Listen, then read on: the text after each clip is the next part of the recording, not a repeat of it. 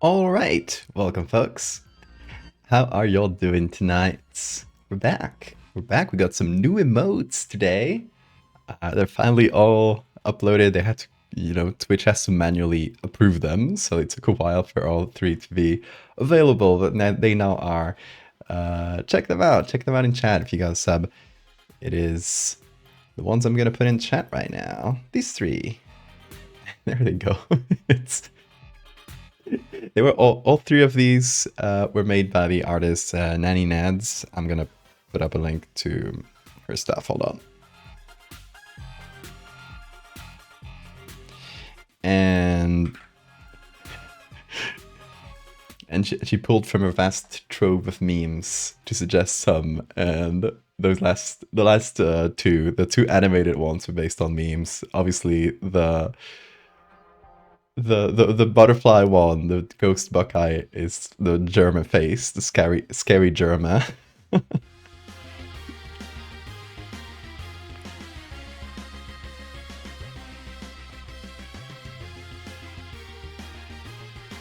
To leech productive energy by working in tandem. Good idea. Anyway, welcome y'all. How you doing? Sora, Siphon, Twiggy, Liz, Sapphic, Leo, 7 streams. Hell yeah. Hammy in the train. Josie. Who am I missing? Mikiri. Hey y'all. DL, yo. Shout out if I missed anybody. Hi everybody. How are you doing? Mactol. I got a headache. Hope it clears up soon. Trying to make a Shipetotic plush? I will buy it off you. Looks like stream is stable, by the way, unless something weird's gone on. But I assume you would have told me. Yesterday, the stream suddenly got really weird, and like the audio was delayed and the video was delayed for a few minutes. It was super strange. And I think it had something to do with like OBS, like just a software error with OBS. Once I restarted my computer, it seemed to be fine. So I'm hoping it'll be fine. Cross my fingers. If the stream gets weird, well, it might be that again, but hopefully it doesn't happen again. I got my task manager on the corner here just to check, because it was like something with the GPU going all the way to 100%. So I said, if I see my GPU going to 100%, we know something might happen. Glitch escape into Twitch, exactly. Hey Mondrian, gonna leave a lurk? Hell yeah, good lurk.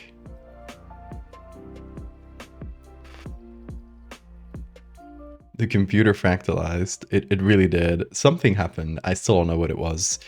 But yeah, here's hoping that it was a one-time thing.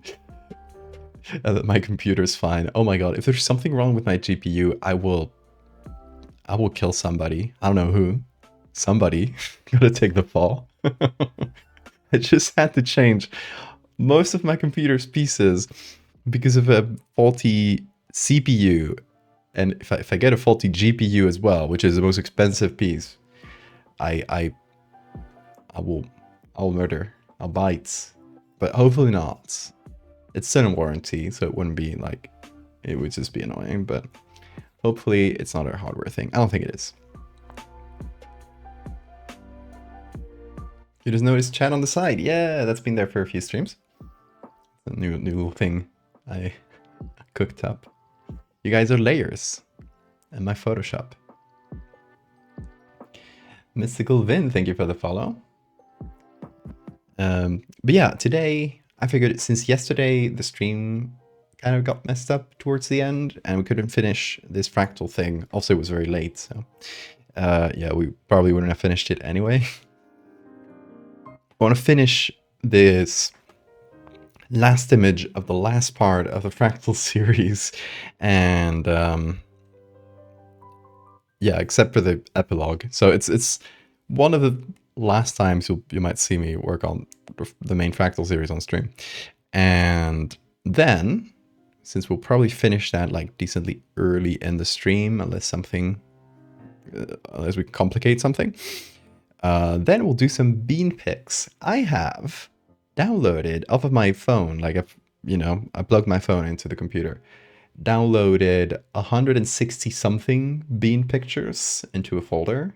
So I now have a big folder with 100 and something bean photos from the past few months. I take a lot of bean photos. He's just handsome, so what can I say? And sometimes silly.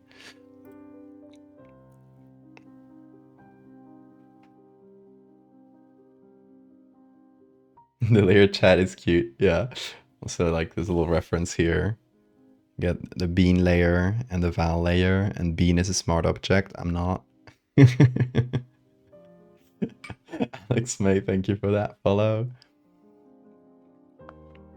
Hey, Uranium. Uranium, you got to enjoy your gift sub with the 3 new emotes we got. Check them out. Yeah, also, right off the top, I'm gonna... there they go, look at them. Yeah, I'm gonna talk about this right at the start, now that people are already in chat. I've been doing this fundraiser, just posted it today for this Palestinian girl, and I want to like talk about it a little bit. So, you know, hopefully you can spread the word as well. So, some time ago, thanks to like a friend, sort of like a friend and some acquaintances, we started like helping out this girl from Palestine who's trying to get like you know, a visa to get out of there, to get out of the country, right? Her brother was murdered. It's a really tragic story, like as many in Palestine, right? But yeah, this girl, Farah, was studying how do you say this? Nursing, right? She was studying nursing university, obviously before the genocide started. Obviously, the universities are not working at this point. But yeah, we've been like trying to work like this case and trying to like talk to universities in Europe, try to get her something. It's taken like a while of trying different things. At first, we got her into like an exchange program for a Spanish university, but then since Israel, and you have to do this through fucking Israel, of course, Israel had the diplomatic relations cut off with Spain, because Spain was like one of the few places that one of the few countries that like stood its ground to Israel. So there's no diplomatic relations, which means it was like pretty much impossible to get her a visa to get out of the country. After that, we went through the French through like French universities, hoping that through the French embassy we could get something, and we got her a scholarship at a French university. So with that scholarship, she can get a visa. The problem is that now the French the French embassy, to get her visa, asks that she has 8,500 something like that dollars in a bank account, which is just like an insane ask for someone in a war zone. So that's kind of like the last hurdle to get this girl out of the country, after having exhausted all the options. So yeah, we've opened a fundraising thing to help hopefully get those funds, or as much as we can, for this like embassy thing, and hopefully even if we go further than that, some money for her to you know, like move to France, stay there for some time. Thankfully, she's got a room that the university will provide, but other than that, it's you know, kind of up in the air. Like, it's just, this is all like we're planning this as we go. So if you want to help her out, please share this fundraising campaign. There's a link right there in the chat. It's currently at $1.8 thousand, right out of the, it's a 8.4 thousand euro that she needs. So it'll probably, I don't know how that converts to dollars. 8.6 thousand dollars, something like that. That is like the the main like first goal, right? That's the required amount. Anything over than that is great and will help her and her family. But yeah, take a look at that. Share it. If you can support, drop in some money, like any amount, as small as any even smaller amount, like really helps. And of course, like if you can't help directly or you can't afford it, that's completely fine too. But share it around. Share it to some people you know. Share it in some groups. Put it on social media. Yeah, we're trying to get the word out. Around 9,000. Oh, it's true that the dollar is a bit low right now. It might be closer to 9,000. Yeah, probably a bit less, but yeah, we're trying to hopefully get to that amount. And yeah, I'm gonna be annoying about it. I'm sorry. It's the only recourse we got. I've already put in quite a bit of money myself, but yeah, there's obviously like, you know, I think we're all a little bit desensitized to like fundraisers and stuff because there are so many, and it's true, like there are so many like horror stories going on in Gaza, but you know, like, and sometimes you don't know who's doing these fundraisers. There's like very little information to like vet. This is a real person. This is, I've talked to Farah, like I know her story. This is like a very real situation that you know, hopefully we can get the word out. At least like get one, like it's a horrible situation all around, but if we get all together, like at least help one person, I don't know, that would do some good. Do keep bringing it up. I will try. I feel a little bad just like constantly promoting something, but even with it when it's my own stuff. So yeah, I will keep talking about it. I'm sorry if it is annoying, but yeah, do share it at the very least if you can. Send it to your family group. I got my parents, my sister has donated stuff. Hi Bean, Bean is here. Let's put the corner Bean. Bean, today the stream's about you, do you know? Are you aware? Not yet, but in a minute, you'll be the main star. Yeah. Elkbrand, it's good to see you here. Thank you for the follow.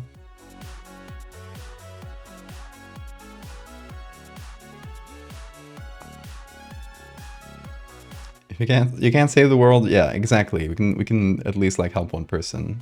It is the least we can do, right?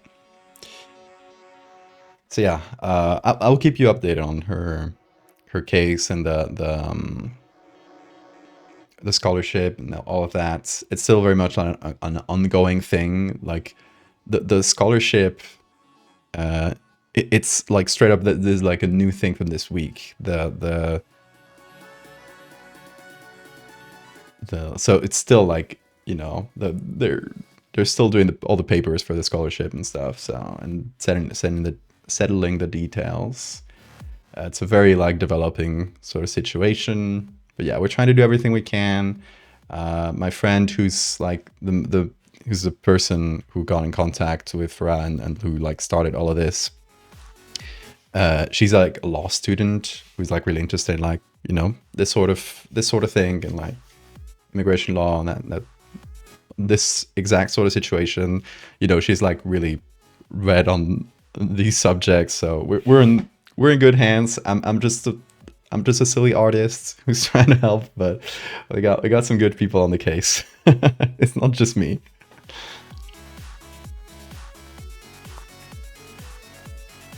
Absolutely, Josie. It's just sharing with friends is an amazing thing to do.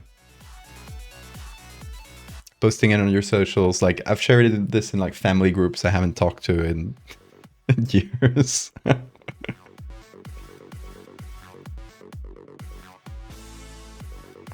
Hey Alex, first time catching a stream, welcome. Great to have you here. Also, Elfin, don't think I haven't seen that pun.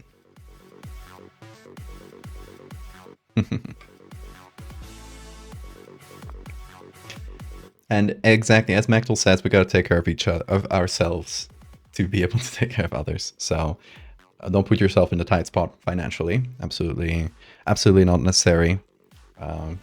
Yeah, sharing is free. So if that's as much as you can do, that's completely a valid approach. But yeah, we'll keep talking about this as the situation develops, as hopefully we see some milestones reached in the fundraiser. Yeah, it's currently like close to $2,000, 1.8. I see you, Mechtel. Thank you so much for supporting. I was just looking at the the fundraiser here. I'm like, Mechtel, I caught you.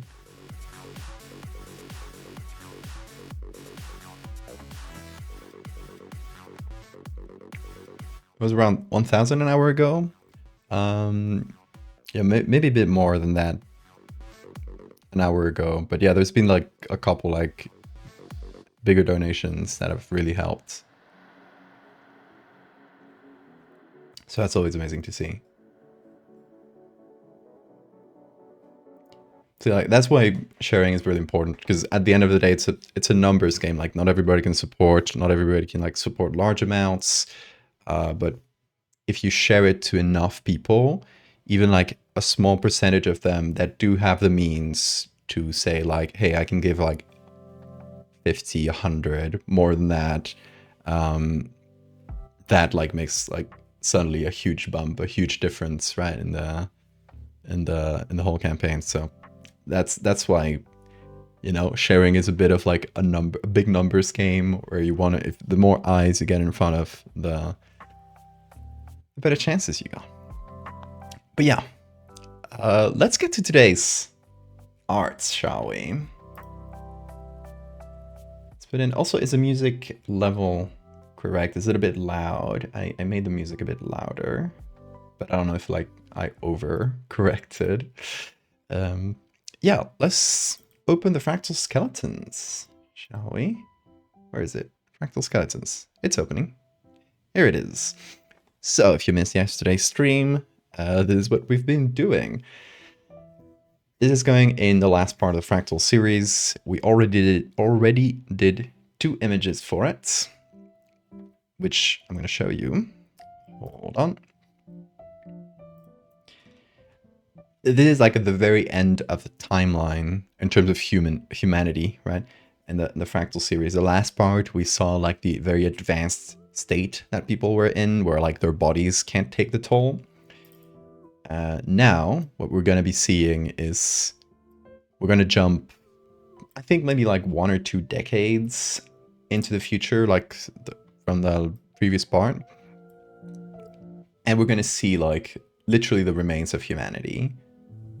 People did not survive. And so we get to see the mega structures they built just crumbling, falling apart.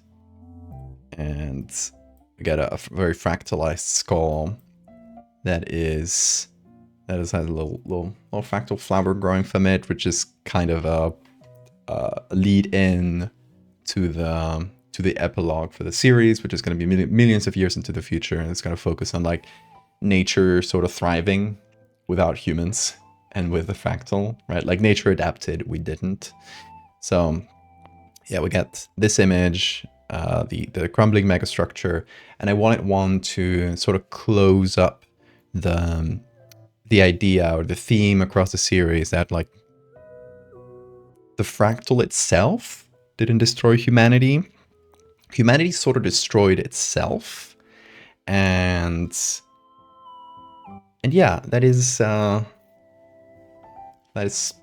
sort of what I wanted to show with this picture, right? I got 2 people that clearly killed each other. They're all fractalized to different degrees, right? We don't know why they killed each other, but they're just left there on the ground. There was nobody to even like bury them, and the sand has like slowly like started covering their bodies.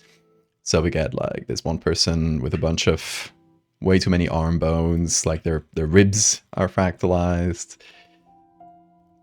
their pelvis even, and you know, they got an axe through the face. And this other person with fractalized jaws and too many legs, which got a knife through their chest.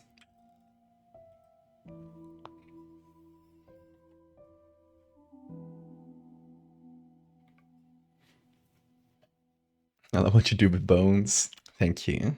I am the bone guy. C4. Keep that watch streak. How far is the watch streak going? Fractal continents? Probably not. It's an idea for the epilogue, but I think it, like, I'm a little bit more partial to like details than grand scale things. I think it's more interesting to show the world building through like small examples, through small details. So it's probably going to be a detail shot in the epilogue.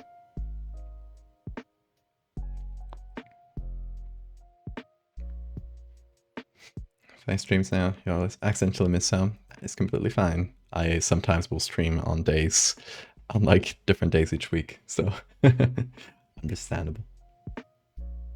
You willingly ended a watch streak. You cut it off. The legendary watch streak.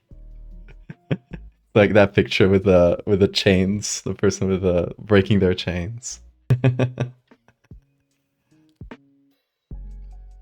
Yeah, the raid continents change would be billions down the line. That's a really good point, Arito. I think it's just going to be a couple million or something like that.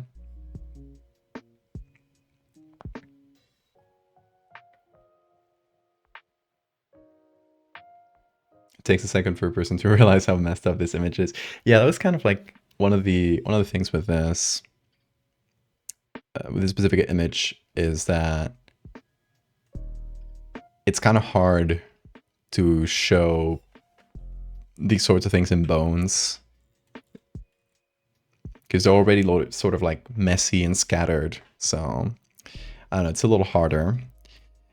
There are two things I want to change here. I think I'm pretty happy with the fractalization level, but there's a couple things I want to try out. First of all is the background. The sand that we got here is a little bit too, like, I think it's too much of a close-up, which to me it sort of gives me the impression, especially like up here, that the skeletons are a bit too small, right? They look sort of miniaturized. I don't know, that might just be an impression I get. I know that, these like ripples of sand can be different sizes, but it just feels like it's too much of a close-up. So I haven't quite found like the image for this. And there's also some fractalization we could do to the background. I just don't know how something like sand could be fractalized unless we have some boundary, like I don't know. This specifically wouldn't make sense, but if you had like water, if they were, and then in a beach, which you wouldn't get this situation because the beach would very quickly erode the bones and like move them around. So wouldn't make sense to have this scene in a beach. But if you had like the water, the front of the water, sort of lapping up here, you could have that water edge be fractalized. That would make sense. But I don't know how to do that just with sand.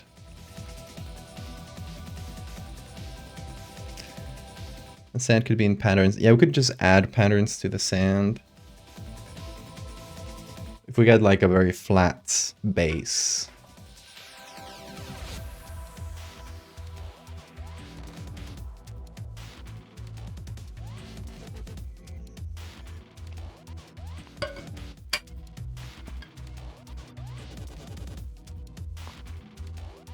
The axe looks a bit too pristine. I think so. We added rust and messed up the wood, but maybe it's still too pristine. Like, I don't know, how much would an axe just launch on the floor change over a few, like, years, like 5 years or so? I don't think it would completely fall apart. But the wood would probably crackle under the sun. Hey, Bill. Don't be sorry for being late. You're right on time.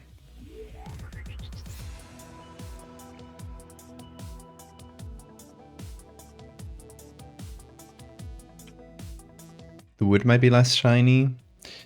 It's a good point, yeah. Let me try something.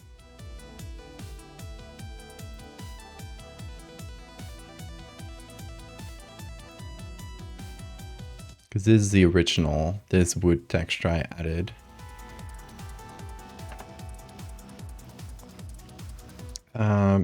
I lost the original picture for the texture, but let me get it real quick. Because it's somewhere in my wood textures. Here. Okay, so if we get like some sort of edge from here, I guess we don't have that many. Maybe this. It's more of like a matte edge.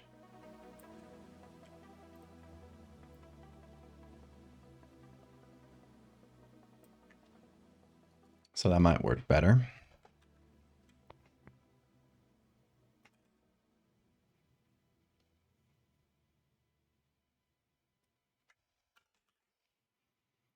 Okay, I'm gonna need to puppet warp it.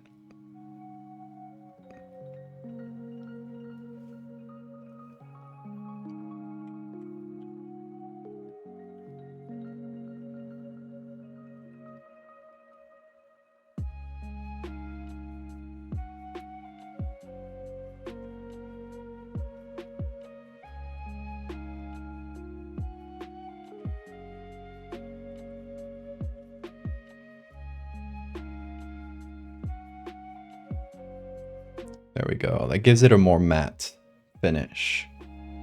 Maybe I reduce some color from it as well, which would just make the wood look like a little bit bleached by the sun, which, you know, if they're in an area near a desert, which is probably where this would have happened, it would probably be very sunny and the wood would just sort of bleach, I think. They're getting a little grayish.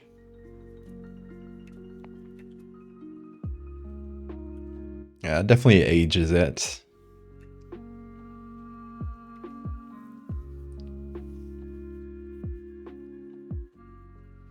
What if they form intricate mandala-like patterns out of different materials?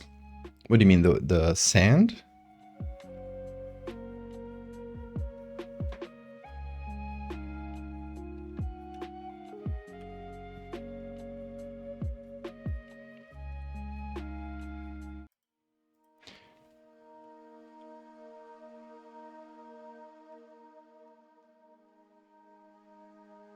Fractal rust. I mean, that's fun, but we don't get that much rust texture to really like, you know, it's not, it won't end up being visible for the effort it will take.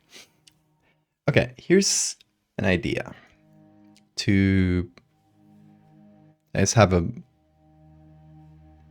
a better surface to fractalize.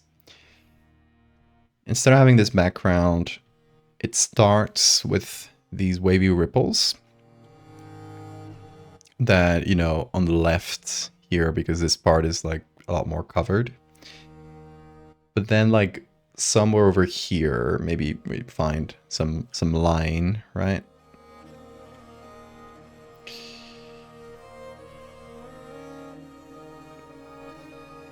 It sort of dissipates into a different texture, like the wave, maybe like pavements or something, which sort of implies, you know, that the desert is eating this city. The waves are the waves, I guess. Well, yeah, it's kind of waves, right? The dunes are flowing in, and they're starting to cover these two people. And, you know, it gets us a better surface to have like the axe strike. Or at least like we could cover this bit in sand, but it would just like leave the implication that there's some solid surface like right under the sand. It's like only a little bit covered.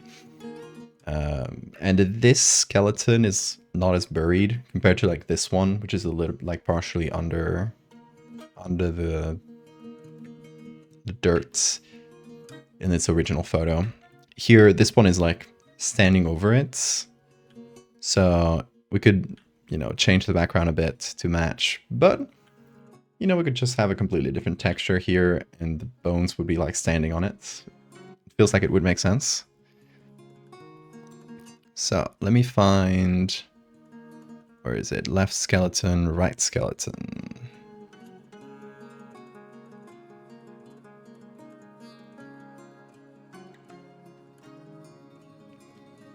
This is the one. So if I just do a select subject, it should hopefully find a selection only around the bones, if it does well. Do you like Inside Job? Yeah, I really enjoyed it. Yes, repeating Julie pattern is exactly what I was thinking, Pigeon. You read my mind. Julia is... I think the Julia set is the most beautiful fractal. Like, Mandelbrot gets all the publicity, but the Julia set is a lot more, like, visually interesting to me.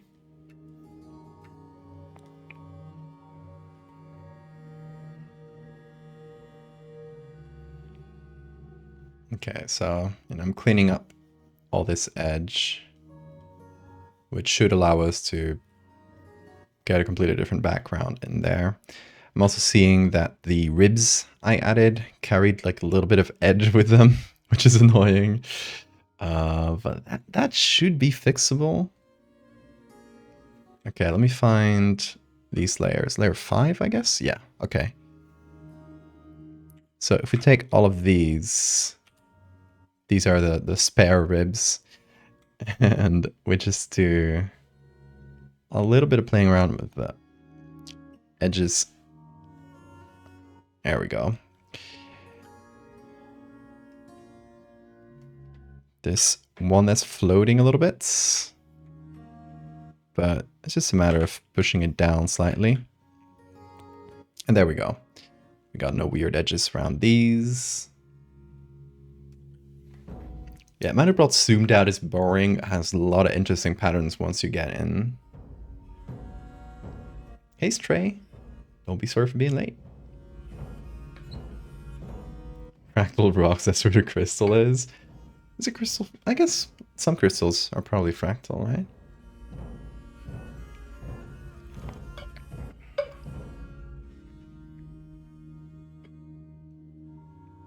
Wait, is the stream going weird again? Is that where someone said please not again? Is the stream lagging? Don't tell me that. For a second? Okay, I was really scared. Stream's fine. Liz, you scared me so much. It's good. It's all good. Yeah, it's probably normal buffer, it looks like.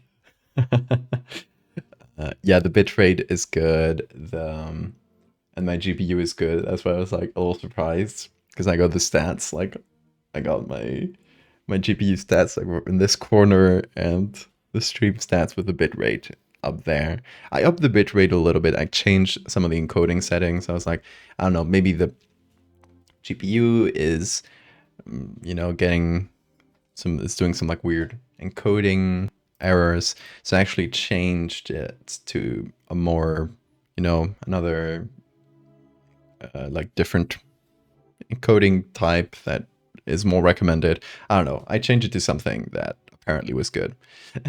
I don't know that much. I just follow the internet's instructions.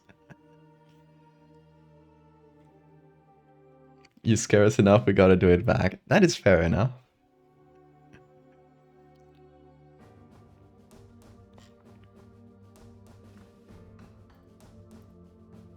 Okay, so what do you think of that? The idea of having the sand sort of come in from the left into the right. It could also be interesting from a just composition perspective, because we got this... The way I set up these skeletons, there's this little bit of an implied composition thing, where if you do this diagonal, right, like each skeleton is mostly, not fully 100%, right? They cut into each other's side a little bit, but each skeleton takes up a diagonal. So we could emphasize that compositional thing. And that's something I like to do with the Fractal series, by the way. I like to, you know, the Fractal series is not found footage. There's no camera taking any of the pictures in the Fractal series. We are like a disembodied eye. I can like zoom out and see very wide scenes, or like really zoom in on a detail. But it's not like a real camera, right? It's like an omniscient narrator. But yeah, we could use... so I like to play around with colors, do weirder things with the Fractal series, and do interesting compositions.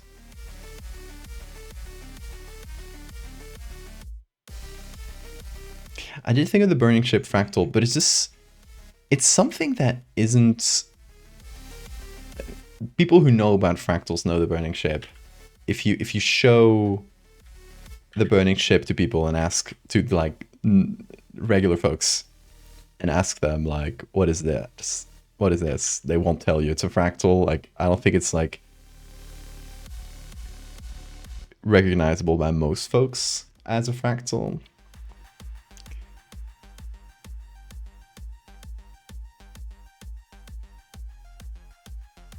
So that's why I've like avoided using it. Okay, so we could have it start from this corner and then this corner. Try to like follow this like diagonal a little bit. Maybe snake around it. Gonna have to redo these edges as well. That's fine. How long have I been doing art like this? Like this, like specifically Photoshop, or art in general? Or horror? Because those would have 3 different answers.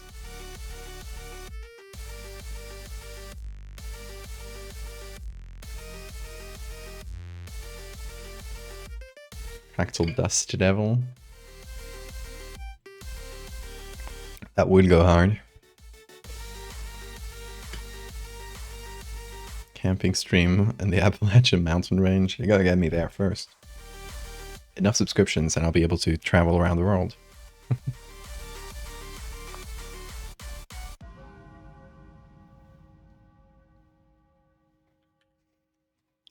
Horror shop.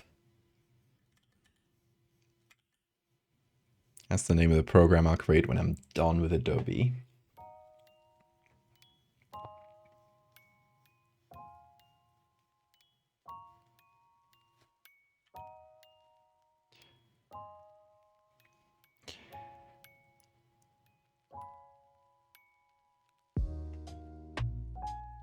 You just strangled diving stream. I mean, I'd love to. Sounds like an incredible place to dive. Maybe I'll just snorkel. I'm a bit scared of scuba diving, but... my partner can dive and take pictures. Here's the former side of Dublin, Wisconsin.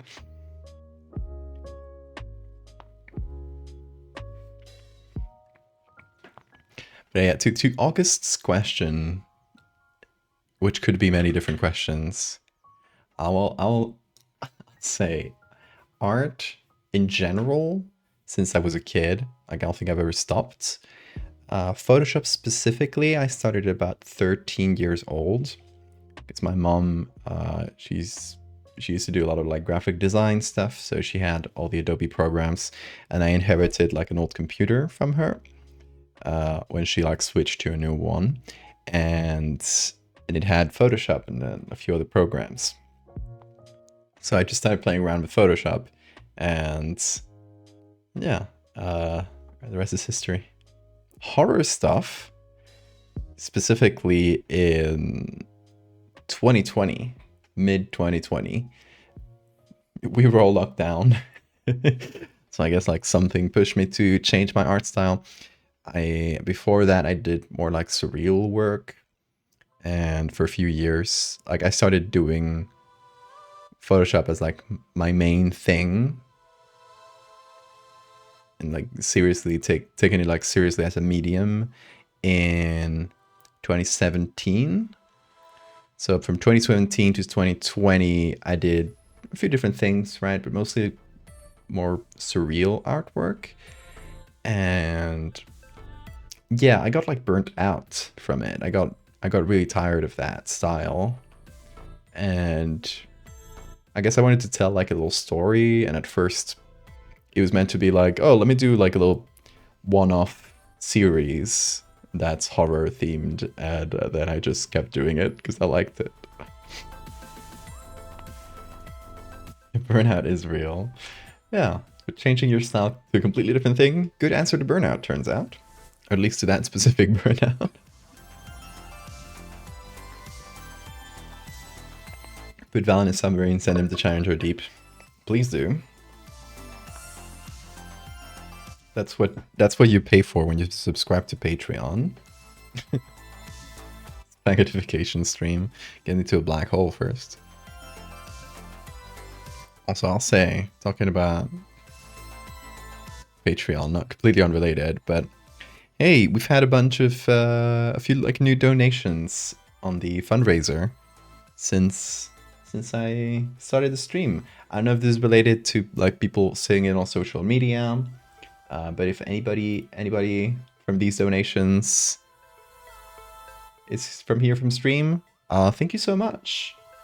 That is super cool. And very generous too. If whoever Elijah is, if you're here, thank you for $70. That's really cool. And we are like really close to $2,000.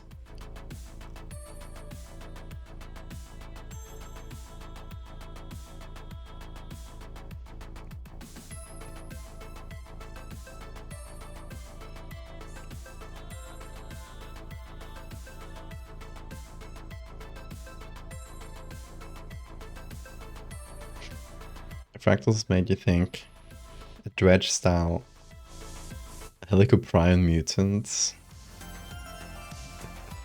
That is a great idea.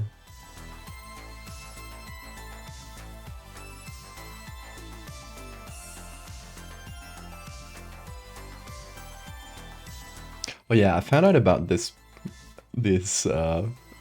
ancient extinct shark yesterday, which is really cool. So I've been talking to the artist Now Shark, which is the all because I did this silly sketch, by the way, of their creature Monira. Now is a Japanese artist. Oh, there you go. Now he's a Japanese artist who does like a lot of really cool creature design, and is like a little mascot of theirs. And so yeah, we have been chatting and talking about creating some like speculative biology designs together, which has been really cool because they are like extremely creative with speculative biology. And so yeah, we're talking about like some type of manta ray, devil ray inspired thing. There is a story in the Canary Islands with devil rays. You know, devil rays are the giant manta rays, among others. They're the ones that have like two little horn-like things, protrusions coming from their mouth, which gives them like the silhouette of two little horns. In the Canary Islands, devil rays have this story where in legends and stuff, they would jump out of the water, use those horns to grab sailors and pull them into the ocean, which kind of like plays into their name of devil rays too, right? Like they would take you down to watery hell. And so yeah, I really liked that story. Once I heard it, I was like, oh, I need to turn this into a speculative biology thing. And now it has been helping me. And it's still in development. I'll show you the sketch they did. I hope they're fine with that. One of the sketches to come up with like some sort of like shark manta ray hybrid thing. Right? And it's inspired by this thing, which I did not know about. So this is an extinct type of shark. It just looks insane. What's their name? Hold on. The Aquilolamna or Aquilolamna. Don't know how to pronounce it.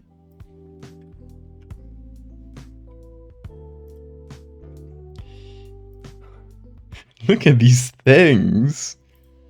Why'd they look like that? Also, they were theorized to jump out of the water too. Which is why it's one of the inspirations for this evil devil ray. I don't know. I just found out about them and I love them. What are they cooking with that body plan?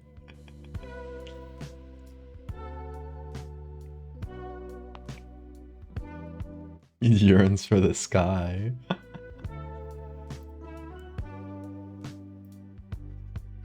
Anyway, August, thank you for the gifted sub. I really appreciate it. We're one step closer to being to travel to the Mariana Trench.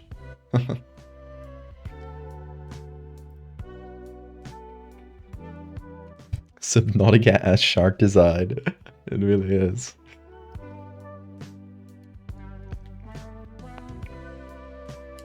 Because they have had skin flaps that go further down their length from their fins.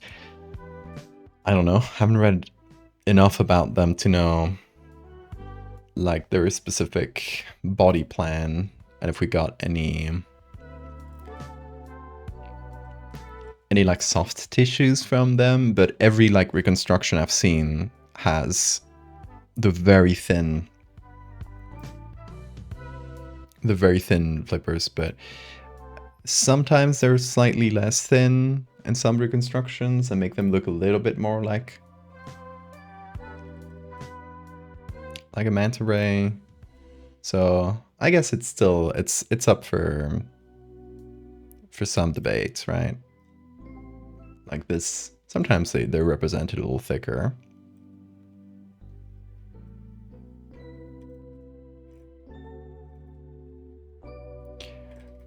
Yeah, but it does seem like they were at least like pretty thin. But yeah, we're doing a design based on that, which I'm then going to translate into a photo. See you later, Maxwell. Have a good walk.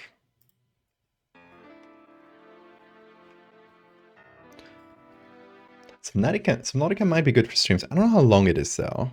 I don't like picking up games on stream that end up being really long because I just won't tend to finish them.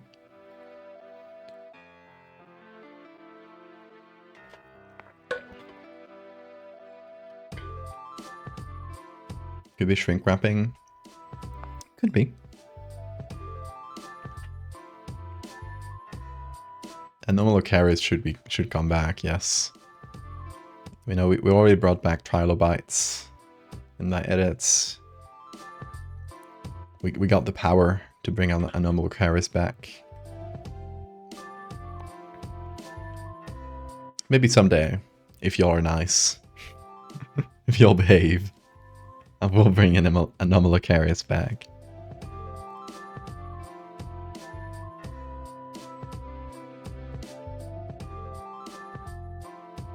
It's long. Yeah, that's why, you know, not as good for streams.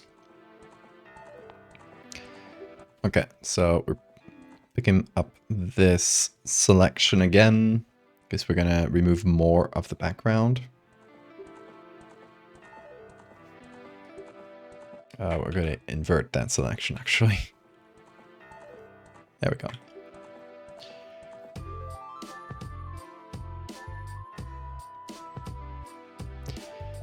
So yeah, it's going to require us remaking some shadows, which is fine. It's not a terrible deal. Not too bad.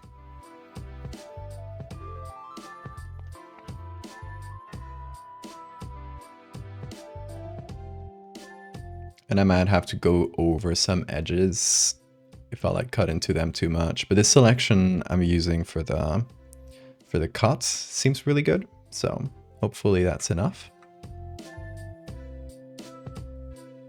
This one has a wonky edge, which is a little annoying. Yeah, okay, all the fractal things I added, some of them at least, seem to have like a little bit of background popping through, which hopefully can be fixed with some layer masks.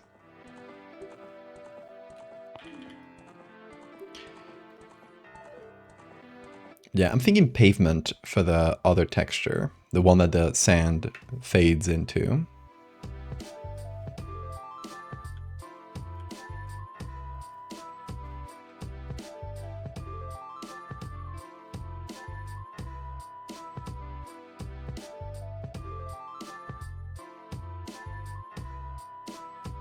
So if I do this, I remove most of the annoying background bits.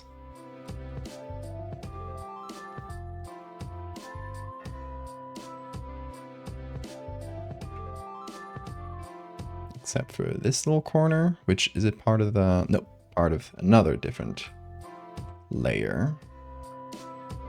Which one could it be? This one? Nope.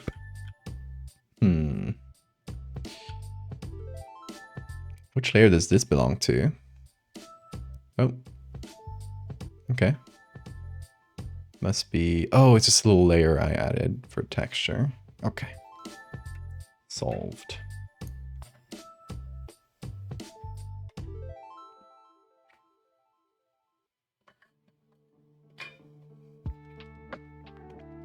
If we bring it back, it's a Kemba. Never trying to pronounce that out loud. Sacabapapsis? Oh my god. Why do they name it like that? It probably re-extinct itself.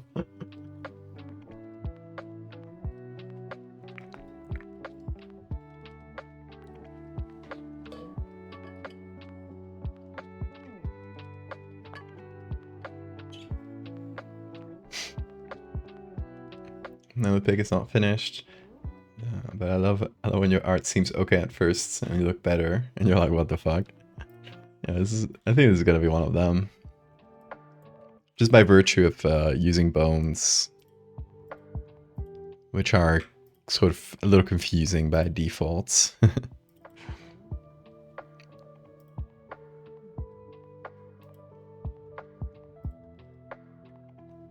Okay, do we have any other messed up edges?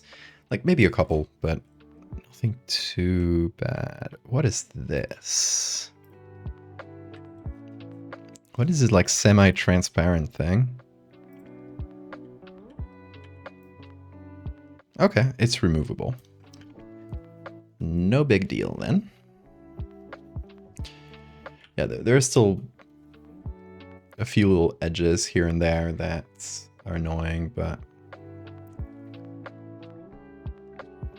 Man, this filter has gone so slow. It's like slightly annoying, but...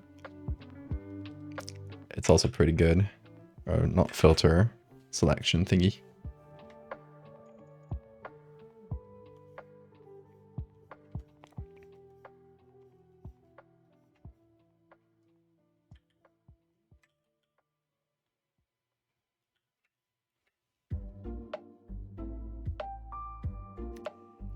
Val may have been created by Colossal.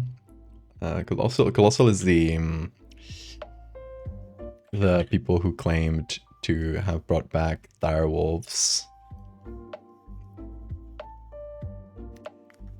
Kind of like a mix between some pretty cool science and a lot of like publicity stunts where they lie about the science to try to make it cooler. It's weird.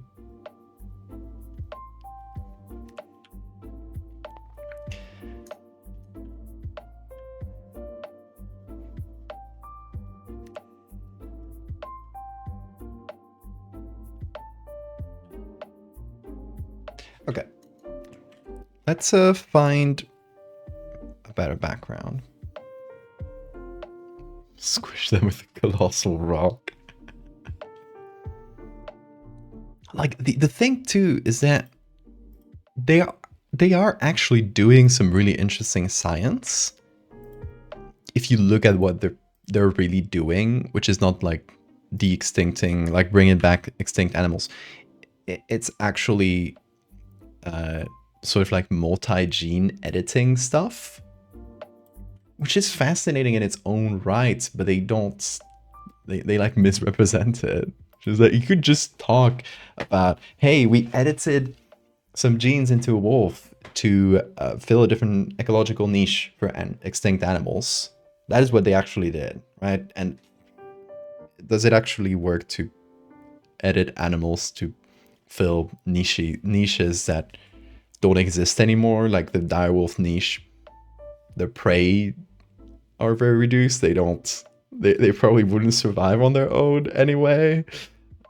So you got to think about like the ecological thing. But as science, like there's like editing a bunch of genes in an animal at once is very like cool in its own right, and they should just talk about that and try to like bring applications for it and like, you know, create stuff with it that isn't as much of a publicity stunt.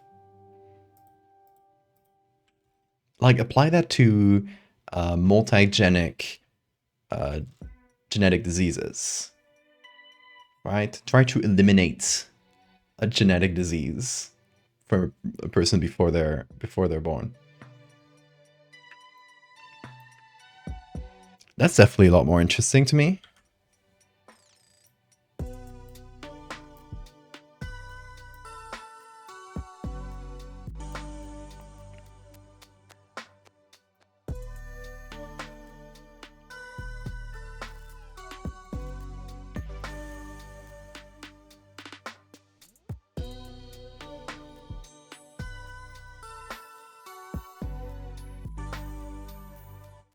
They gotta create the organoid for my edits. Little bow guys, exactly.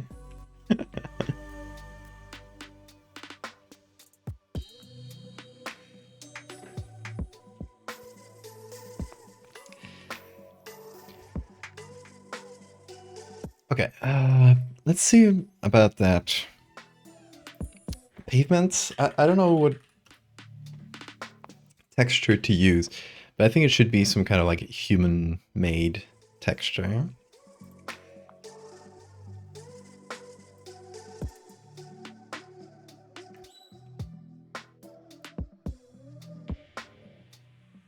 It's also nice because it could bring some like color variation. Okay, so I don't know about the angle. Obviously this one's a bit too small, but...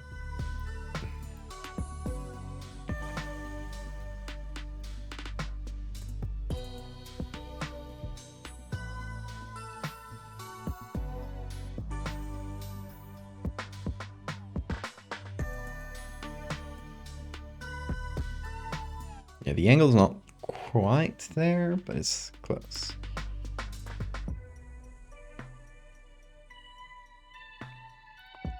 And this one might be a bit too steep of an angle.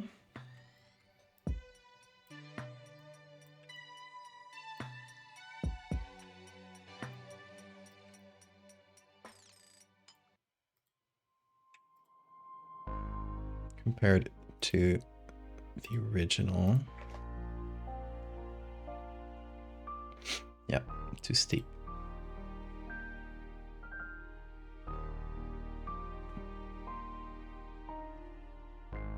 The organoid will fill the direwolf niche.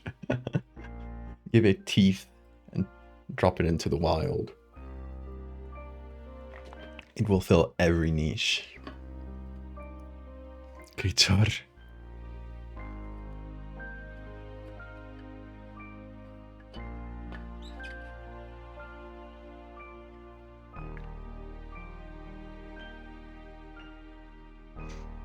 The ones that aren't from publicity are the Tasmanian tigers.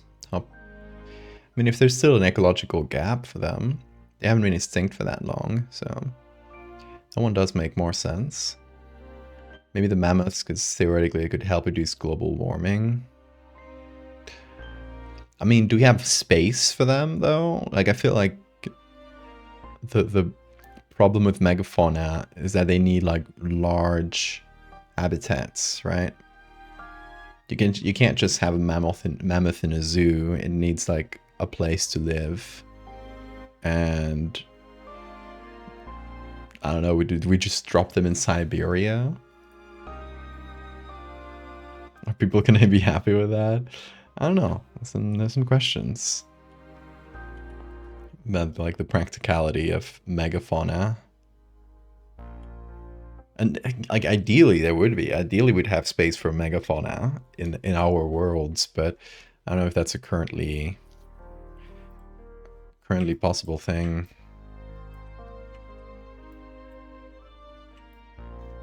Like, it feels to me like it would be harder to recreate their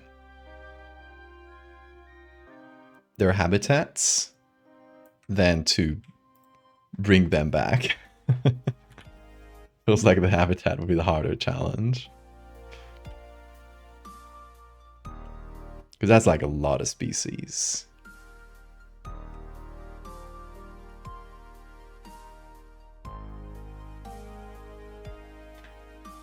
I don't know though.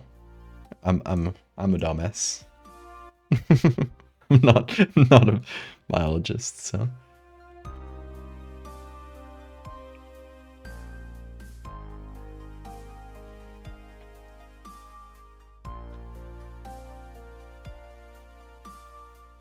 Try to bring back the dodo. Yeah, they don't have any habitat left. And it is publicity, because, like, the dodo is, like, a well-known extinct animal. If you wanted to, like, actually make ecological sense, you would probably go for animals that aren't as flashy and well-known. I don't know, they should breed back, like, just a couple dodos, have, like, a little breeding program, and sell them for meat. I think a lot of people would be curious to see what dodo tastes like. I'm kidding. Poor things. I mean, there's probably actual DNA of dodos, so it feels like you could do that without gene editing. I don't know if the technology is there, but there we have, like, soft tissues of dodos that are still preserved in some museums. Like, it hasn't been that long since they've been extinct.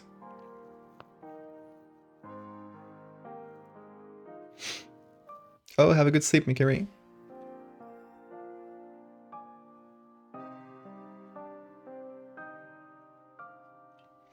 I plan on putting these mammoths in Greenland, Russia, and Alaska. I mean, if they got space for them, it's like a good habitat, but I'm skeptical of this company.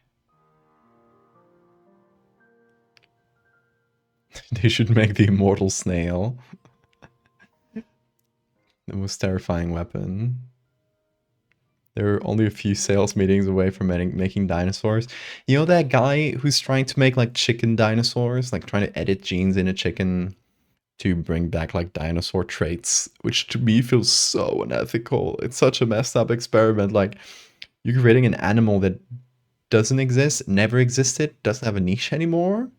And it's probably, like, you know, by editing these genes individually, trying to, like, bring back teeth into a chicken. Like, it would still be a chicken. You're editing little things into a chicken, and I don't know, it would probably suffer like, from not having the body its brain is made for.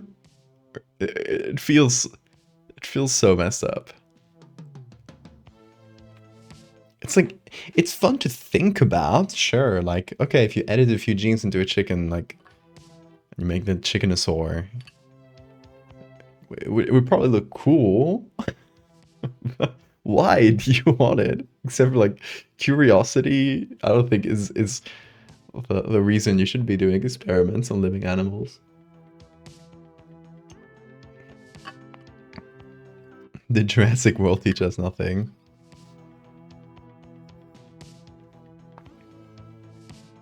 They're literally still dinosaurs already. Exactly. Like, birds are dinosaurs. Genetically. Oh, there's a cigarette butt. Someone threw a cigarette butt into this person's head. I don't know. I think this texture sort of works. I don't know if I'm like getting the perspective wrong, but it feels okay.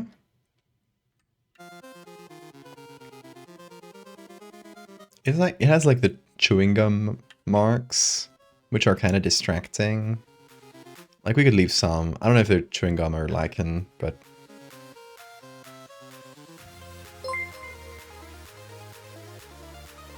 It's falling the living flesh with normal sound video.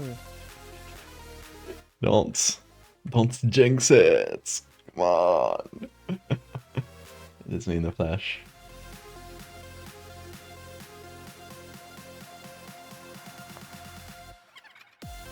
Why make chicken raptors when cassowaries exist? True, very true. I volunteer to be genetically modified if they remove the genes responsible for consciousness.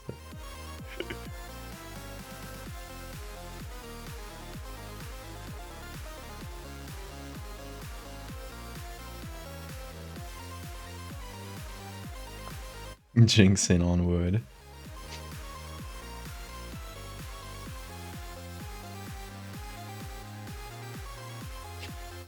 But yeah, like Liz says, tunicate. That's a tunicate transformation. If you guys missed it, oh, that's Bean. If you guys missed it, we've been cooking up a pretty horrible thing. It's a person that's slowly turning into a tunicate. We got this first version, which is like an early stage of the transformation. Some stream next week. Still haven't figured out what day it's going to be. We're going to do a second part of it. We already have it set up for the second part. Where, you know, it's like the advanced stage of this affection where this person is basically lost all consciousness and just turned into a filter feeder. So yeah, if you want to lose consciousness, that's a great way of doing it, because you would lose your entire nervous system. Because tunicates don't need nervous systems. That would be silly. Just leave the spinal cord and cerebellum. No, if you sign up for the tunicate program, you get nothing. No nervous system at all. No spinal cord. No movement. You just filter feed. It's all automatic.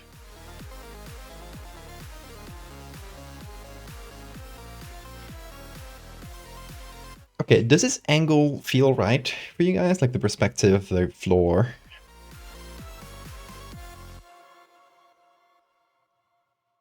Let me know if it feels like off.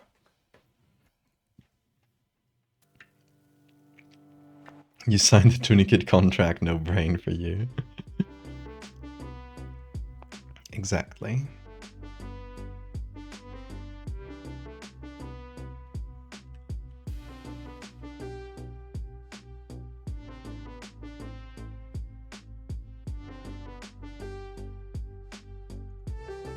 Tunicates are chordates.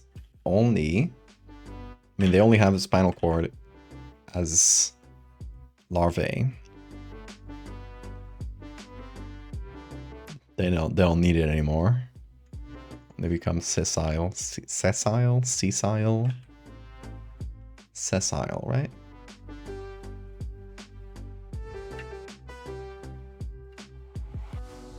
Oh no, they probably keep some of it as adults, but I don't think they use it much.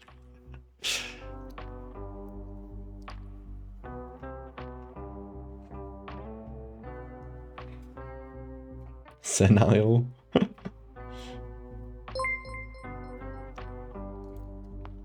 Susile. Susile. Gotta use his new sus emote. Lilith, check it out. We got 3 new emotes. Try them out. There's the sus emotes. There's the blink. Bean blinking emotes. And there is a cute little bean as a still emotes. Look at him go.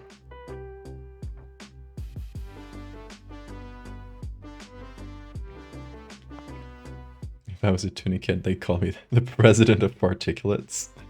You'd filter out those particulates so good. I believe in you.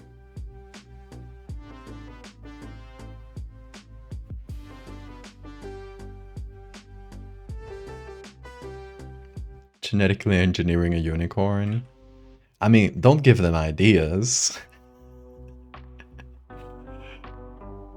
It might take you up on that.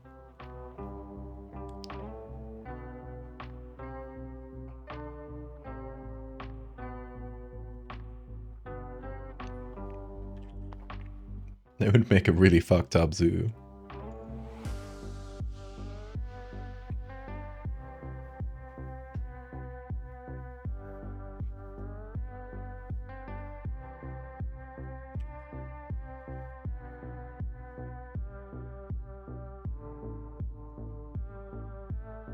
Okay, I'm recreating a lot of the shadow I lost. Also, got an issue. This skull here, I embedded it into the sand initially, but now it's not in the sand.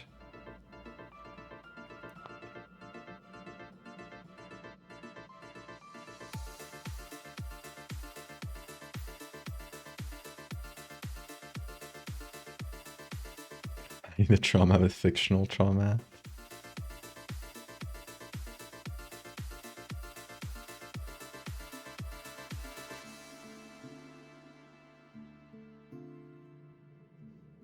No, Bill. What you need is a narwhal gene to give this horse a modified tooth horn. That's how you get a unicorn. Yeah, there's like a little bit of sand inside, but I don't feel like that's too out of place.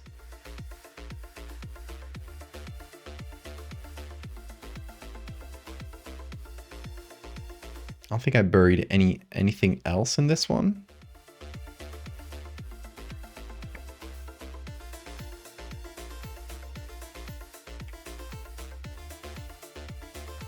I'm like finding shadows that I lost. Bringing those back.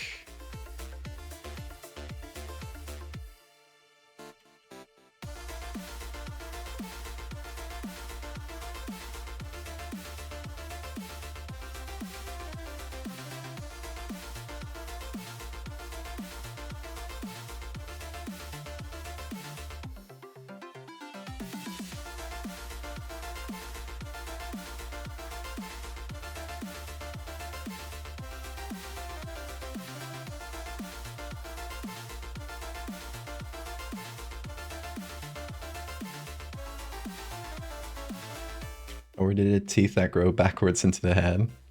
I guess that's true. You just give a horse that disease, and if you get lucky and it doesn't kill it, you get a unicorn. Very easy. No need for genetic engineering.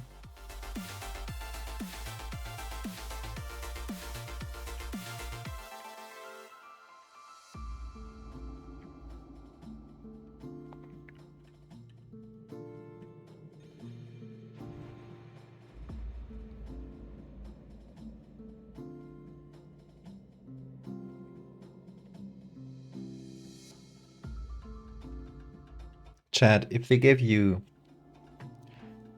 basically like unchecked funding, black check, and complete ethical approval to do any experiments, what would you do?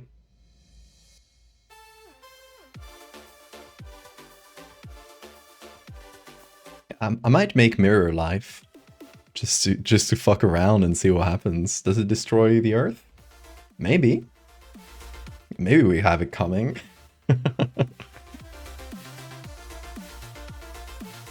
For those that don't know, Mirror Life is basically like all our proteins, the DNA, etc.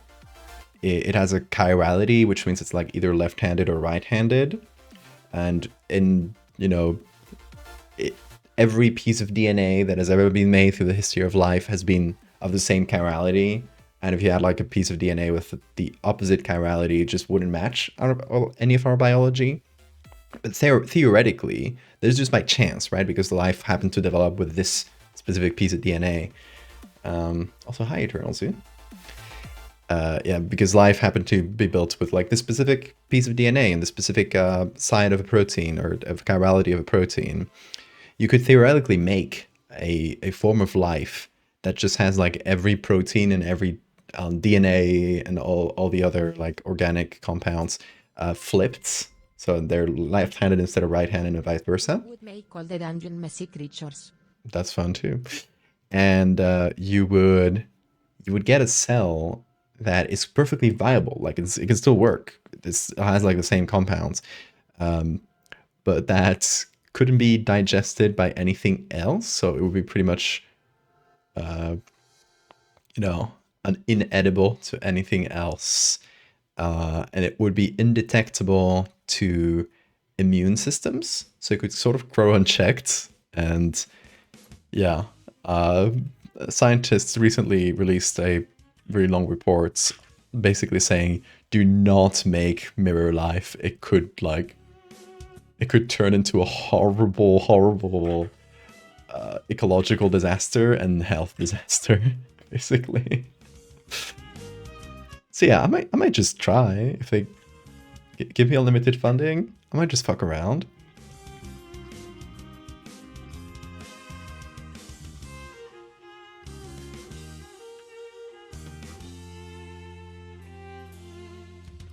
Massive ecosystem restoration. That's boring. No, I'm kidding. That is the most logical answer. Grey goo scenario just for fun and love the game. I like that. Create some grey goo. How much money I can fit into my personal bank account. That's enterprising science. I made longer lived octopi. Oh, just so they can like develop a society and destroy us. Good call.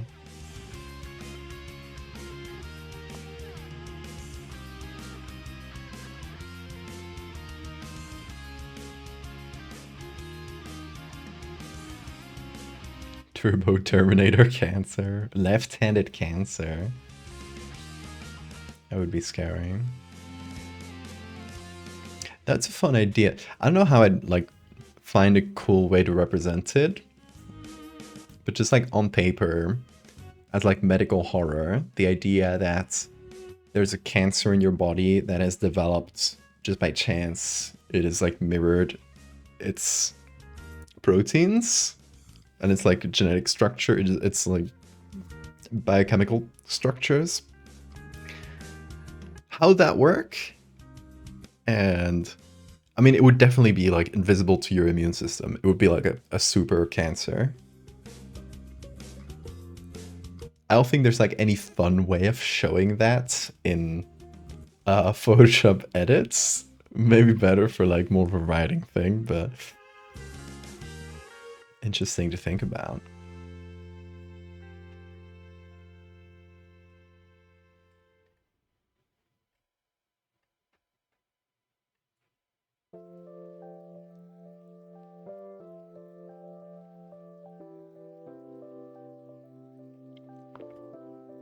Oh, I like that. I like that, Zoo. It's ecosystem restoration, but you're You're reforesting cities. Left-handed cancer sounds like a good band name.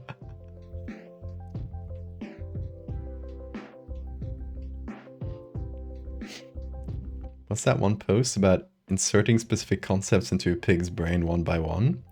I don't think I've seen that. Explain, Alex.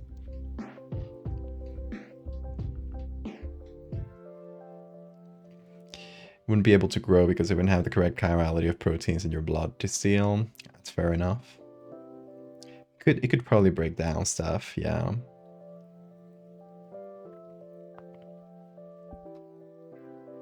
Because like it's not all molecules that have chirality. Some of them, like, if you think of them like hands, you got like left-handed and right-handed.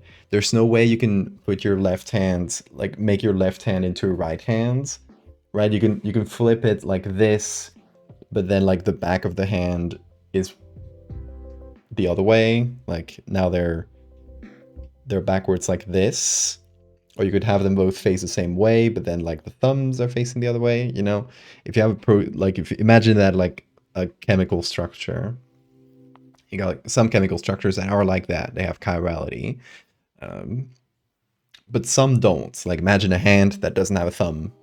So you could put them like this, and imagine all fingers were the same, obviously. Put them like this and they would be the same, like there's no way of flipping them from left-handed to right-handed. So those would be able to interact.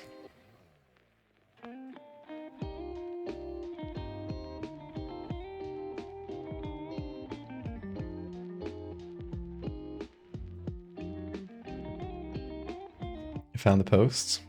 A boar has learned about the concept of alimony at 2:39 p.m. Boar understands alimony is connected to marriage, learned at 12:02 p.m., but doesn't know what divorce is yet. Boar has conceived the idea of truffles, knowledge intrinsic, being divested from him as a result of alimony, but doesn't know how to anticipate or avoid it. Boar has begun loudly grunting and attempting its hooves. Who wrote this? This is very good. Inserting human concepts into an animal and watch them like get an existential crisis is such a funny concept.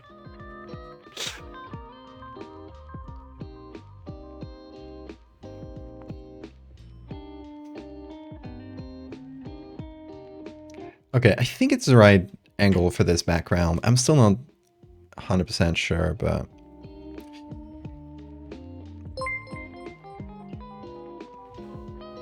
Give us a sponge sentence.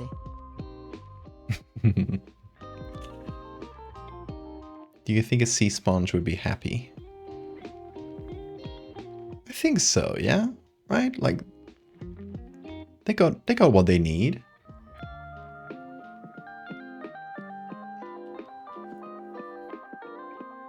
I don't know if sentience would make them suffer.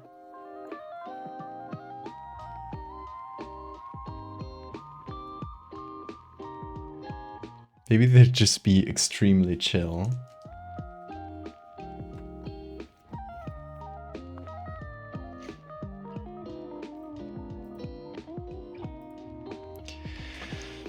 So here's the idea. We got these two textures. Now I want to make the sand flow in a fractal pattern, or like the edge between these two things be fractal. I'm trying to think of like the best way of doing that, which I think is simply finding a fractal and applying it as a layer mask, and then we can do some other things on top of that. But instead of having like this layer mask, which we currently have, yeah, we can just have like a Julia set variation. I don't know. Like, it has to be something that's fairly straight, because, you know, We need to cover it from this quarter. Understanding of the situation and its consequences to one animal bred for meat production. That's a horror story. That is a horror story. Okay, let me find the one plugin. Do I have it over here? I mean, it might... I'm wondering if these plugins, these like really old plugins, have been transferred to the newer version of Photoshop. I had one that could render fractals. I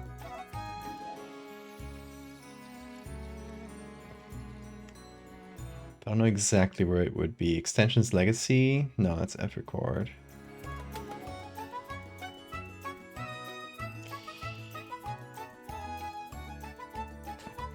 Okay, let me see if I can re-download it or if it'll be broken.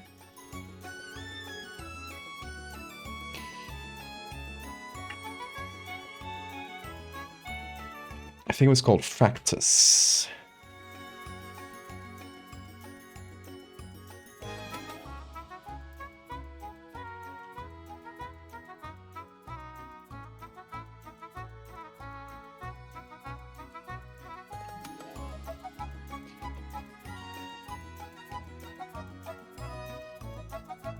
Practice.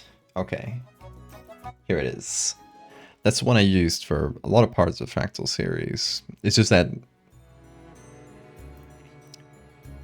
Photoshop's been updated since, so I guess it didn't like transfer to the newer version. I was trying to find it. I was like, where the hell is Fractals?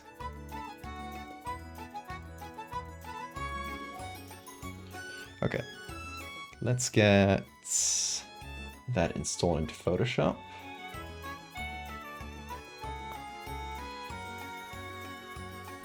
Could not update smart file objects. What?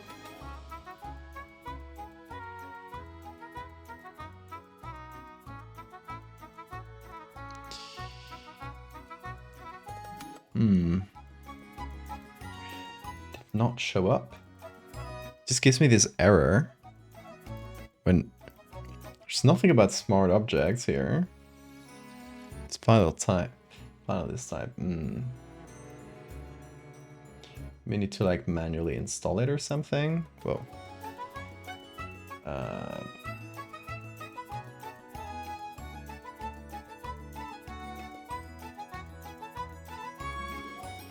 It's been a while since I installed this. Installation. Okay, maybe I just need to like manually drag it into the plugin thing.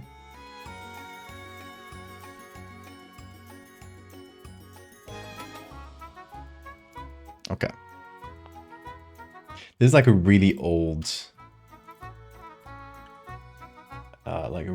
plugin, and I'm worried that it might just not be compatible anymore. But let me see. Program files.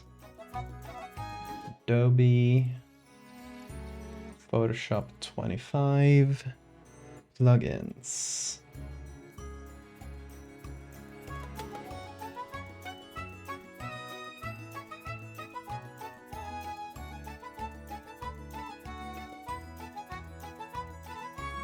Or plugins. Oh, okay. Program files, common files. Adobe.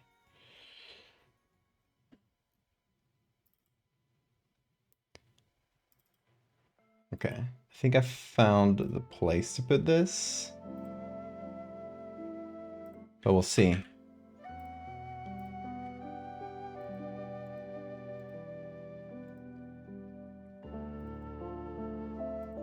Will it work, folks?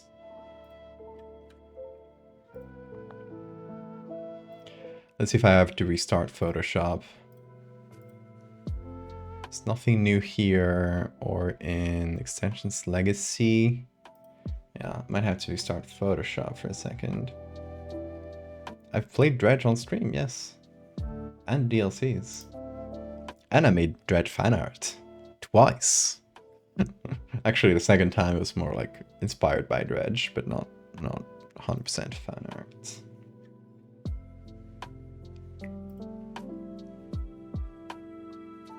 Okay, reopening Photoshop. Hoping that this thing works. Otherwise it's going to be really annoying. And I'm gonna have to find some other way of doing it, or just get some fractals off the internet, but generating them is more interesting. Okay, back in Photoshop. Plugins. It's just like trying to remember where it appeared, but it doesn't appear in either place. Damn it. I think it might be too outdated for Photoshop to recognize it. Very annoying. Okay, we'll find some Julia sets online, I guess. As annoying as that is.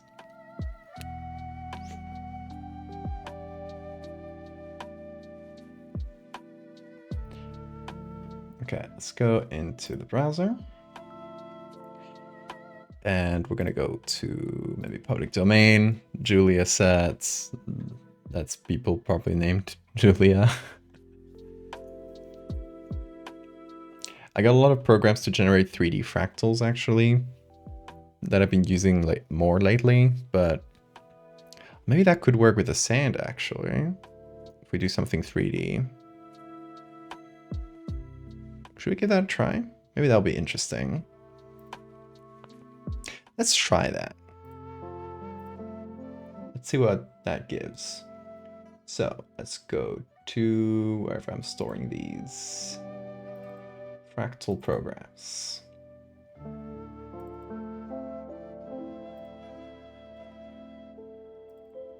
Okay, so that's the one we've been using for a lot of these. For example, it still had that in the cache, I guess. Oh, it's actually 2D fractals. I forgot they had 2D fractals here. Okay. What is ducks? Ooh, looks like two scary eyes. Hello, ducks fractal. Whoa.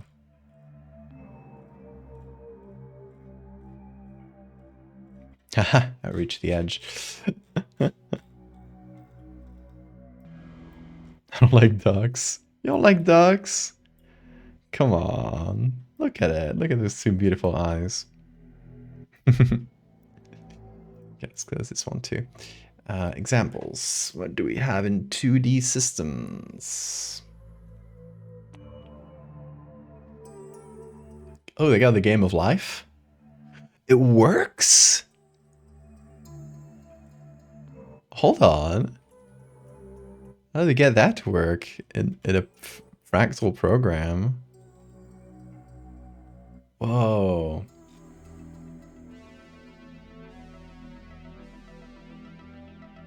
Look at them go. They're creating little islands.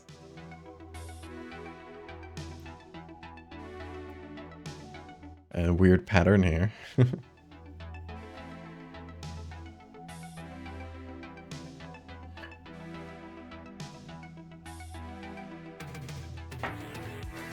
I love the game of life.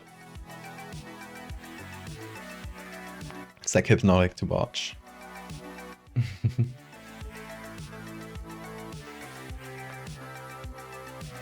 Go into a fight with a Smurf. Damn. They're violent little guys.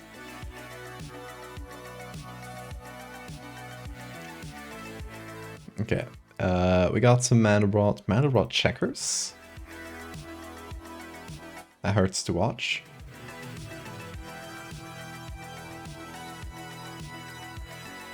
Drosty. Oh, okay, this is just a picture. This program has like completely unexpected things. This one's trippy. It's called Mandelbrot Average Coloring. Look at this though. That's beautiful.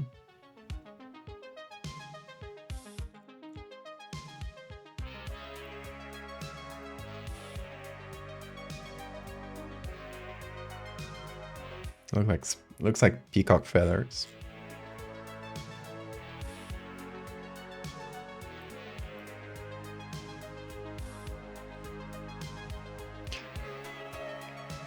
Some of these might work for sand. I don't know exactly where it, like, draw the boundary, but here's a pretty good boundary, actually.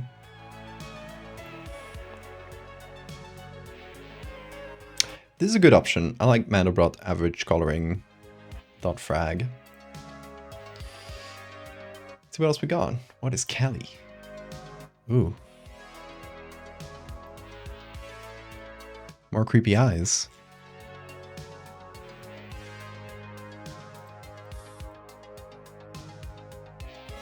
Andros tiles. Oh. This one hurts.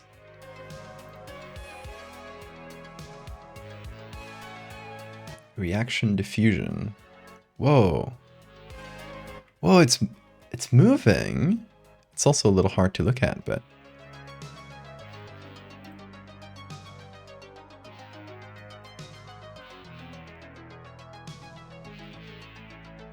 they are diffusing.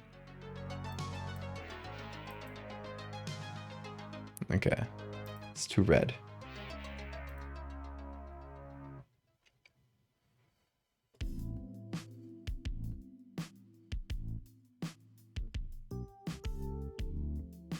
Yeah, welcome back, Nectal. We're looking at fractals. I'm getting slightly distracted, as I tend to do when I look at interesting things. This one's kind of pretty. I like how shiny, sort of glowy it is. Looks like some, like... I would love this as like a piece of jewelry. Like this in the center. Newtonian fractal jewelry. Plasma. Whoa. Bisexual fractal. I don't know where the fractal is in here, but... Oh, okay. There's more colors. Ballista spiral that from Sumaki would with fractals.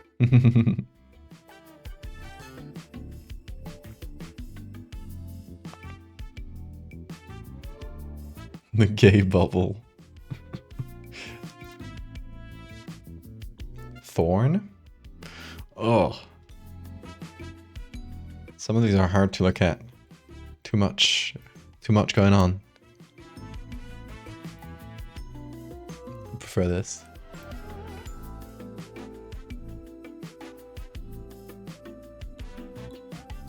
Meta ship. Oh, it's burning ship. But in like a circular way? Kind of looks like burning ship. I mean, it's called meta ship. Oh wait, that's Mandelbrot's. Very strange fractal right there.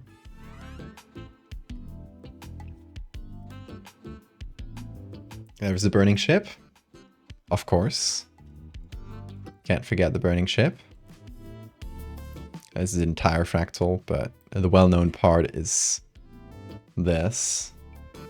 Because it is supposed to look like a burning ship. This bit is interesting though. Oh, there's a burning ship again.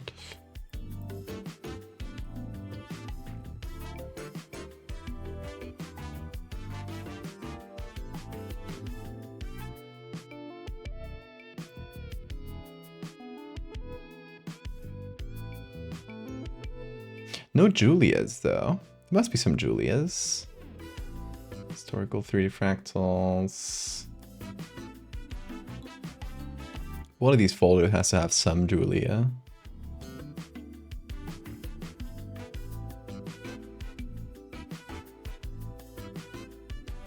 I've seen like 3D versions of Julia set here. There's something called Sin Julia. Okay. That is cool. Whoa. I like the little circles it forms. And these little spiky thorns. Really cool. I can change the color with this. The RGB. Make it black and white. It's kind of like a flower. And thorns. Really cool.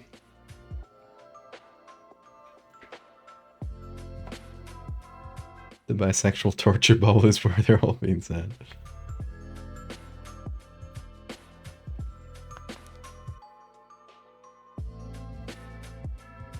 How do you think biological ice could work?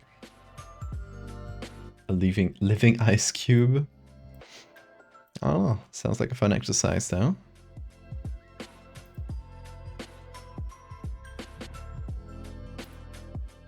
Mandelbrot orbit trap. You got so many variations on the Mandelbrots. This one goes kind of wild. I prefer the Mandelbrot average coloring though. These patterns are really cool. And honestly, they could be used for like the sand patterns we're looking for. I'm just checking all our options before we settle on one. Yeah, let's check other Mandelbrots. Mandelbrot cellular. It's kind of like an eye, kind of creepy. I like it. Oh wait, you can just, there's just a Julia thing you can turn on. Oh, I guess that's Julia pattern. That's Bubbles. Bubble fractal. It's kind of cool actually. Let's check Julia here. Whoa. What? What? Okay. Oh, the map. That's a map apparently. Okay, that's a Julia version of the previous one, but that has to be the Mandelbrots.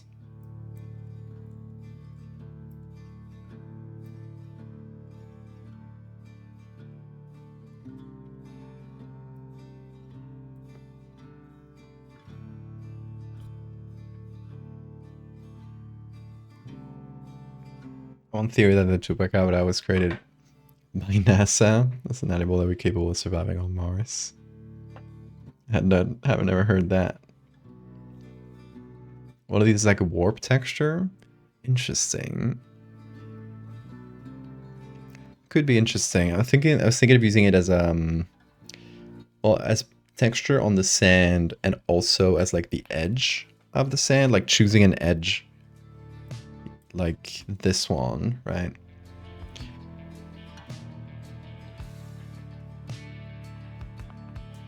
Yeah, I think let's try this one out. What I'm gonna do is just find a cool edge.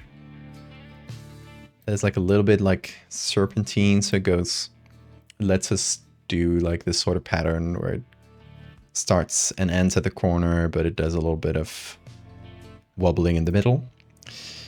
And this one's pretty cool.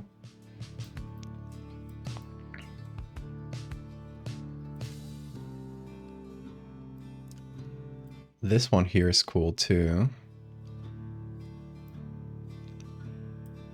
Okay, I do like this. Let's see.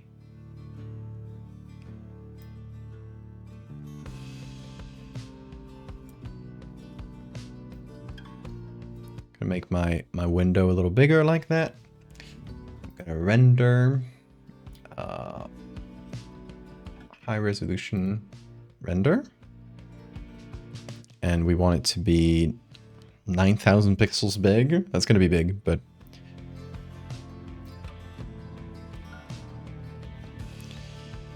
let's see. It should be in Fragmentarium here.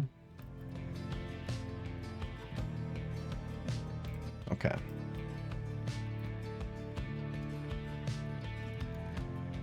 There it is in Photoshop.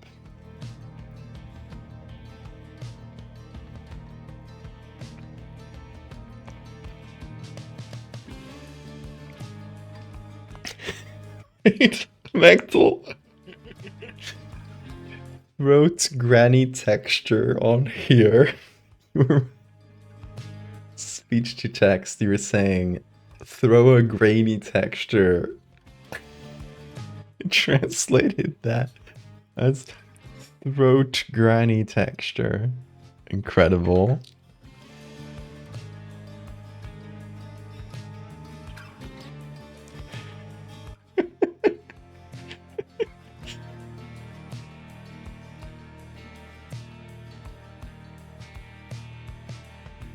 See you, Peculiar.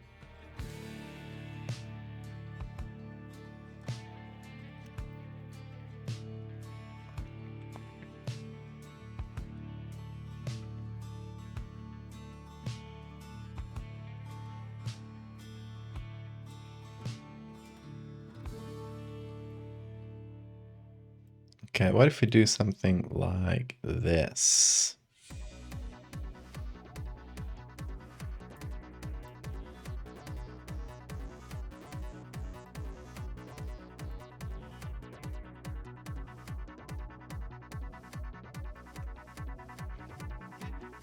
If we hit select subject, let Photoshop like make up a sort of weird selection of this. Nope, it does not know what the hell it's looking at, which is really funny.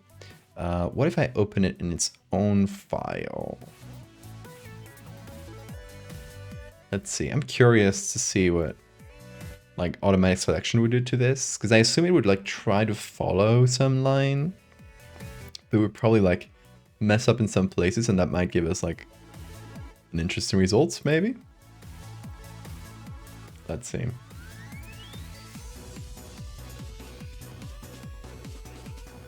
Oh, it just selected the black parts, yeah.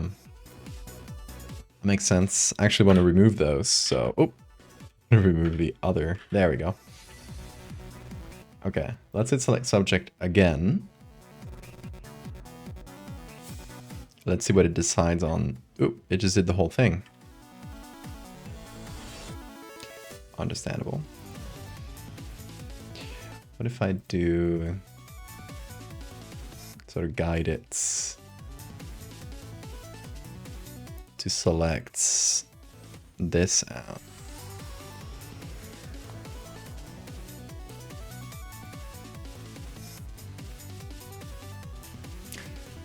Okay.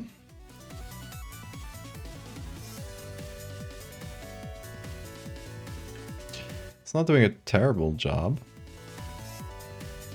I had to nudge it a little bit, for sure, but... it's getting confused by all the lines going on here.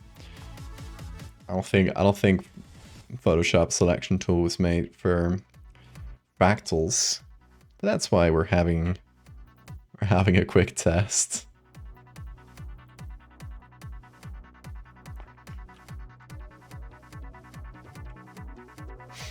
Because at the very least, it's probably going to be interesting.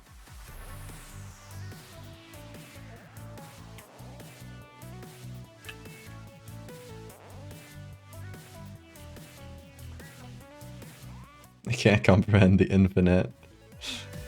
It comprehended. It's getting too powerful. 6,000 layers still googly eyed. Ooh, you're getting close.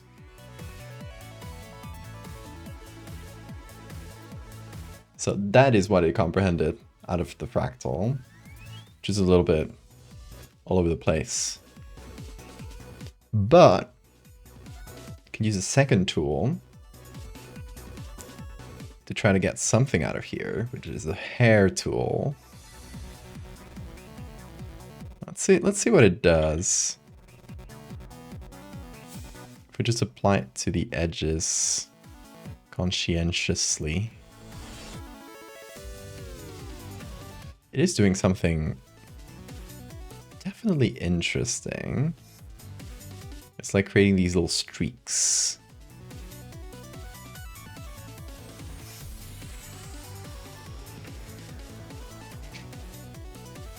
Kind of like it.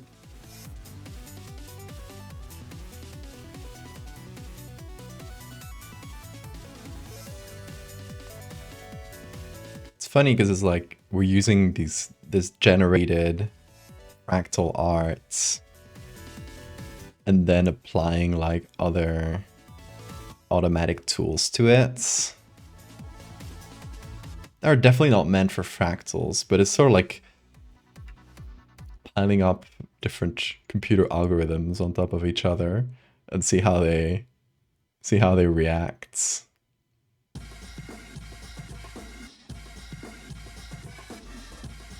And, you know, best case scenario, we get a cool texture that looks fractal, but is still a little bit like a little bit organic and messy, so that we can use all of this in the as like the edge of the sand.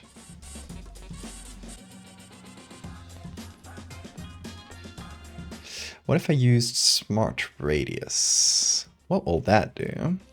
How smart will it be, do you think?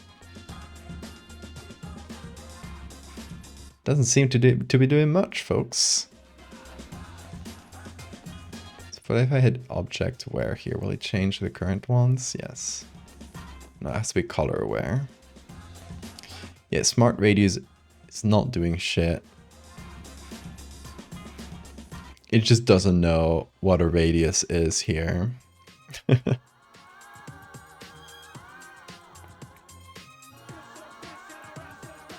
The contrast makes it hairy. Pretty interesting. Ooh. So we can essentially like change the hairiness. More like silly radius.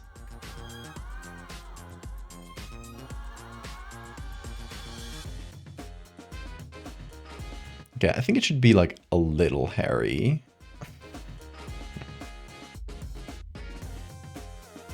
It does make sense that it's a tool used for hair, so it detected these little strands. I was like, yep, that's hair. It's hair to me. Photoshop.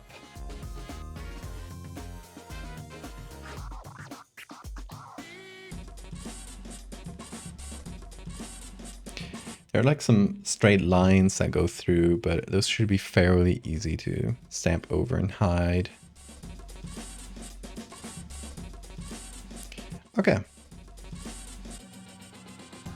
Let's see. Let's see if we can do anything with this. Thank goodness the fractal isn't bold anymore.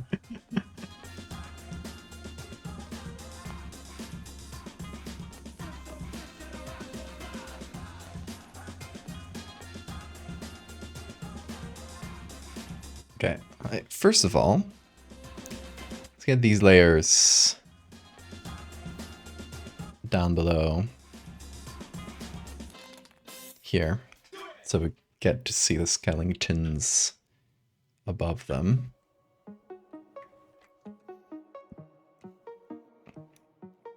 I'm also, as you can see, I'm keeping the, or you can't see it, Bean is covering it. Oops.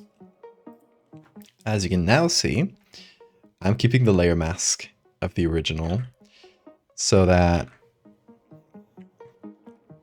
we can bring back some of the outside part of the layer or cut in, but we don't lose any pixels. It's non-destructive.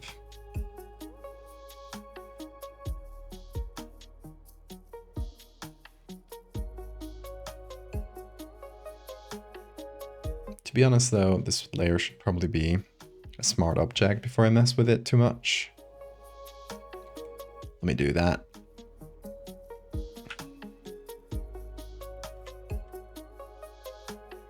Yeah, it didn't break anything. Good. Yeah, that way we can comfortably mess with it.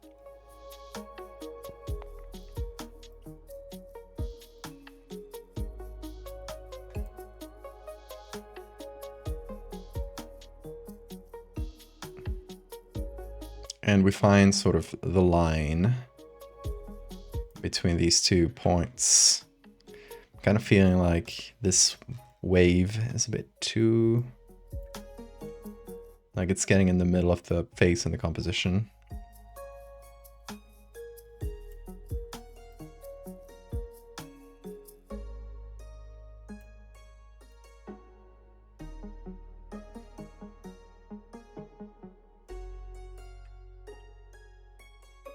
If you discover a Bigfoot in September, you'll name it after me. That's an honor.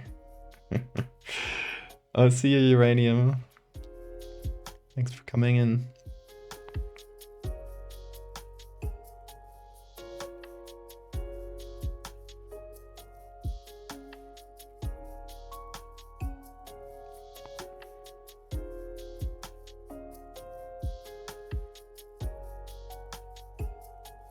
Okay, I think like being a fractal, like it's a mathematical thing, right? It's not a physical object. You can actually warp it quite a lot.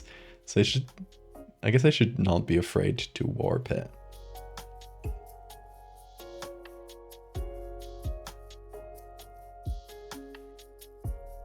Maybe do this.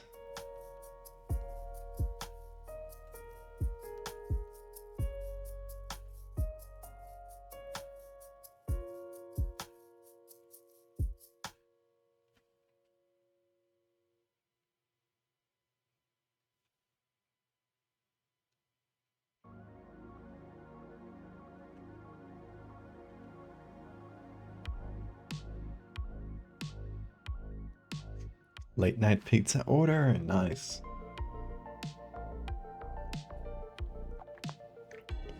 When you discover alien life as an astrobiologist, name a genus or species after me.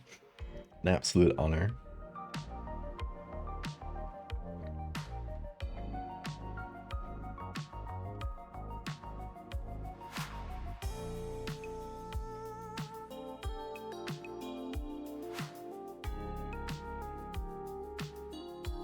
You know, something I should do is pull all my contacts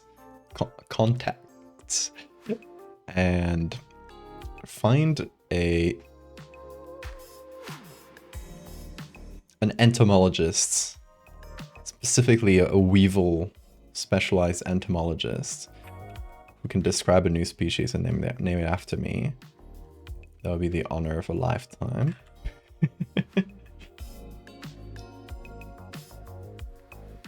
Any matrix transformation of a fractal is still a fractal. Well put in smart words. I like your smart words, C4.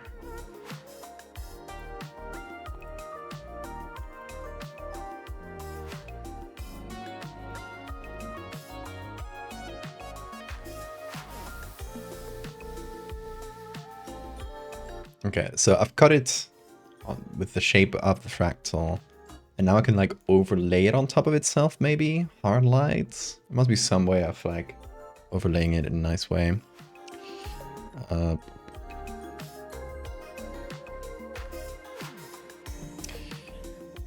Let me try hard light and I do the little trick to turn it into a texture. And then by changing this, ooh, okay, yeah. It is adding some nice texture, some nice little shadows to it, right? It is also like messing with the color a bit, so maybe hard light isn't the best. Maybe like some stacked overlays might be better. If I like exaggerate the contrast.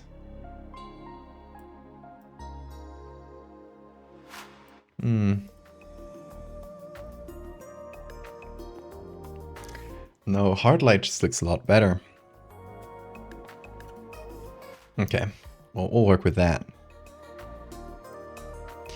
We got to like re-add color to it, but definitely a worthwhile change in this case. Because look at how, you know, the texture it is creating on the sand. We got some like a bit too, I guess sand is grainy. I was gonna say this is a bit too grainy, but it's a little pixely, I should say. So I'll add a little bit of blur for that texture. And there's this specific part that is like a little bit too, no, it doesn't feel too real. So I'm gonna make that one a lot more subtle.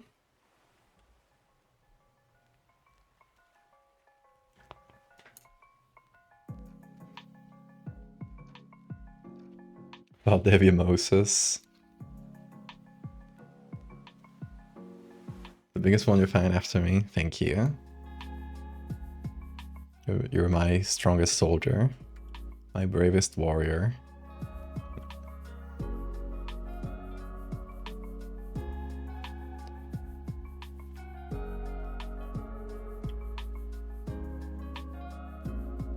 Okay, so we can take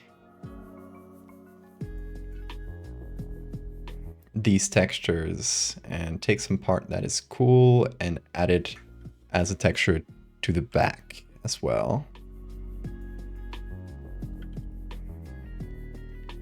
So the sand will be, it feels like it's like rippling down a bit in fractal shapes.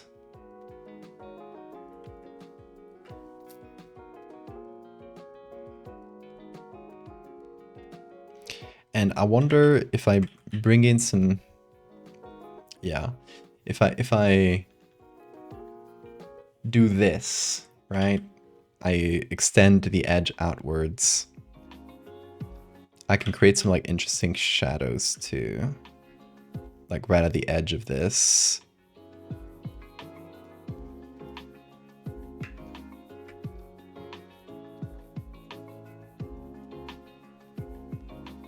Which feels like the sand sort of pouring down from the pattern and extending, continuing upwards.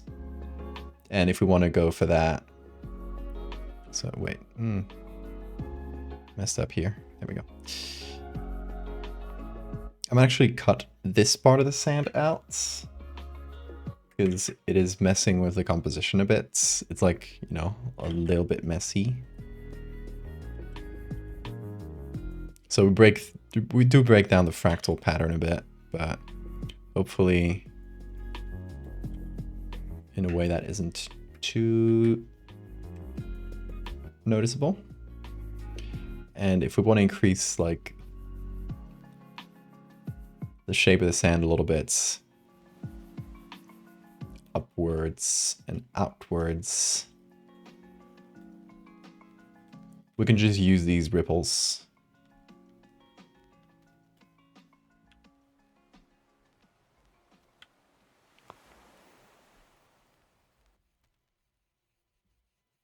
How do you think the general public would feel or react about discovering confirmation of alien life?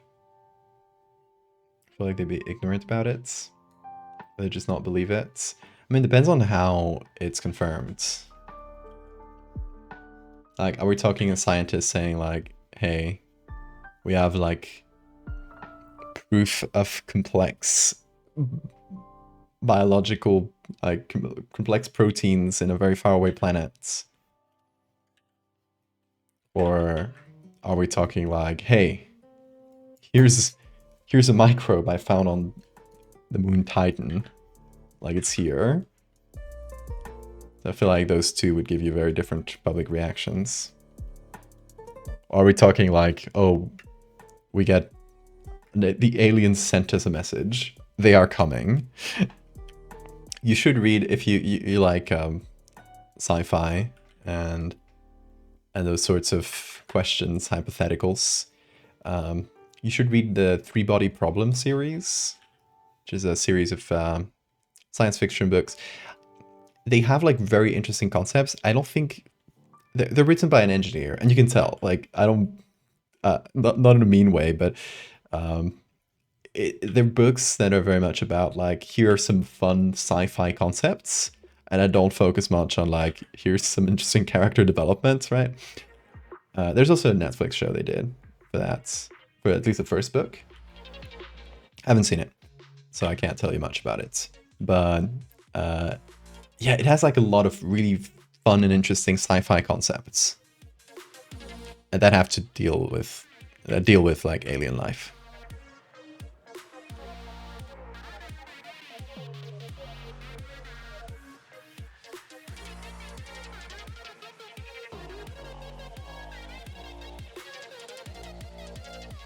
Have you seen they're made out of meat? What is that?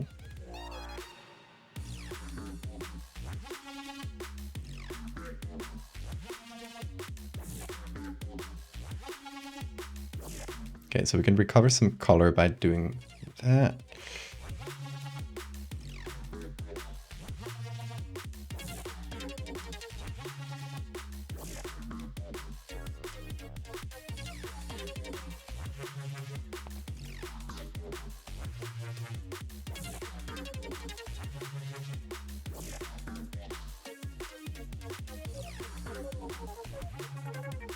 trying to balance out the sand texture, because right now it's really complex, and I feel like it's eating into the complexity of the skeleton.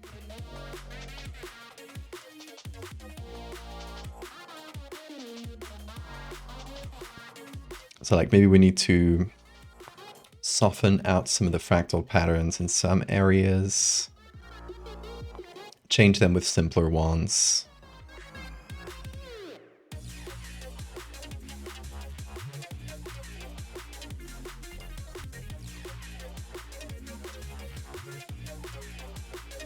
To get like better readability in general.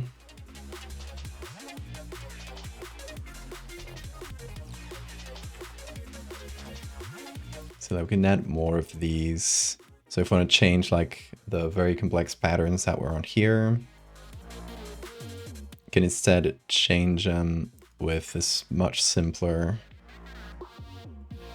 shadow.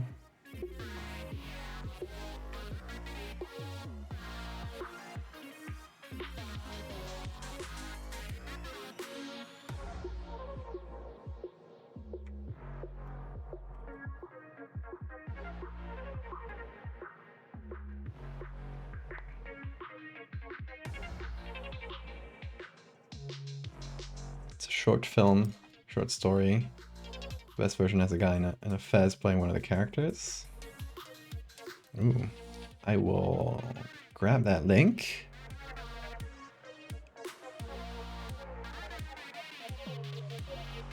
And save it to watch later, thank you.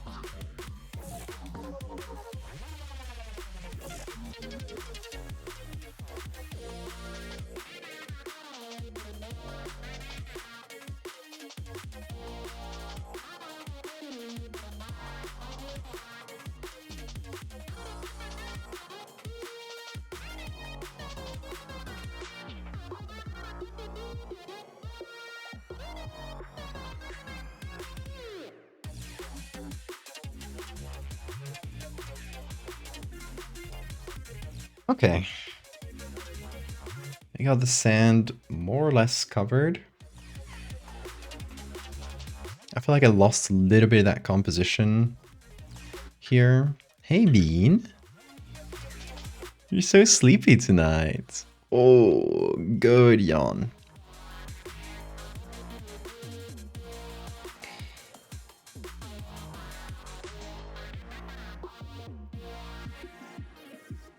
Yeah, maybe I need to trick the edge a little bit so it matches the composition I had in mind better. But I think I would need to add some kind of interesting texture that covers this area approximately. So let me try that. I'll do this. I'll take this. Which one is a big texture? This one. I'll remove this texture from it. And I'll find another corner of the texture we can use.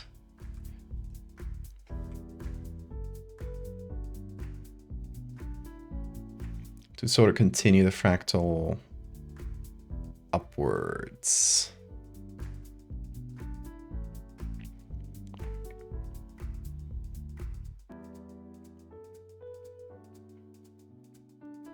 Okay, that seems to be a good one. Godlike Editor, thank you for the follow. If alien life is confirmed, the general public would probably treat it the same way they do with dinosaurs. Either wouldn't care much or care about the basics. I mean, a lot of people really love dinosaurs. We'd probably get a lot of alien nerds. It's the same way we get dinosaur nerds. And I mean nerds in the best way possible, by the way. I was a dinosaur kid. And if aliens were confirmed and we knew enough about them that you could write a book for kids, I would love that as a kid, I bet. Oh, hello, Bean. Oh, do you think it's time for Bean edits? It's gonna be a few minutes. Still a few minutes, okay? We'll do one or two Bean edits. Oh, yeah.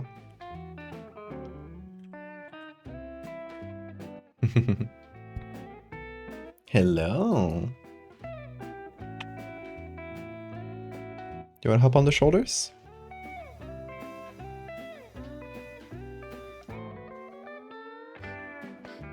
Anyone say good morning to Bean?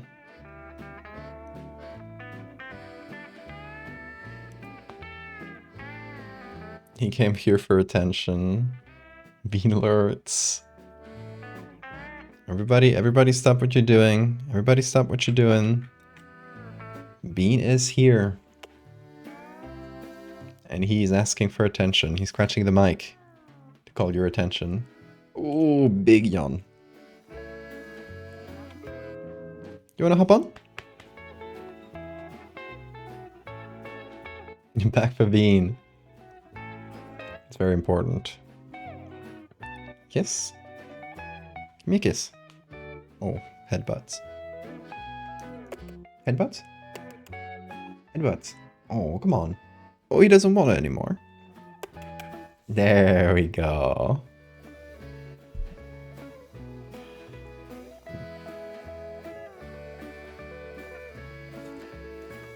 Kiss. There we go. Thank you.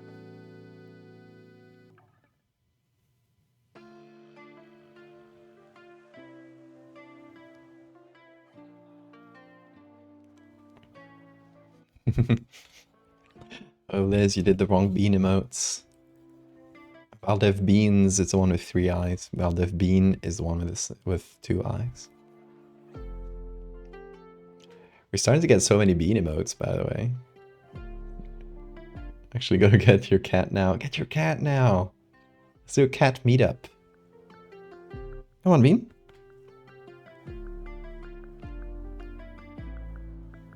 I'm getting a late night snack. Everybody's stopping what they're doing to see Bean, which is incredible. Come on, jump on. Jump. Come on. Come on. No? Still thinking about it. Oh, ooh, the stretch. Oh, that was only a stretch. No jumping yet.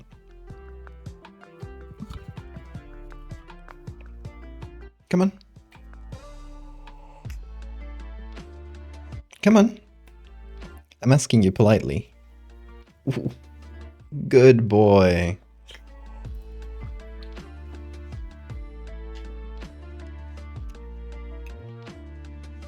You get a treat.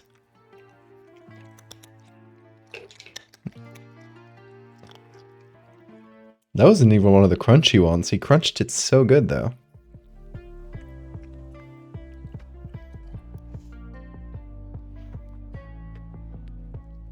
Very good. Good job, Bean. Let's look at him.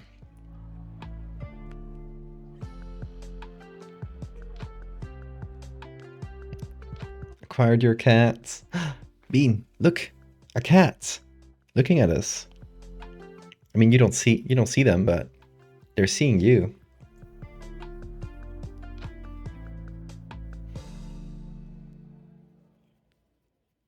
How many cats are looking at Bean? We need to do a virtual cat meetup. Go get your cats. Go get your cats. Bean sees all. Yes.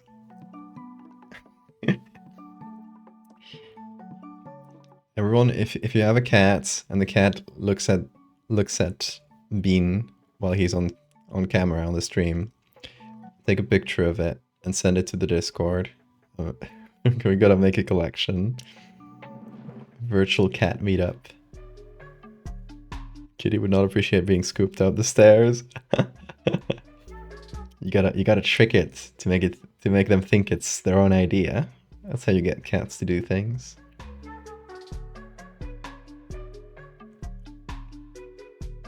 Instructing him to say hi to Bean and he started chewing your power cable. Yes, the Bean mischief is spreading.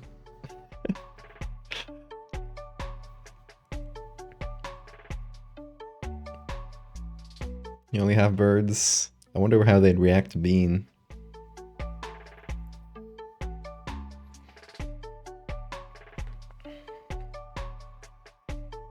You're receiving so much attention, Bean. And we haven't even started the part of the stream that is all about you.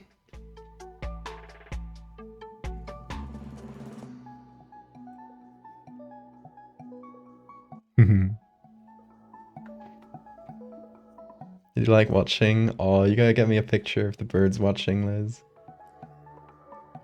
Also, good news, my GPU has not gone over 40% to the stream, so I think it was a one-time issue what we got yesterday. I'm not gonna call victory yet, but it does seem like it was limited, thankfully.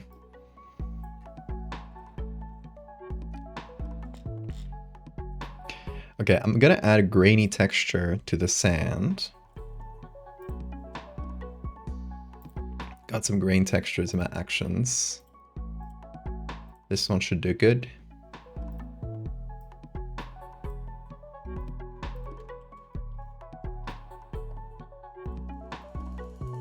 Let's put it on overlay. There we go. Gets us a grainier texture.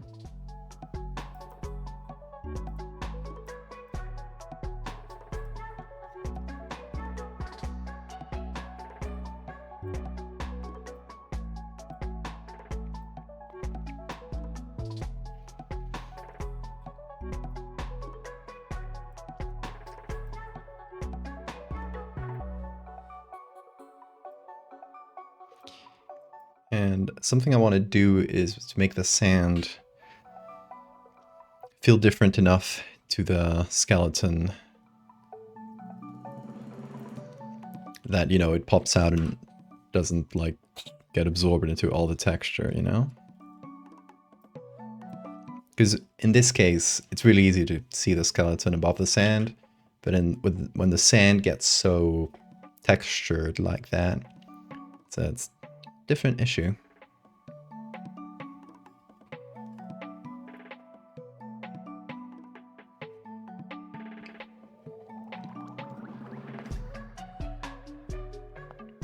Malice is asleep. Your bird is called Malice? I love that.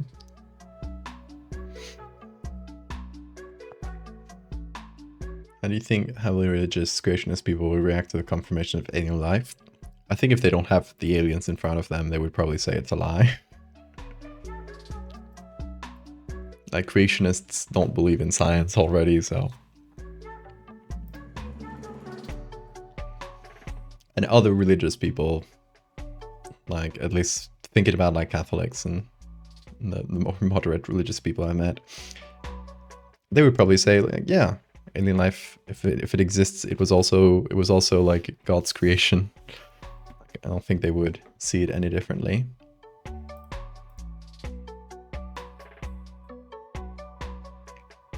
Okay, I think I need to make the sand a lot brighter, which stamps down the contrast a little bit, like it reduces the complexity, but most of all, it just makes the skeleton stand out. Stop hitting me with your tail, Bean. He keeps attacking me with the tail. We'll just whip it. Put a pick in the operating room. Yes.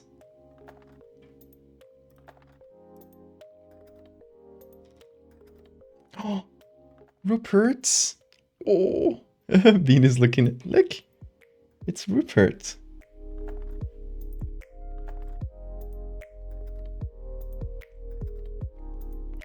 Love Rupert's.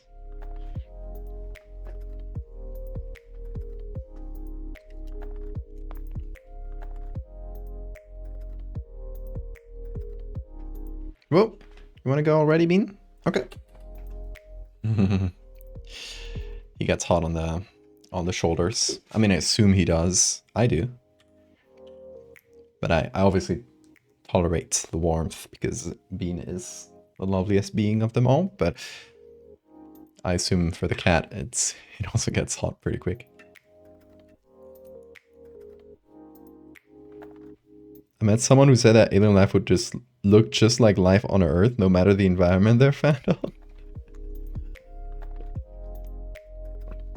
Yeah, you got like birds floating, flying through a gas giant. All the others are named after Lord of the Ring characters, and then there's just Rupert. I love that. It makes Rupert even more special.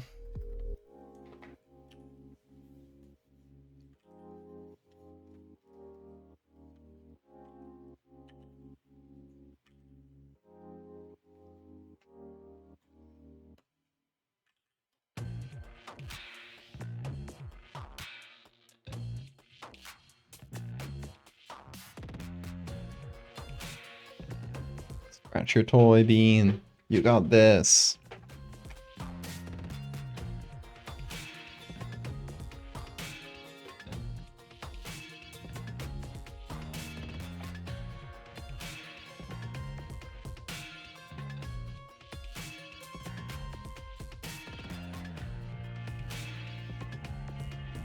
Okay, happy with the fractal sand now. That's everything I wanted to fractalize in this picture, which means we need to sign it and then figure out the colors, which are going to be pretty extreme, as I've been doing, especially as the fractal series goes on.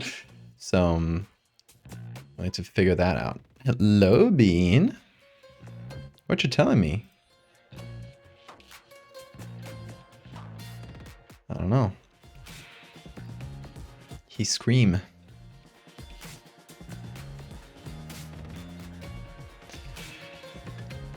Okay, I'm gonna add a color layer to the right skeleton here. Because since these bones are not like above sand anymore, they wouldn't get any of that orange bounce light. They would get something a bit more gray. Which, you know, it just changes the color profile a little bit. Not a ton, but just enough to notice a difference. Especially on like the darker areas is what I'm focusing on. Where do we sign this, folks? Carved into one of the weapons. That's good. I feel like the sand is a little too complex. It could be made with bones. I mean, in all honesty, if you take these bones, you add another crossing over, you already got the signature, but it's just like amongst so many bones that it gets lost in the sauce. We could have the ribs creating a signature. Or we could like carve it into one of the bones, into the skull of this person, right? Like they got other injuries, so it could be like little slashes on here, carved into bone. Yeah, I feel like this person's signature would be a fun way to do it. It's my own skeleton. That's how I end up in the fractal universe. Killing some guy with an axe and immediately dying. I wanted to go out with a bang, folks.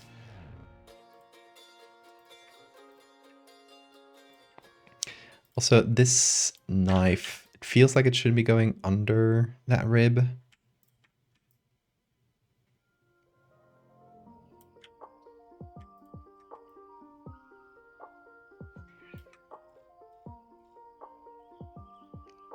Ah, but it should be tucked in somehow. It's something that bothers me about that knife in terms of its angle.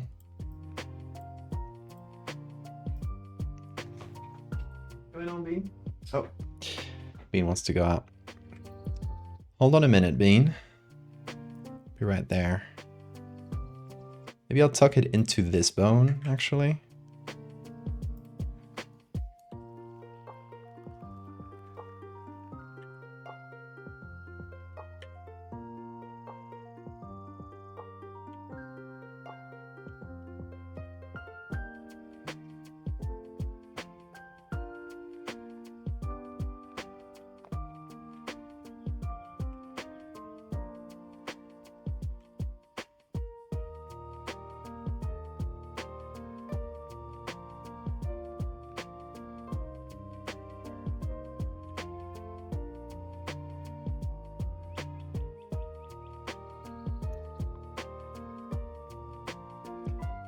Yeah, okay, that's a bit better, I think, than having it tucked into one of the ribs randomly.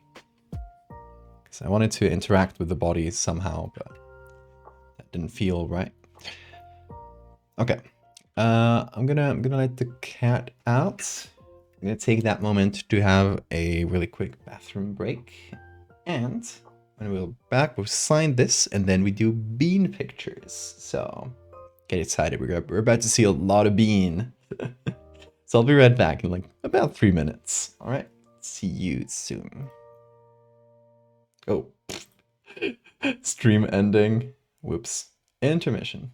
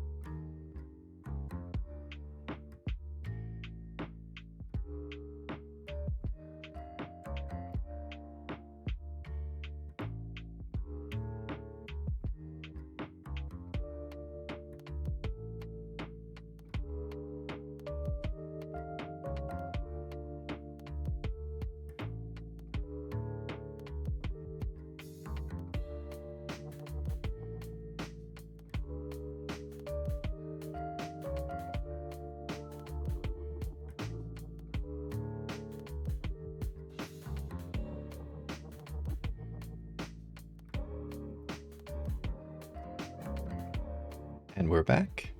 Did you miss me? Wolf says, first time being able to make it to one of his streams. Well, thank you for coming. Good to have you here. That select tool outline on the face cam. The stroke of genius, thank you.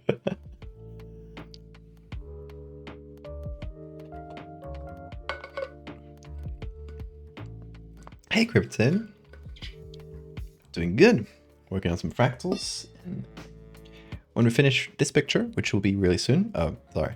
This picture, which will be really soon, we will do some bean edits. It's been a while. And with edits, I mean very regular bean pictures, of course. Ooh. Look at a little Mandelbrot here. How do you sneak by? I could have missed it. Sneaky little Mandelbrots. Wait, another one.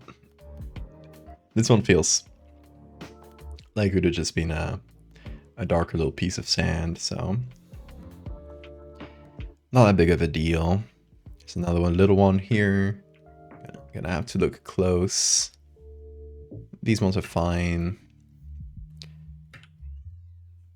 Hi, Bean. He's active.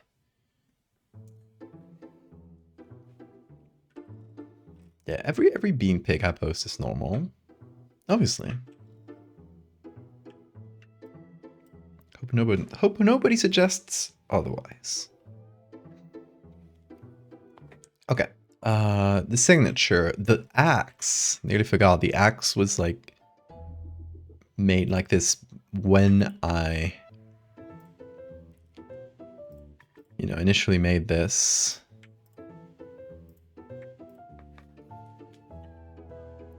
As like, you know, it was still in the sand. But now it's like embedded into stone, so it would probably be like a smaller area that's like chipped.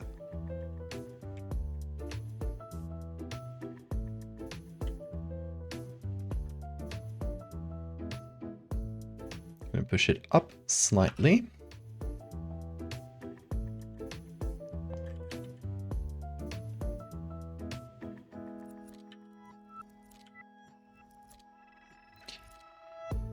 And then we got this shadow, which should be pushed down as well. And we need like a really strong shadow, like right underneath. And some kind of, hello Bean, I hear you. You wanna play? Is that it? Is that what you're looking at me? I'll play in a minute.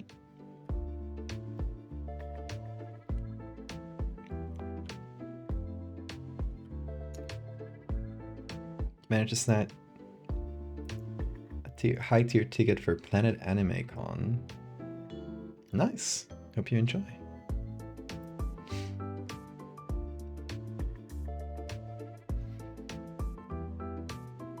Okay. Let me find a crack in a stone, because I think I got some in my textures.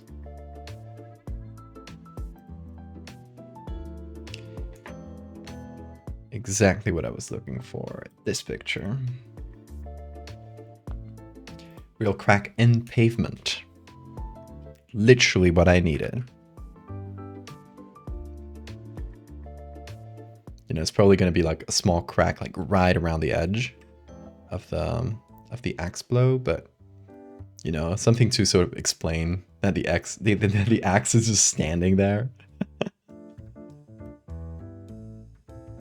Defying time and logical sense. Hi, Bean. Because I'm curious, what do you call your concept style? What do you mean? Not your art style, but the style for your concepts. It's like puppets once being living organisms, clowns being biological creatures. I don't know if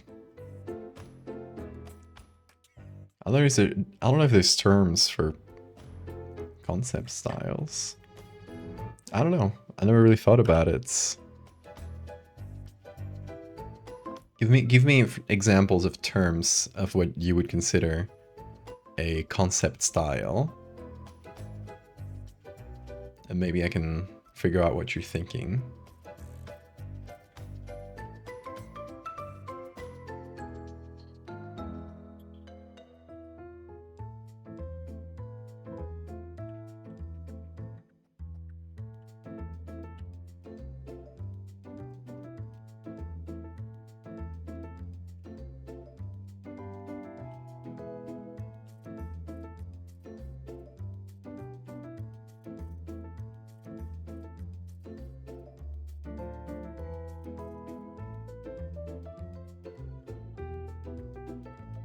Okay, nice. I think this works. Needs a bit of blur, so it's not as grainy. And then I need to sort of like expand the hole it created a little bit like that. So now it's like sitting in an actual crack. Hopefully makes a bit more sense.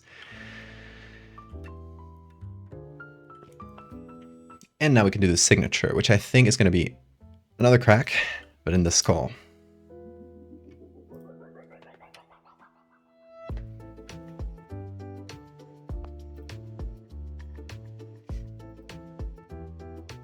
Let me look at my bone textures. See if I got any good cracked bones. I do. That one was used in the bone pearls. I think that should be enough. Got like absolutely blasted bones, but actually just use that in the space hand. Okay, let's do that. Let's go to the left skeleton, wherever it is. It's above. Oh, right here. I'm lose my own layers. We drag this bone in. Thing of taking something and then twisting it into something else. I feel like that's broad enough to apply to most art, though. I don't know if you could lock down like a name for that as a style.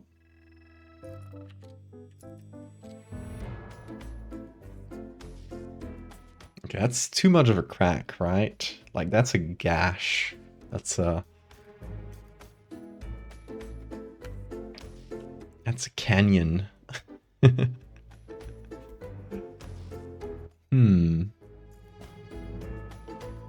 me cook.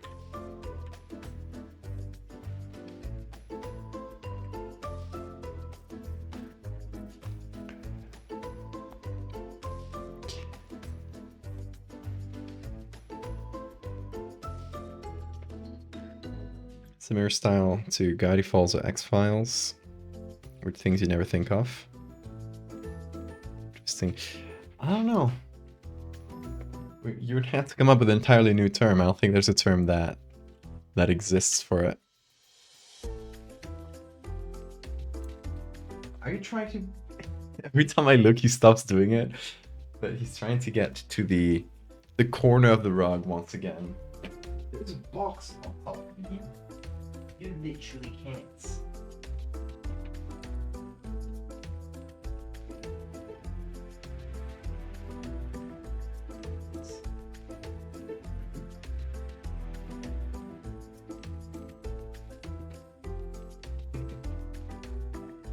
Try to give him other things to bite, but he doesn't take the hint.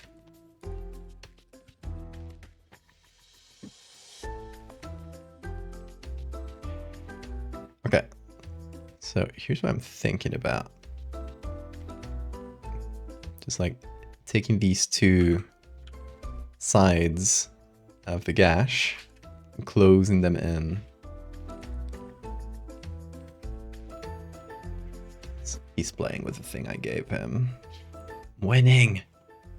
Chat, I am winning the battle of wits with my cat. Okay, now this is much more of a crack, isn't it?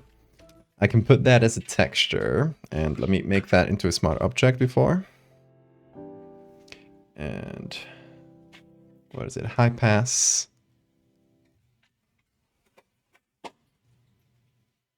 Do something like this, maybe. And then it's just a matter of repeating this texture a couple times, maybe with the flip to be a little less conspicuous. And making this one a bit smaller, for example, to make it less symmetrical. And then a third copy that just does this, or I guess maybe more of a spin with a little bit of this.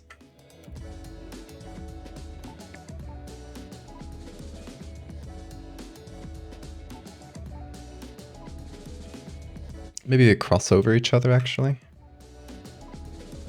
Like so.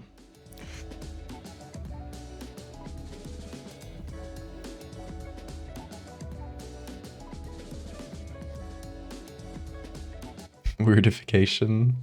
Anomalocation. Those are fun.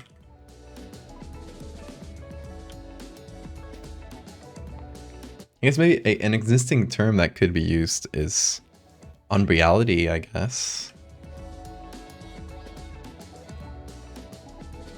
Like playing with reality, and I guess that doesn't apply. That might be might not be what you're thinking, because it doesn't apply to. Well, I guess it does apply to X-Files a little bit. Oh. Some of the other art you mentioned.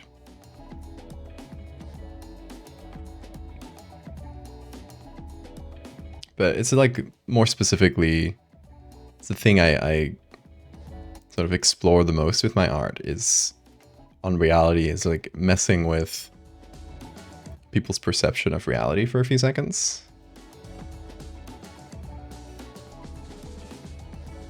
And using that for horror.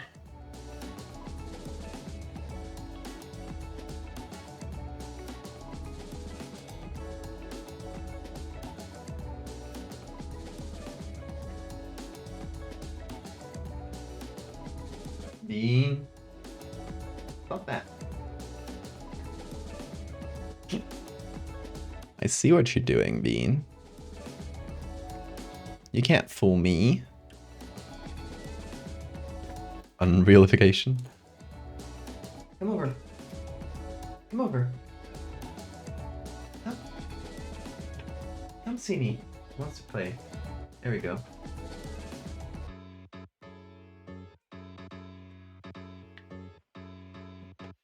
Gotta keep him slightly distracted, otherwise he'll start his destruction. Okay, if we blur this a little bit to match with the skull, then we get, boom, a signature. And I think it's at the right point between subtle and noticeable, which is great. Now, we take all of this. Something. This is like a comment I got the other day that came to mind. Is someone quotes tweeted or posted? I don't know if it was Blue Sky on Twitter.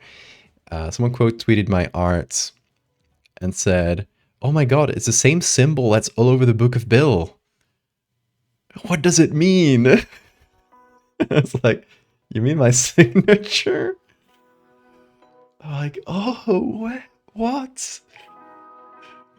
It was very funny. Also, is that a shadow? Hold up.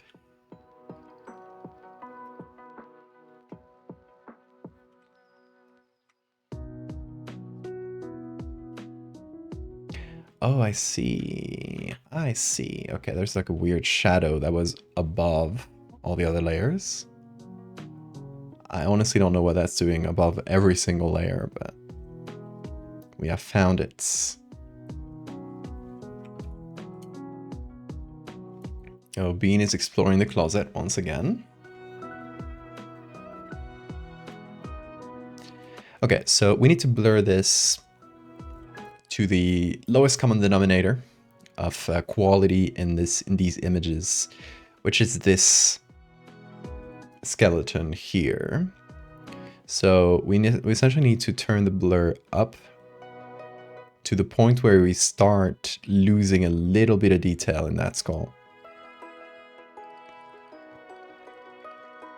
I think it's right around 2, which is pretty good, honestly.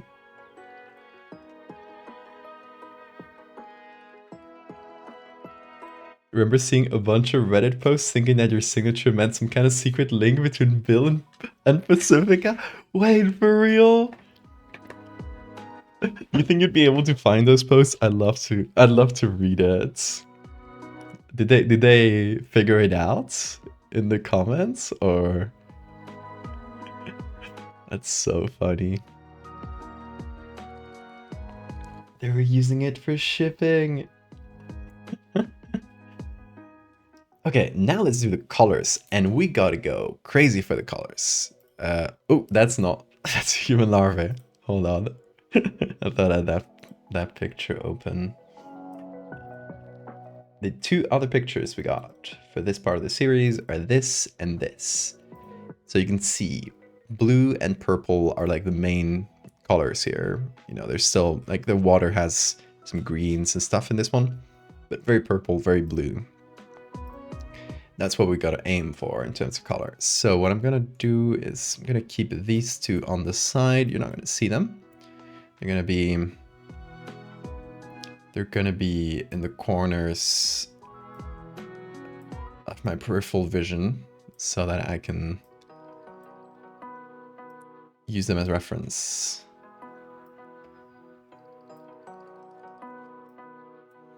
Bean? Whoa, you jumped really high. I didn't know you were a big jumper. Good job. You jumped like all the way to the highest bit in my closet. Just pretty high.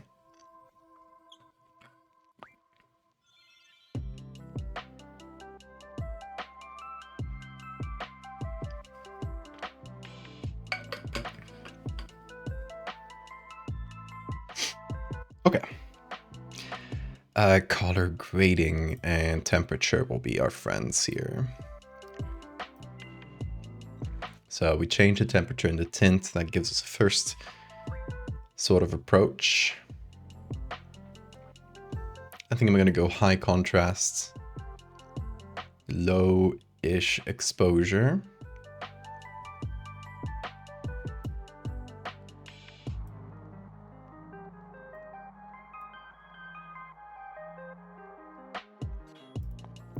Going into the effects and adding grain as usual.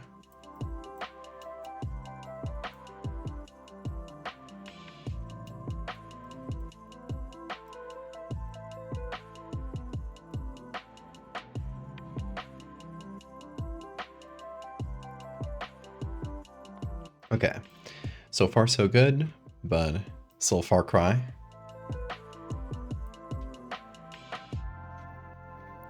So we go into the color grading, and I think we change. Should we do blue shadows, purple highlights? I think so.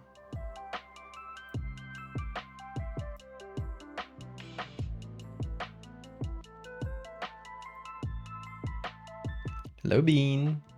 I hear you.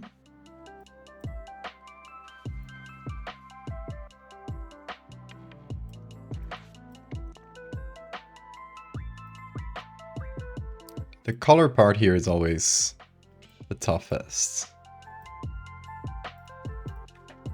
It usually requires like a couple passes. Like I might take this as like a base and then add a second camera raw filter and like exaggerate these colors, and like you do that over a couple steps and get the desired strength.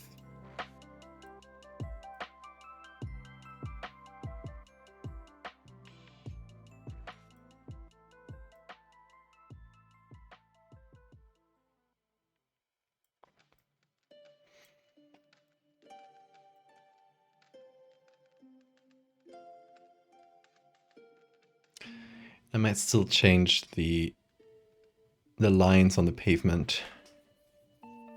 Not sure.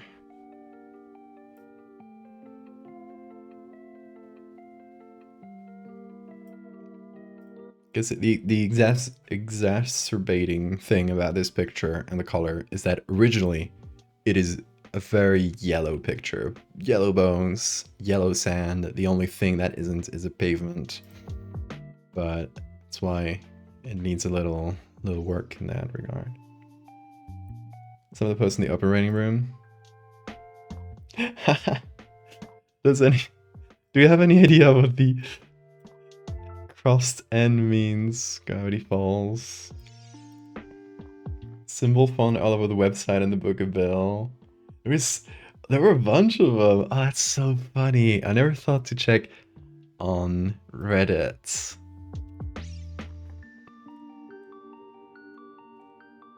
Let's see what people said. I'm curious. Symbol found all over the website and the Book of Bill. Looks like an A inside of an H. Perhaps it's Alex Hirsch's signature. I mean, I think that would be pretty easy to find. You just Google it. I think he has signed a lot of things. But second comment got it right. His signature of the artist Eduardo Valdesevia. Okay, oh, that's that Gravity Falls fan who follows me on Twitter and always comments on my stuff. They're cool. The reverse N with a line through it appears in multiple photos, articles. It's the tree on the Gus Burnside photo. It's just the artist's signature. So people, seems like there's always someone in the comments who knows. The symbol and hit is hidden in almost every picture.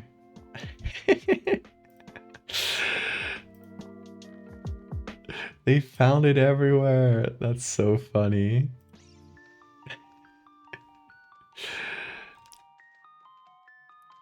But yeah, it looks like it got shut down pretty quick, but a lot of people were wondering. That's very funny. I remember one comment that was specifically with that one with the signatures in the can. Hold on. With this one here, where somebody was asking like, "Hey, do we have any beer experts that can decipher like if this is a normal part of any can of beer or if it's been added in?" I was like, yeah, I'm a beer expert, trust me. It's totally normal.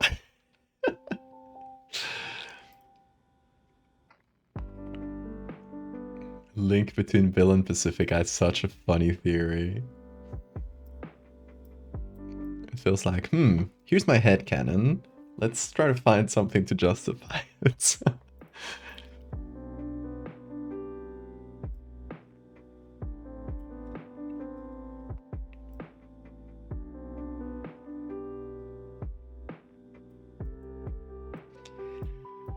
Okay, let's go into the color mixer as well.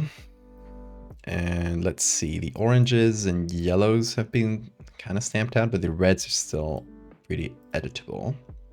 So if we change the reds to be a little more pink, same with the oranges, we don't get much change in the yellows. Yeah, it looks like this is purple at this point. Which honestly might be good. So we can take the magentas and purples. Yeah.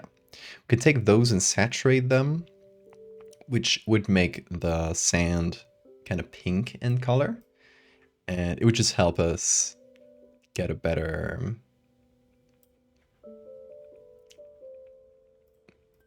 differentiation between like the sandy part and the stony part of the image. Trying to eat dinner with the cat wants to play. Oh, that's so cute, Alex.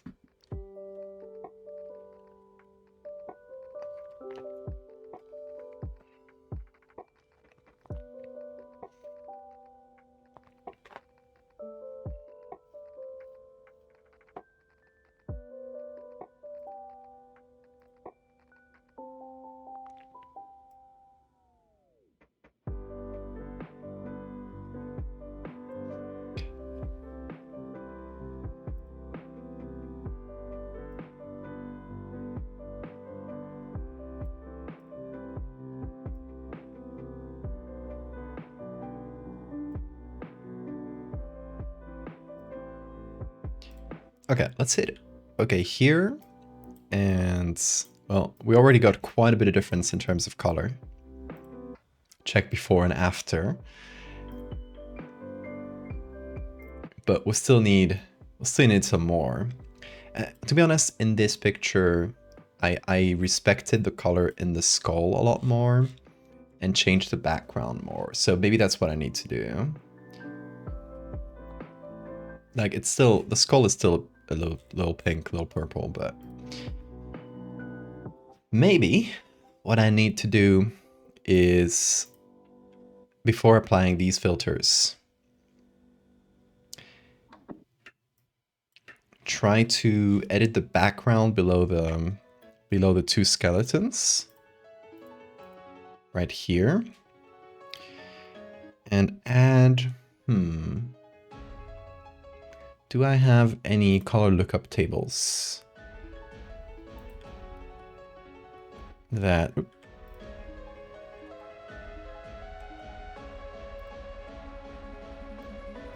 this should go above here.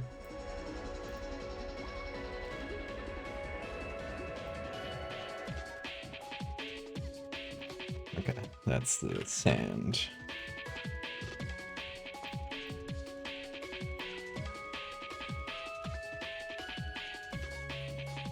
Just tuned in, this kind of double dudes, they're fractalized. They killed each other. This is the sort of post-apocalyptic world after the fractal takes down humanity.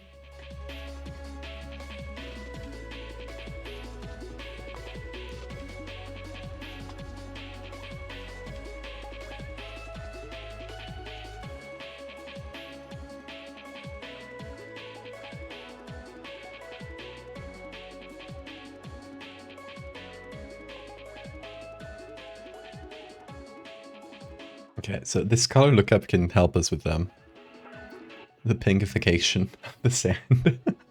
Pinkification. Sometimes I say words.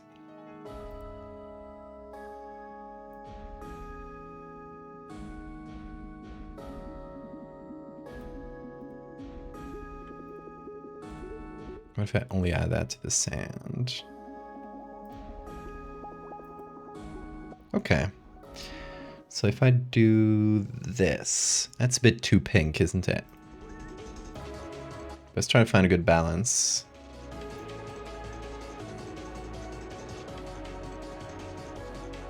Because it's not meant to be pink, it's got to be a purplish color.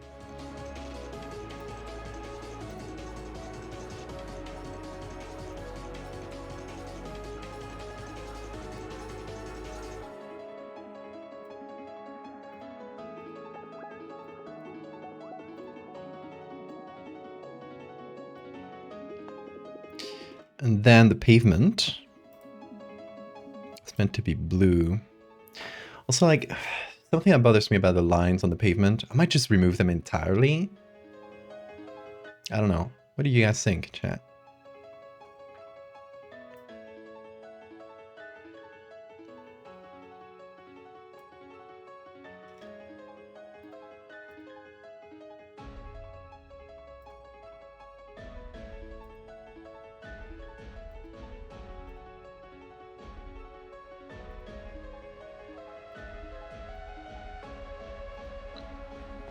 Okay, so I add a little bit of blue like this. Just create some bit of color contrast below the skeletons. Oh, you found the Pacifica post? Let's see it. Pacifica cyberthology theory. I believe the crossed out N is something to do with the Northwest River Pacific and Pacific. You can see a P in the symbol if you flip it horizontal. What? So if I take this symbol and I make it into a different symbol, it looks like a P. Oh, that's so funny. Pacifica's parents are aware of Bill in her notes and could very much so be a part of cyphertology. My theory could be that Bill could have manipulated her into doing something bad, or did that with her and her parents as well. I believe at the bottom of this, the Northwests play a huge role in this. I mean, Bill has already tried to get a hold of Pacifica before with what happened in Platinum Pass. That's one of the episodes. There could be a chance he tried again or ended up talking with her parents. This is like written in a way that's confusing my brain. They are the type to help him blindly for fame and fortune. This may be a huge stretch. If you flip it, yeah, if you turn it into a Z, then there's a P in there. Sure, I guess. Also the fact that they did it over Terry. Oh, this is one of my favorite posts ever. Oh, I see. Thanks for letting me know. Smiley face. You can see the tear in the smiley face. That's so funny. The flesh image and from another one of his works. They even correctly identified Terry the Meat Planet. Hell yeah. I love that. Thank you for finding it, Bill. That was so funny.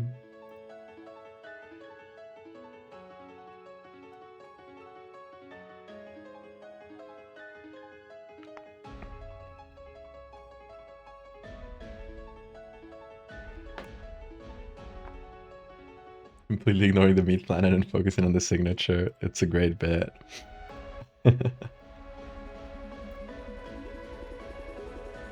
Yeah, what bothers me about the lines, first of all, is that, you know, they do nothing for the composition. They work for the, you know, letting you know that this is pavements. So that's not entirely bad. But it feels like it throws off the perspective slightly, and that's what's actually bothering me, you know? Also, there's always been a big stain right behind the axe. And I've just noticed it.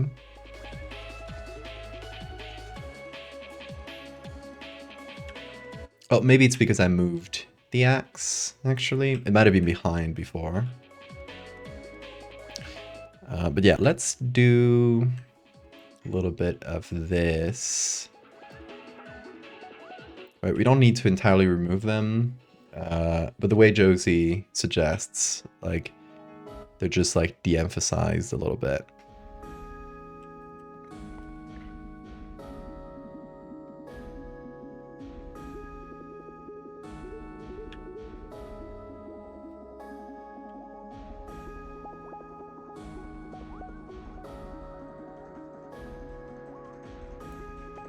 Is it true that your signature is actually a hint that Pacifica has been manipulated by Bill? I can't tell you. I signed contracts. I can't talk about certain things. I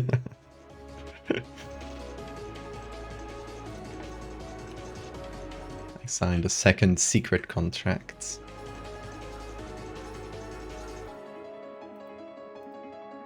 Okay, so this messes with the smart filter. We can go and edit it. So I think it's partly because of the temperature thing, the fact that the base colors are slightly different. Just probably mess with stuff.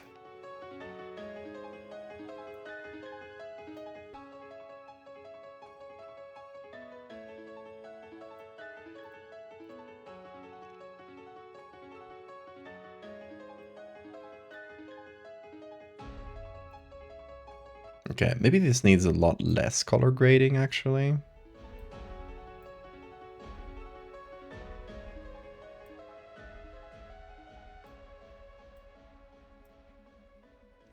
Because the shadows seem to affect mostly just the skeletons right now. So this gives us a good way of messing with specifically the skeleton colors. And try to keep them like pretty natural. Because we got this too, so we need to keep them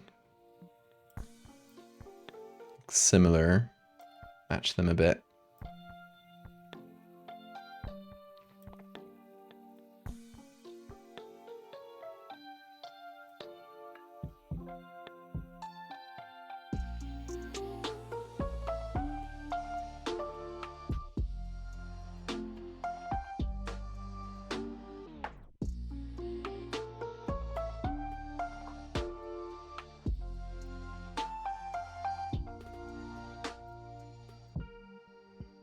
And then we can add some blue to the midtones and some pink to the highlights.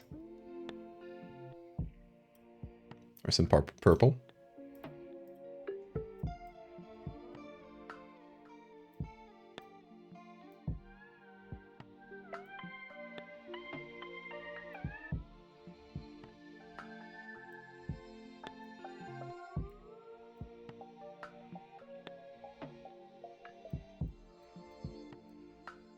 Trying to balance out the lighting on the image.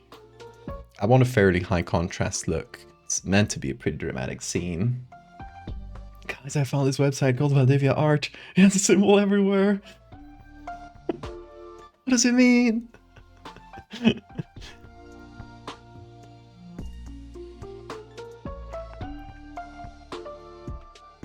Alex Hirsch is Valdivia.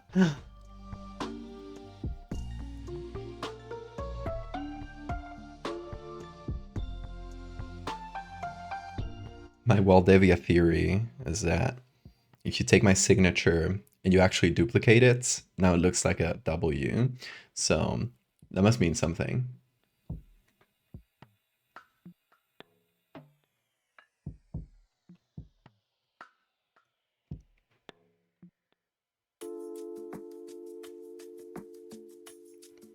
I've been spending years on this theory, by the way, don't laugh at me.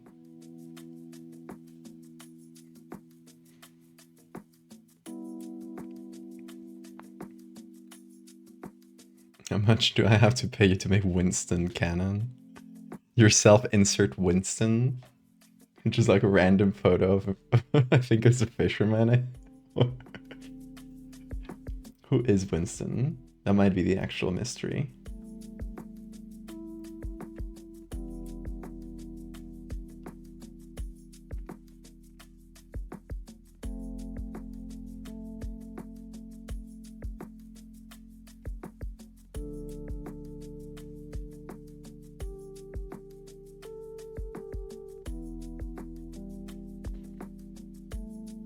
Okay, this feels a bit more balanced because it keeps the skeletons...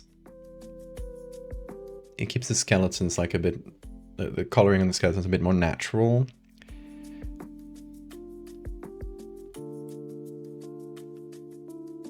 And we can actually adjust it decently well with just the reds and the oranges. So we can like brighten them up a bit. Maybe like desaturate them if we want something a bit more gray for the skeletons.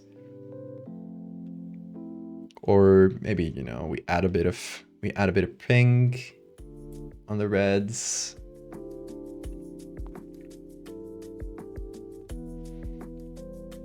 Let's hit the OK here. See, I think this is a lot more balanced than this. Like, I feel like this was a very strong filter that kind of crushed all the contrasts on the skeletons, while this kind of keeps them, like, makes them pop out a bit more. But we still need to make it stronger.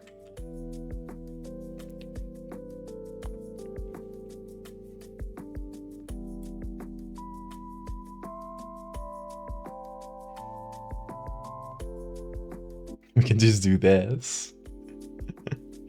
Increase saturation. Crush it all. Yeah, I feel like the pink is too pink when it should be purple. Like we're aiming for this, or to get a more simpler version of this palette. We're aiming for this, right? Which, this is like slightly pink, but it's more like a lavender, I guess. And this is like pink.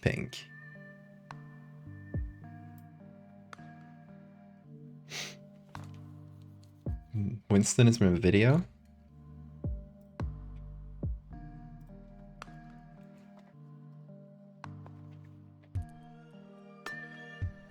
The Winston lore expands.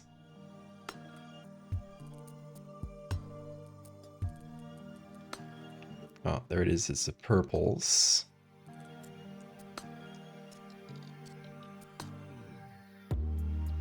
So I can turn those into blue a little bit. Which, I guess it does reduce the contrast between the sand and the floor, but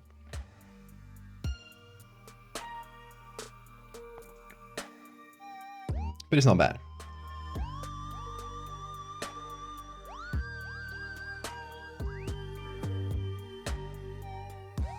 Okay, the reds have disappeared. I guess the skeletons are just magenta now. Okay, interesting.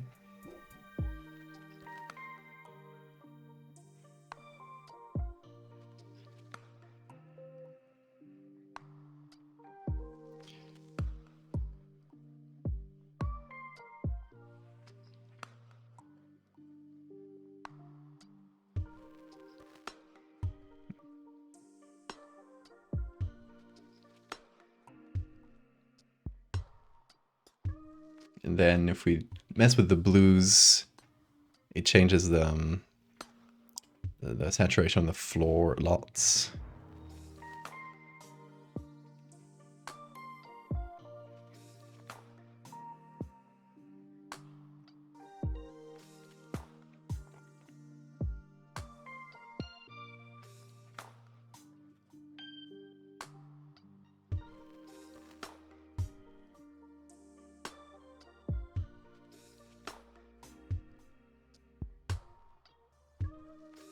Okay, let's go for the high contrast, dramatic scene.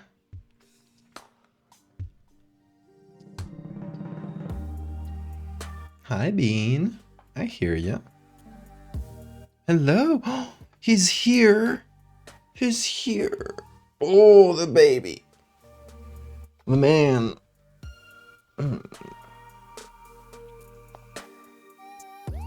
He's both a baby and a man at the same time, by the way. Ain't that right, Bean? He gets to be both.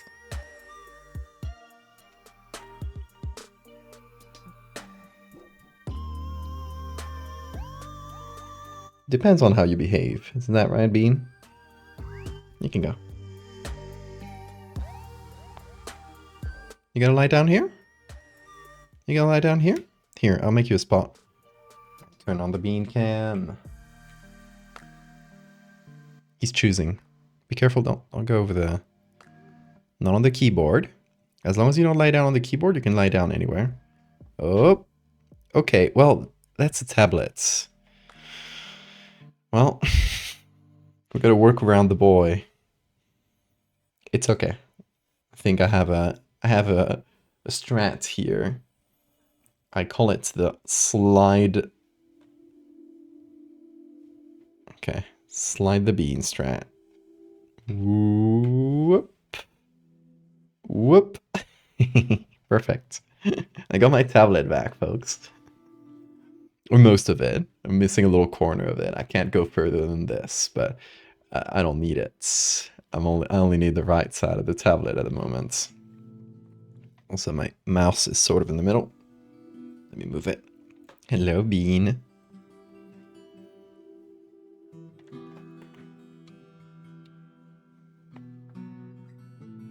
He's in a perfect kissable position.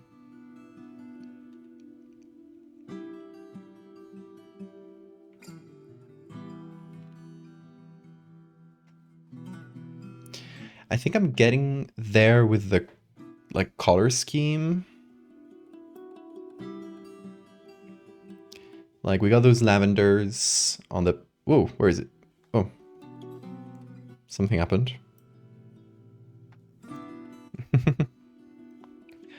Work around the bean has its issues. There it is. Okay. So we got these lavenders that we get at the top of the megastructure picture. Right, those are pretty similar. And we got those blues that we got at the bottom. It's pretty similar at a different level of saturation, I guess, but similar vibe. I've wrestled your giant cats. Oh, it is the hour of the cat, I guess. Okay, and then if we compare with this one, I guess this one doesn't have a strong of a filter. This one's very simple color-wise, the megastructure one. Because it is a foggy picture that, in its original state, didn't have like a ton of color variation. So we kind of went for that. Just fog and couple colors, a much simpler color scheme. This one has a lot more color variation. There's greens that are pretty vibrant, like here and here and here. And then there's pinks that are vibrant, and then there's the purples and the blues, but those are dominating. And we get the blues, which are fairly similar to this with more variation. But in any case, I want this to be like the main picture in this collection of 3, in this part. Because it's sort of the one that leads into the, it's the one that leads into the epilogue. So, because there's a plant growing from it, right? It's like nature's still doing its thing. But, oh, there goes the bean. Changing spots. Eating, no. Those are things for the patrons. Those are cards for the patrons, Bean. You can't eat that. No, don't eat that. That's for people, Bean. That's people toys. Yes, that's people toys, folks. Subscribe to the Patreon. Do you want, wait, I do have one here, yeah. Do you want collectible cards? Do you want people toys that Bean can't have? No, Bean, you can't have it. Do you want people toys? Look at them. You can get collectible photos. They're like trading cards.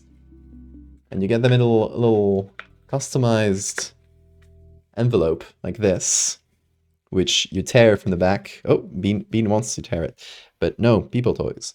And you tear it from the back, and it's kind of like it's like opening a card pack, except without plastic. And you get your collectible cards inside, and one of them has a little scribble on it too. Patreon.com/Valdivia.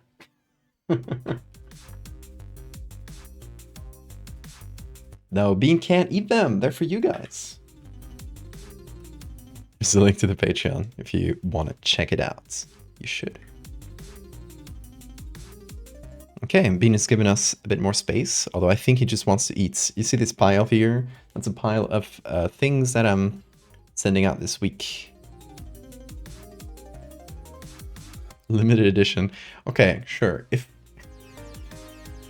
you subscribe right now to the Patreon to any of the like 2nd or 3rd tier, it pops up here. I will give you a card autographed by Bean, which means I will let him play with it, and it might get a little bit scuffed, right? It might get a bite mark or two, but it's a signature. So you get a special Bean signed card. Now we'll write like special Bean signed card or something, so you know. So it's like authentified.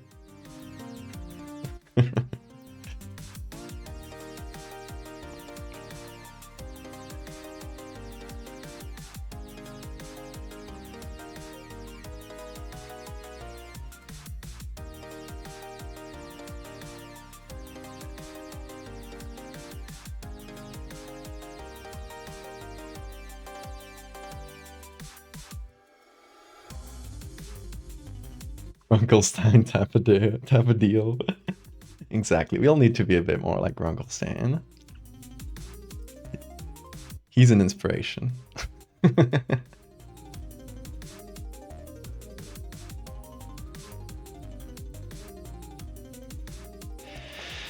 Okay, I feel like the color is nearly there.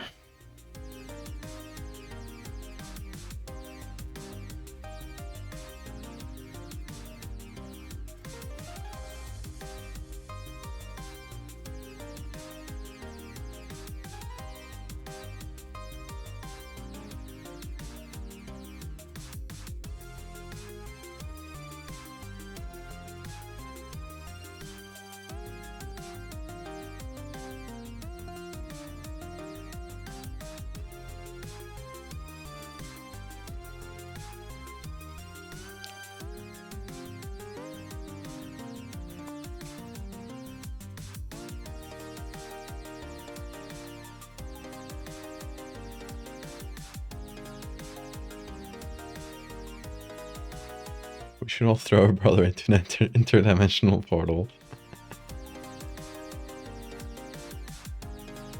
This close to waking up your parents to demand money for the bean card. Don't wake them up, don't wake them up.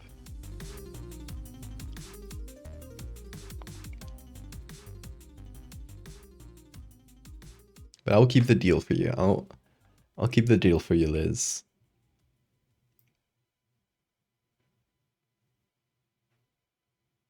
If you do decide to subscribe later. You just let me know. Send me a little message, say like, hey, I'm this person on Patreon, so I know who to match it to.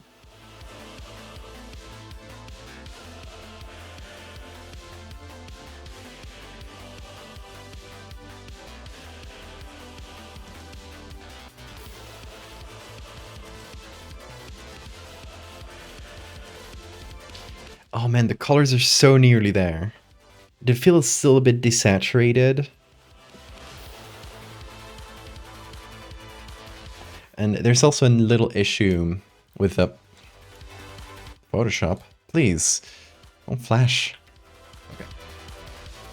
A little issue with the top of the axe. Because it's like mixing with the dark part of the skull here. So let me go to the axe.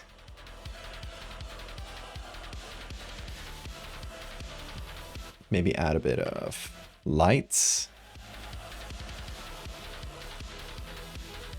Okay, like a really strong line here on top, which is should hopefully create enough contrast.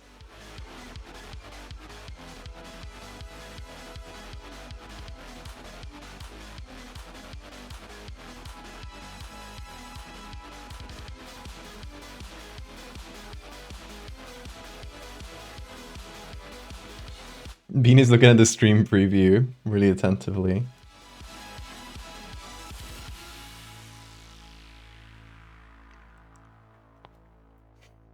You don't know if you have enough for a stable subscription. I mean, if you just want some cards, like if you have a handful of them, you can subscribe for like a few months and then unsubscribe whenever you want. Like if you know, I'll send cards every 3 months, but you don't need to be subscribed at the exact time I send the card, if that makes sense. Like I keep track of how many months I owe each person with an Excel sheet. So let's say you subscribe here for 1 and then 2 months. And the next set of cards is going out in October, right? I think. If this one is going out in July, so July, August, September. Yes, they go out. The next set of 3 months of cards goes out in October. So you might not be subscribed at that time. Where's Bean going? What are you cooking back there? He's behind my computer. But I'll still, you know, I still have kept track of which cards I owe you, and I will send you those. So if that is a concern, do not worry. Everything's kept full track of. Bean? What are you cooking?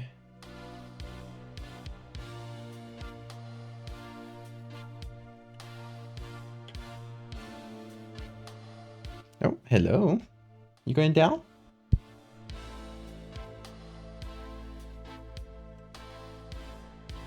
Goodbye, Bean.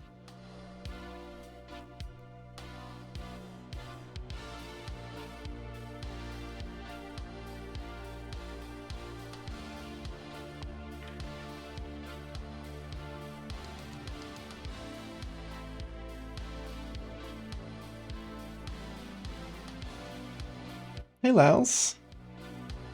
Streamer's frozen. Uh-oh. Is he only on Laos' side? Or is my stream acting up like yesterday? The GPU is fine, so we know it's not that, if it is anything. This is a Twitch mobile app. That might be the Twitch mobile app. Everything looks healthy on my end. But yeah, chat, let me know. It's fine for fish. Okay, so It's got to be on Laz's side. Bean is playing football. You got this, Bean. Oh, don't throw it at my feet. He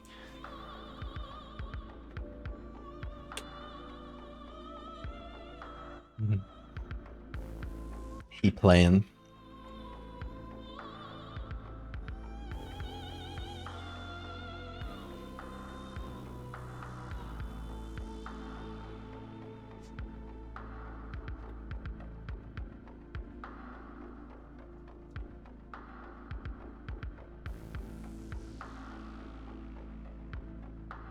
So I'm editing some of the sand color, because since I changed the color of the sand to this like pinkish tone to help out with the colors at the end, now there's some areas that just don't match.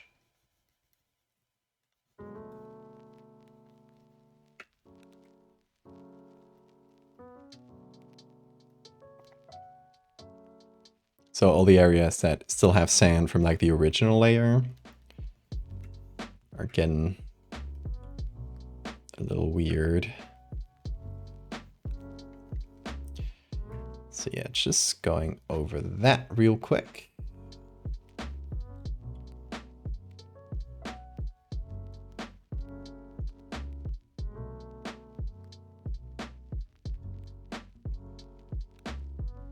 Which honestly is helping quite a bit.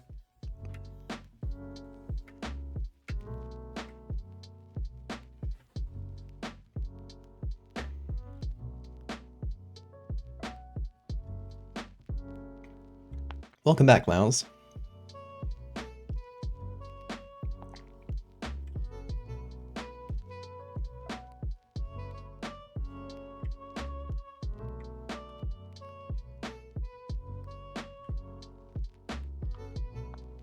Frozen again?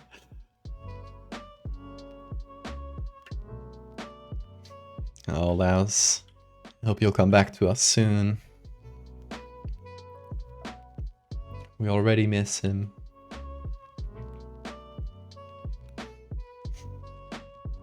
Sometimes I can almost just hear him.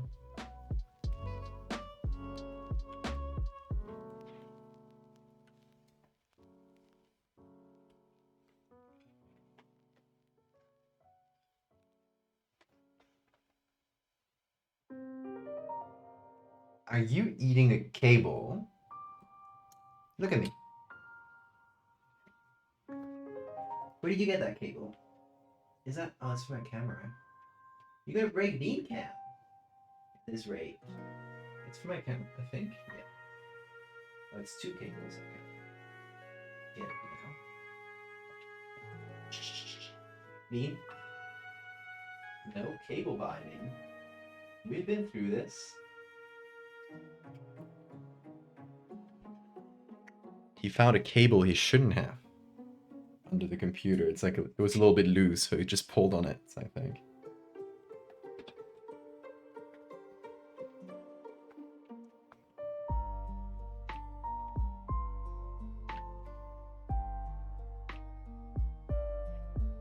Patreon exclusive arts. We don't really have like Patreon exclusive arts. You just see it earlier. And there's the polls that you can participate in. Like the one you participated in recently. But you can participate in all of them. Your cat is also eating cables. It is the hour of the animal. He switched to biting you. I'm glad Bean is not really a biter of people. He's only a biter of cables. Which, you know, it's a fair trade. I'll take that over people.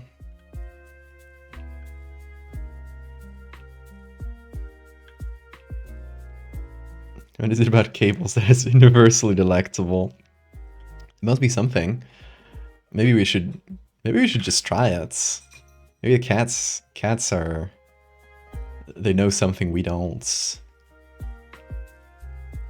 They know of a delicacy that we deprive ourselves of. Don't knock it till you've tried it, or whatever the expression is.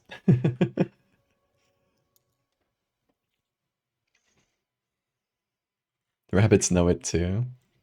Damn, maybe we might just be missing out, folks. Oh, this is 3 gigabytes big. Will it save, folks?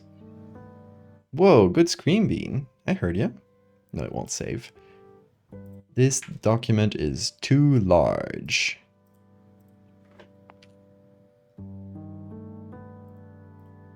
That should be easily fixable.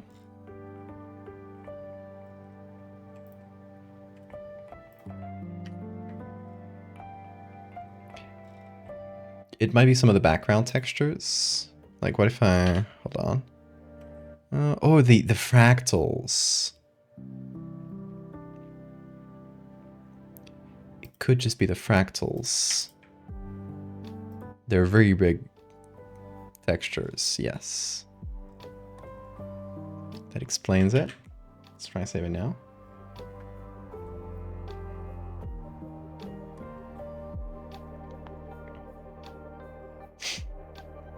One post titled "I kill a folklore creature again."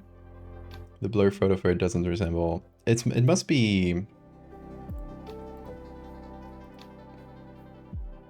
It must be the fairy. This bad boy. Unless there was some other picture before it, because I think it just takes like the first picture from the post. If it's a newsletter, there's a bunch of pictures in it. Yeah, I do post on the newsletters. I post like work in progress and stuff. But there's never going to be like art that is only for the patrons. I feel like that's, you know. It's not too cool to hide art behind a paywall.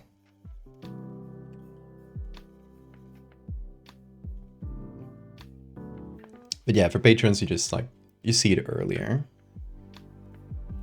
And you see like work in progress versions. Like whenever I finish a stream, one of the first things I'll do is I'll go to the Patreon Discord, and I will post the version, like the right after stream version of the arts.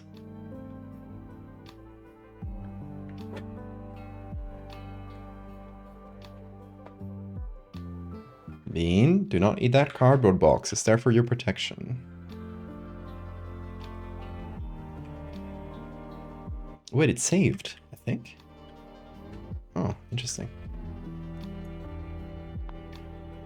Oh, no, it didn't. Oh, sleep well, Hammy.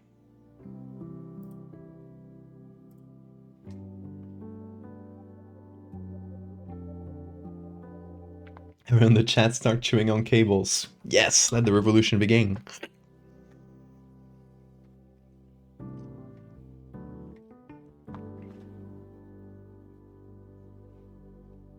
Post a picture in the operating room. Oh, that's a Loveland Frogman ass. Oh, it's from July 2023. I was like, I was assuming it was a recent one. Yep, that's one of the booty cryptids. Hold on, I will show you what that picture is.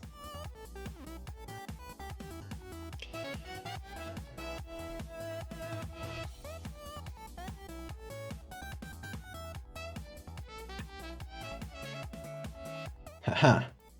A very silly one.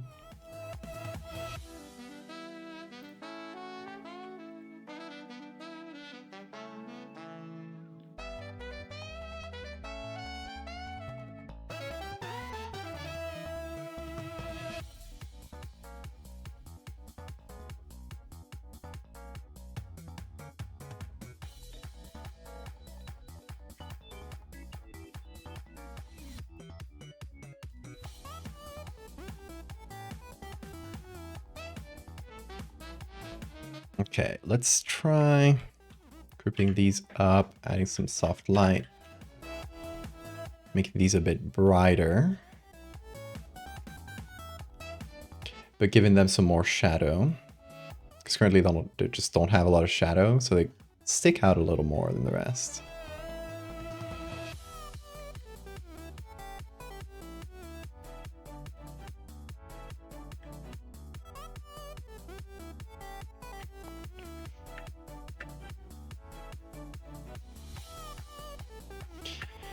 Okay, good. Any other things I'm missing? Okay, so I was still simplifying some of the textures for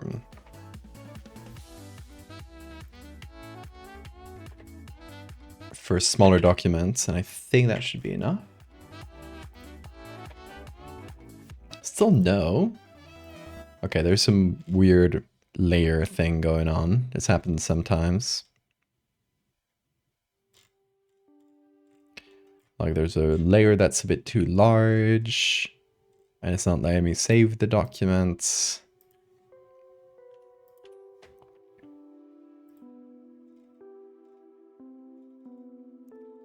Gotta find it.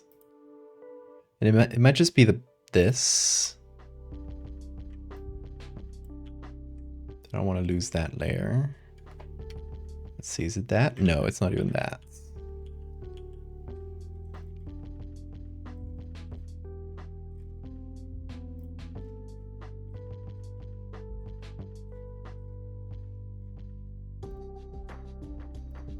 I actually have no clue. I have no suspects in this case.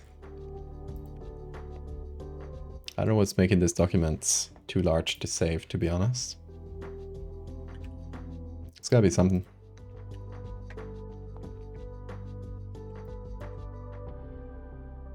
Alright, I got it. It's saved. Yay.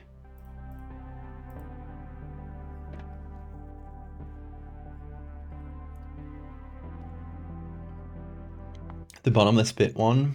That's just one I made on stream a few months ago, and then I never had like a good story for it. It was a concept without a story. So yeah, I did post it to the Patreon because I post all the works in progress there, but that doesn't make it exclusive. It's just that I haven't found its story yet. It's just sitting in the work in progress file. With a few others too.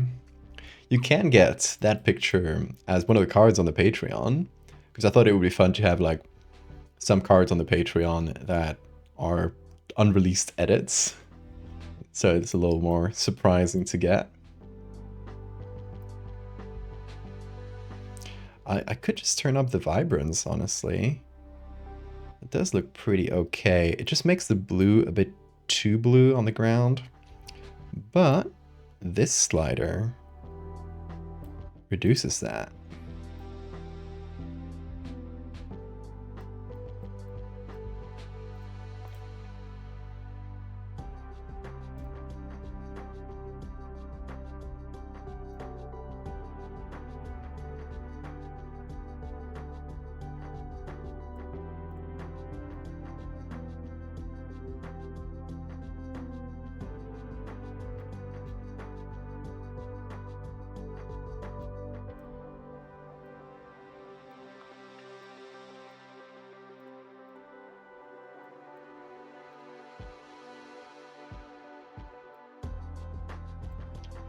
I feel like it's so nearly there.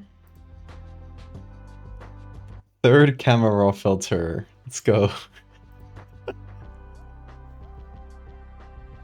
Pareidolia. It's also in the work in progress pile, indeed. Is that how you spell it? I think it's Pareidolia. E-I. I might be wrong though. Also, our fundraiser for Farah is just past $2,000. Look at that. I was just checking to see if it had moved during the stream.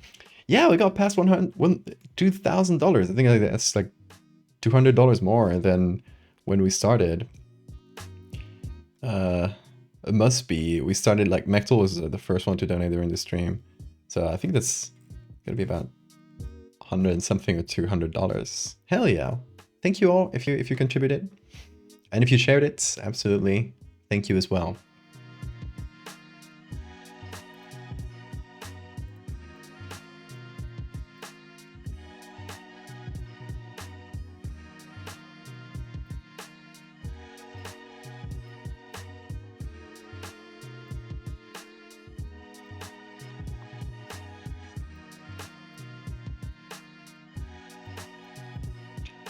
So we'll see. I'll keep being annoying about this for as long as it takes.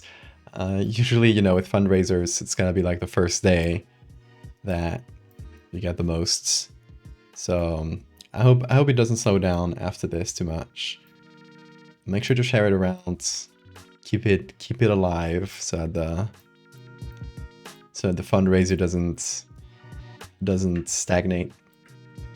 Hopefully we get over those 8,000 and something dollars, 8,400 euro, whatever that translates to in dollars, that she needs to get out of there.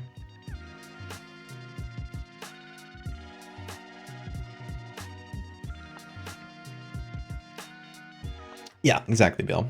Also, the every month I do a newsletter on the Patreon where I post like works in progress, all the art I posted that month. It's like a good way to catch up with like anything you might have missed.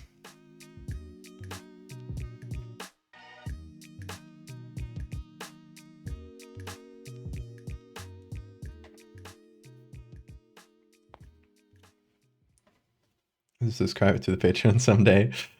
Absolutely, whenever you're able. Don't feel forced to do so.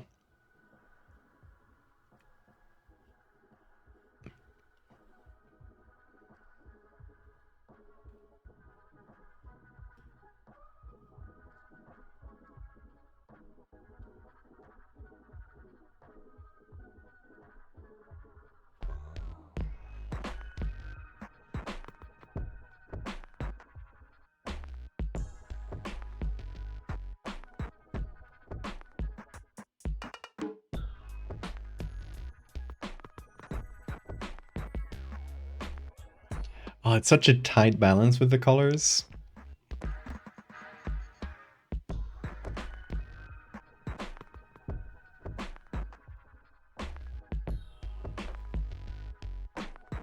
It's a bit too bright here in the pavement texture.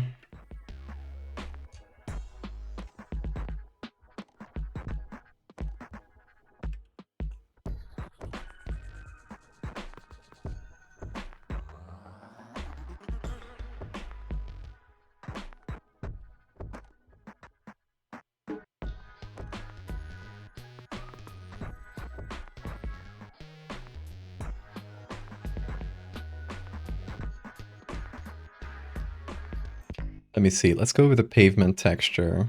I'm spending so long on this. I don't know how much time we'll have for bean pictures. I'm sorry, folks. It's my own indecisiveness strikes again.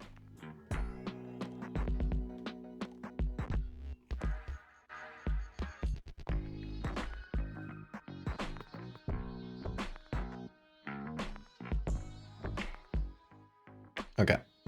Let's try the filters on with these very small edits, but hopefully something that should be noticeable when this happens. Yeah. It's quite a bit better.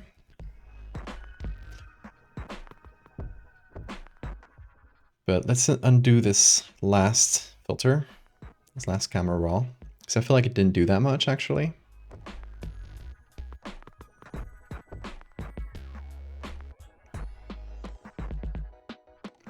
And maybe this one did too much to make the skeletons sort of too pink, too purple.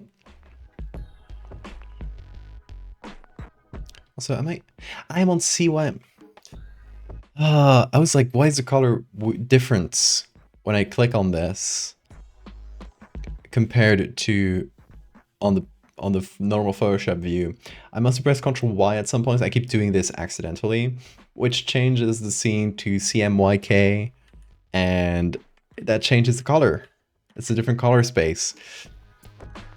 This keeps happening. Love the VOD channel. Nice. I've been catching up with some old things.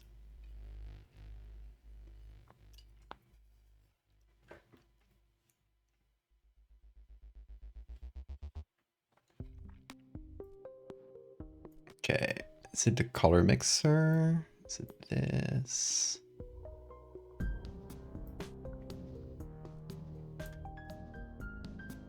Didn't add any color grading to this one. But yeah, I want to bring back some of the color on the bones. And maybe the magentas?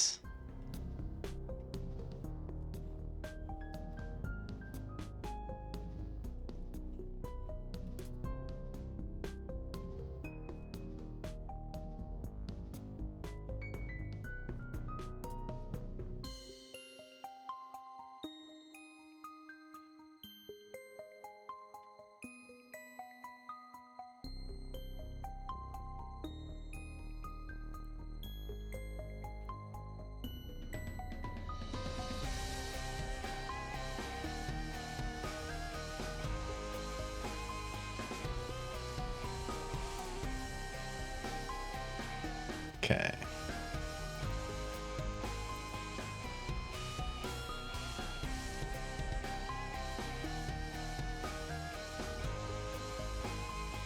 It's all about finding the right saturation, because it has to be quite saturated, but I don't want to like break any of the colors too much. Or it starts like, you know, just becoming blocks of color. And the biggest culprit of that is the blue currently, the blue on the pavements. So thankfully we can like sort of correct for that a little bit. Just like bring it back down to gray. So we can like up the saturation and then just sort of correct with the blues until we get something we like.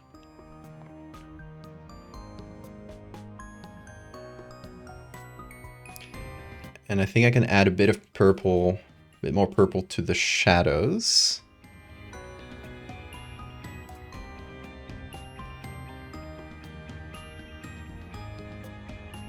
Then yellow on the highlights looks pretty good. It just looks too different from this.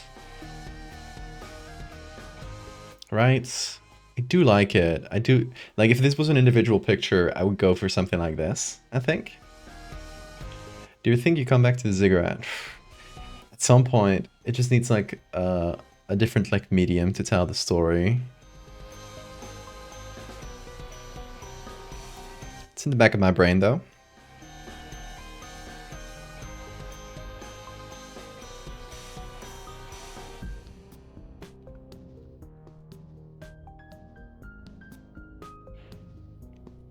Okay, I think I'm getting to the right colors, folks.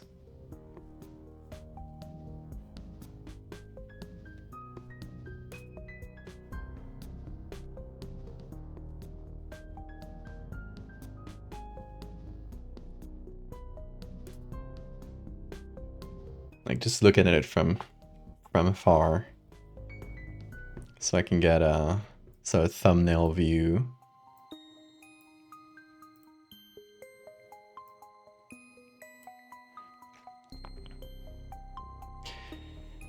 They go pretty well together. I think the only difference is like the saturation and the blues. Okay, it might be like a very small tweak to really like bring it closer to the others. I don't know why I closed those pictures. I keep referring back to them. Silly.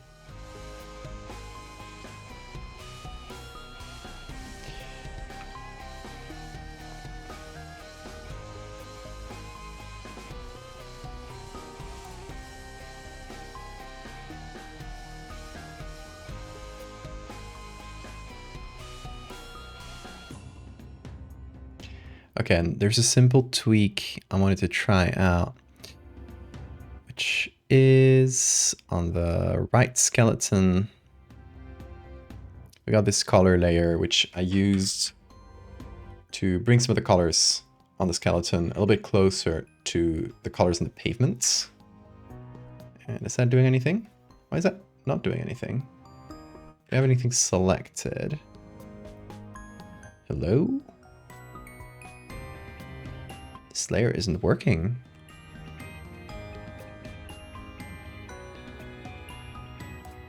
It's weird.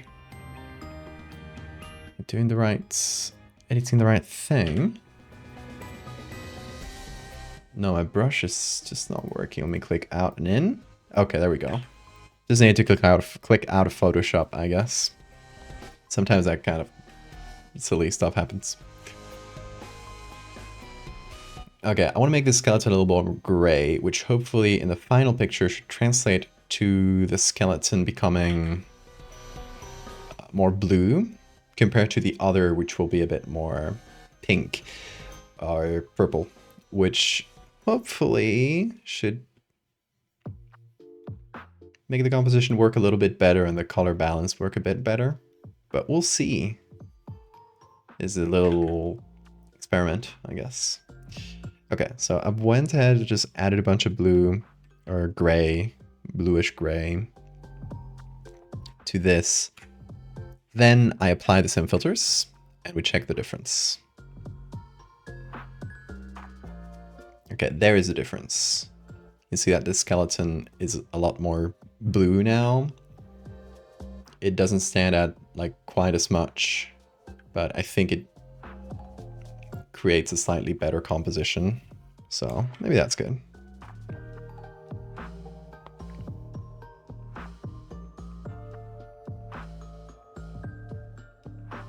The horror is Ctrl Y versus Ctrl Shift Z.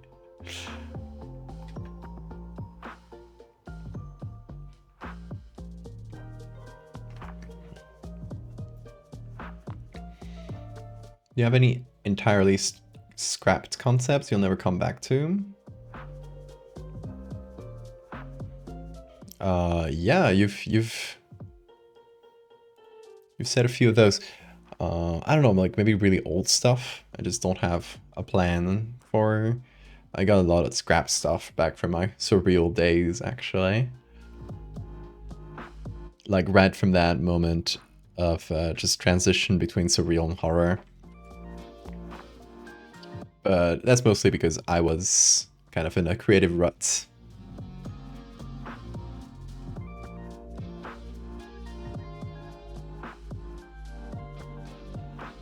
Oh, this does a lot. Hold on.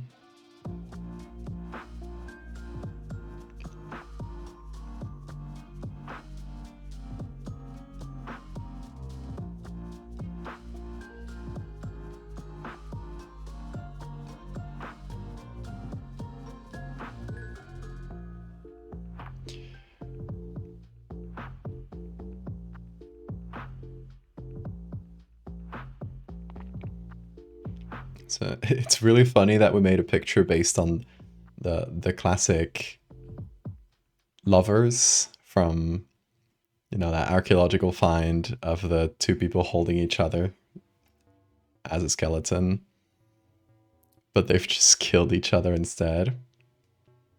We have, folks, we have turned the lovers into the haters.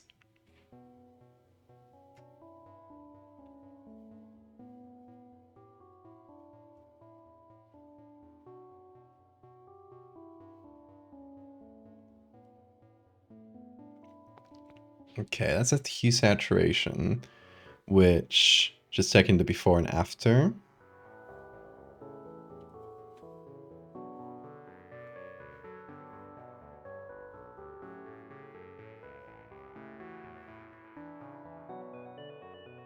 Exaggerates some of the colors a little bit. And it creates what I wanted, which is like a composition when you look at this like thumbnail sized, where you can see like a diagonal line that goes from one corner to the other. That goes from like blue to purple and one body and the other right there. They're sort of separated. I don't know. What do you guys think? Are the colors a bit too much or is this good?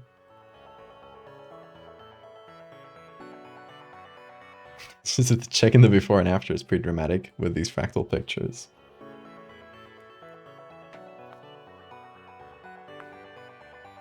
We're in a rut before transition to finding your true horrifying self.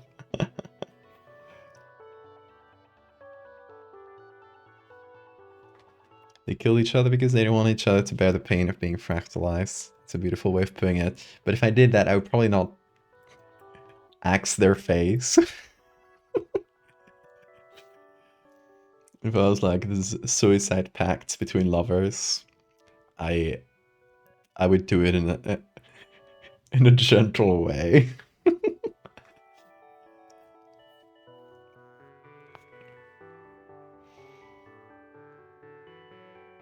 Honestly, there probably should be some like remains of clothes and stuff. But I guess would those disappear like after a few decades?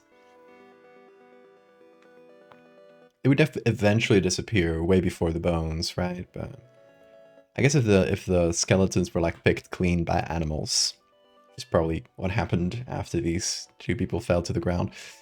They were picked clean by animals, they would likely, you know, they would have scattered the clothes around too. Color themes works for the Fractal series, but it's too strong. Yeah, I mean, Fractal series is a very strong color scheme. It's not meant to be literal, if that makes sense. Like, the idea is that it has to go with these two. I think in that regard, the color scheme, and we got the right pinks, the right blues. That's definitely like the right colors. But yeah, we could go a little lower saturation or something.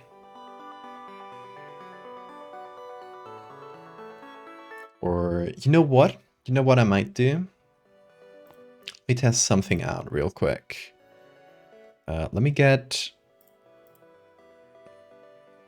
a copy of both skeletons. Only them. And maybe hold on, the knife, which is this.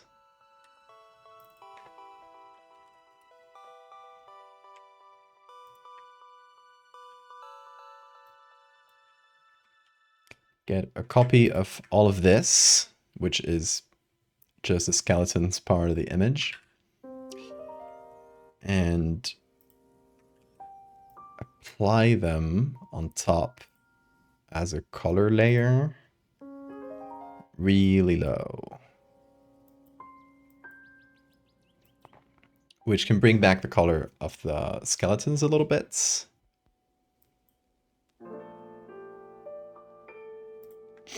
And we have to like manually remove some areas, but like the ones that are half buried in the sand and other things, but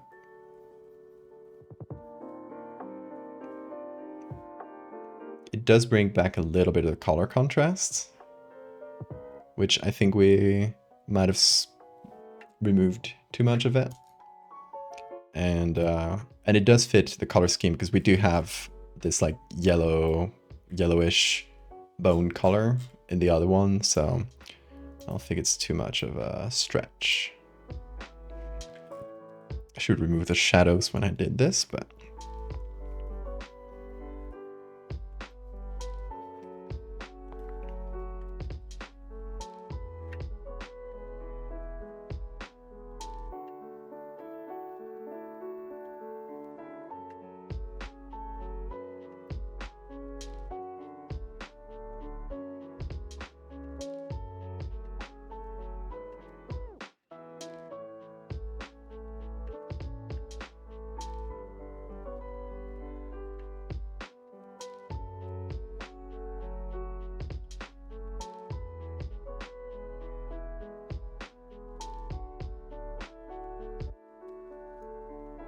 how would fractal clothes work?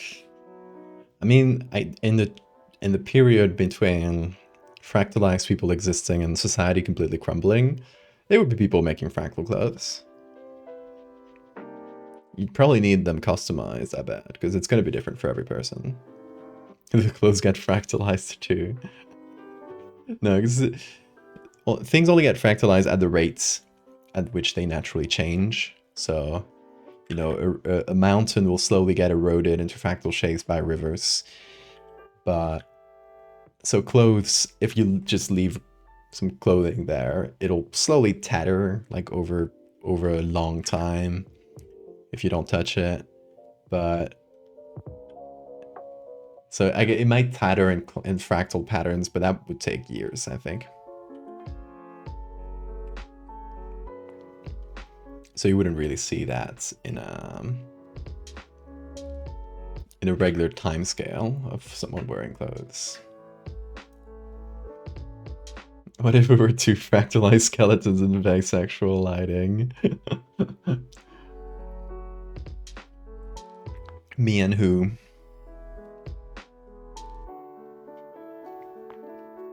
Brain fractal so hard that love is genuinely felt as you're my entire world, bro. Let's just fucking go, bro. And smacks me in the face. Fuck yeah, man. Fucking stab me, bro.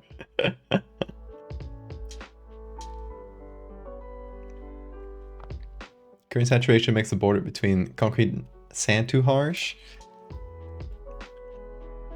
I feel like, yeah, it's intentional to get it's less realistic, but I like the composition of it.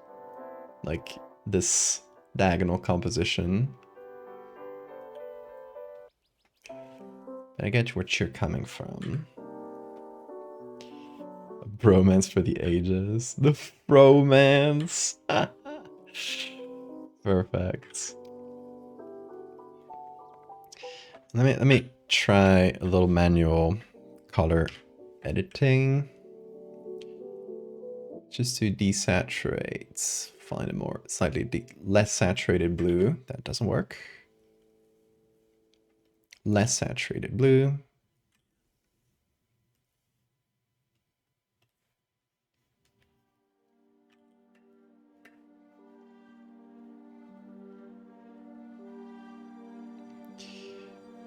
So we still keep it blue, but we just make it look a little more gray around the edge.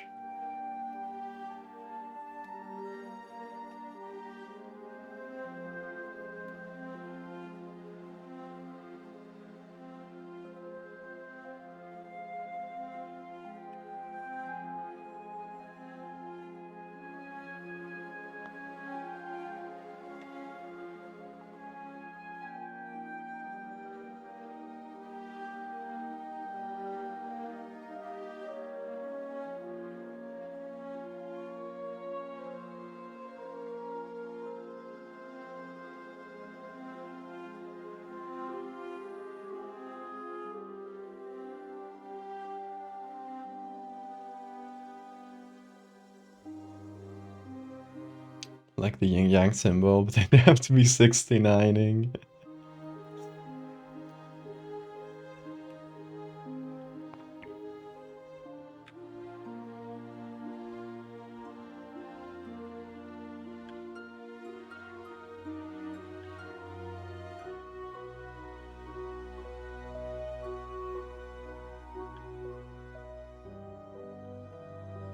I never thought I'd be asked to make two skeletons 69 in a live stream. Oh, what the world has come to. I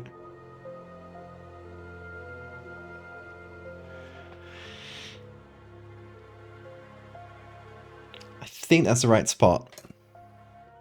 I'm gonna call this done, folks. That is the Fractal series. Not fully. That is nearly all the Fractal series. That is the main thrust of it. We're just missing the epilogue.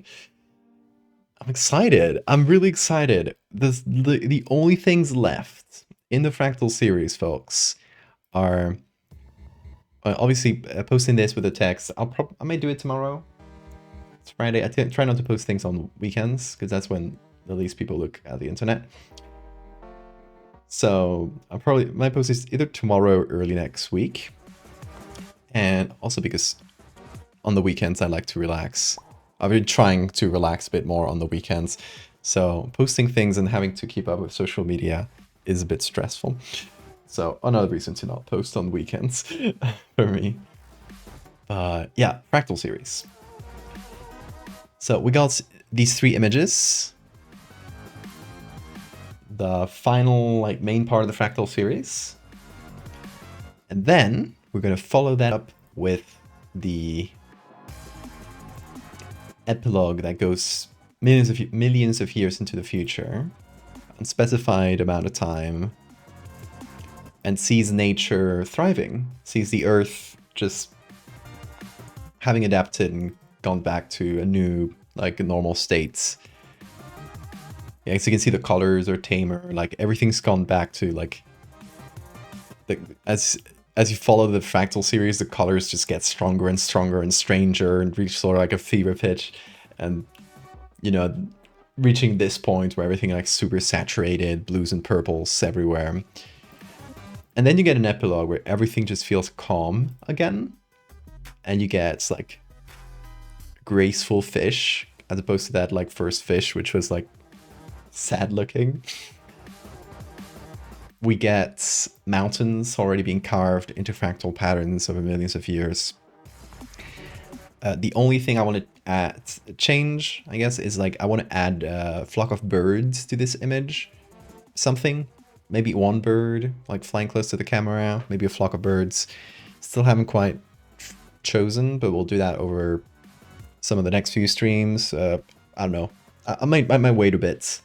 Give the last part and the epilogue some breathing room. So I might do that after I'm gonna be out for like about a couple weeks in August. After I'm back, I'll probably do I'll probably start working on the epilogue, or what's left of the epilogue. So we'll be editing this picture, not a huge thing, just like an addition to this one. And a third picture for the epilogue, which I still haven't figured out. That's the only thing I got left to figure out for the Fractal series. The rest is all being done, or at least like figure out. Googly Eye IRL? I was yapping so much. Googly Eye IRL. Where do you want to add that, C4? Tell me if you got any preference. Should we do the background somewhere? We got one mask that still hasn't been googlied. This one in the back.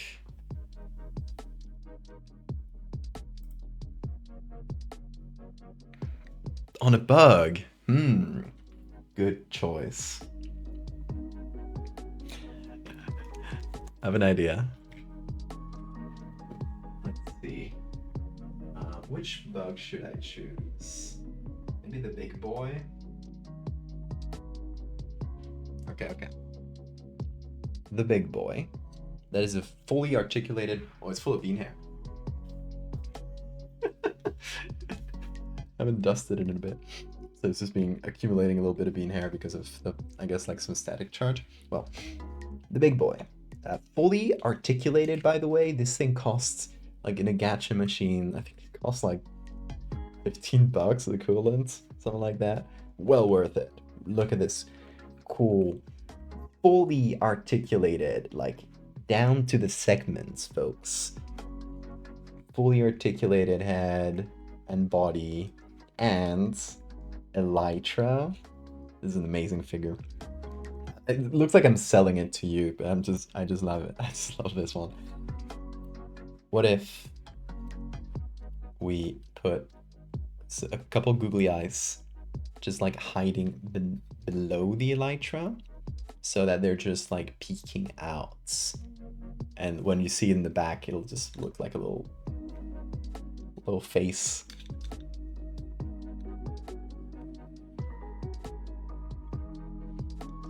Should we do that? Do you agree, C4? Pull out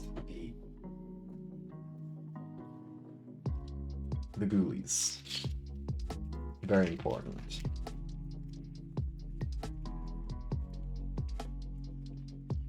You should probably go either medium or big. I think big. There's a pretty big bug. Okay, so what I'm thinking is either one or two. Maybe one is better. Like I'm just holding them with my big fingers and hiding it, but it's kind of what I had in mind. Or this, like right in between the elytra. I think one might be more fun. Or like it has an eye on its back. Should we go one or two, chat?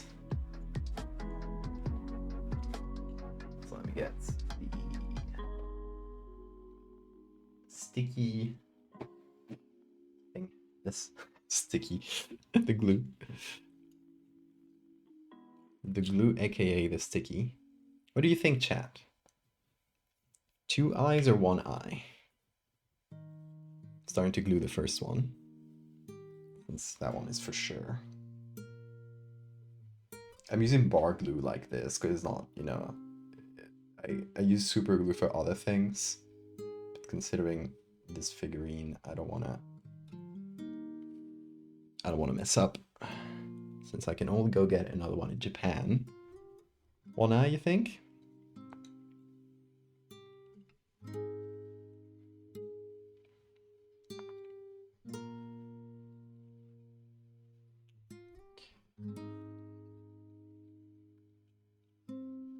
Okay.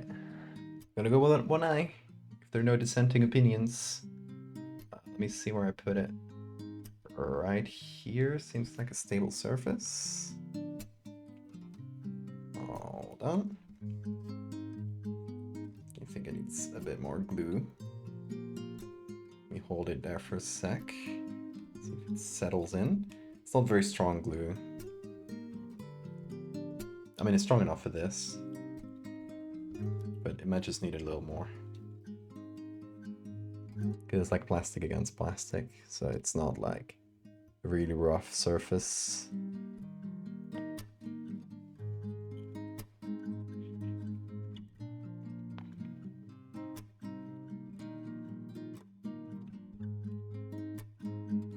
Okay, let me hold this for a sec.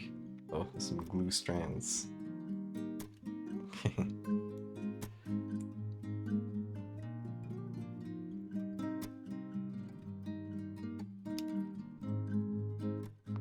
You can make a series like Fractal, where everything develops a googly eye. Is Googly Owl's doing? Yeah, we got Googly Owl medical horror. So yes, there is. It's called Seraphim Pox.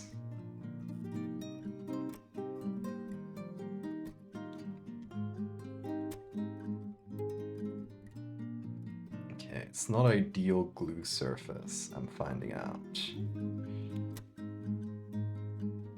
It's holding though.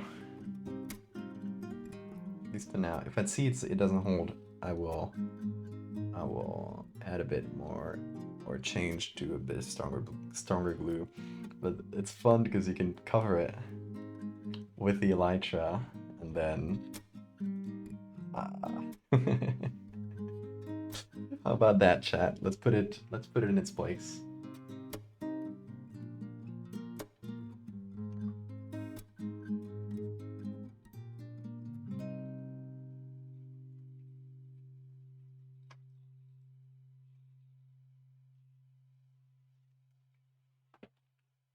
Oh, sorry, Bean. Ta-da!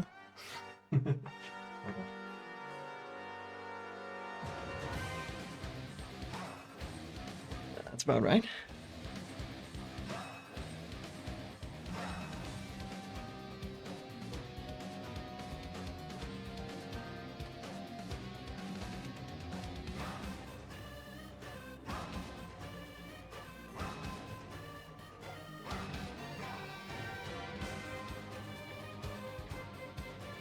Great choice, folks. Okay, being careful. We'll get you with the chair. There we go.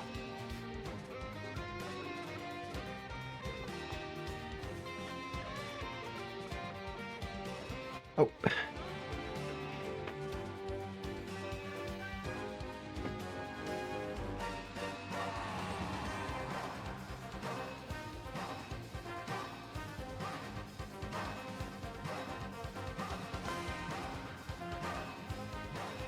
How's Bean?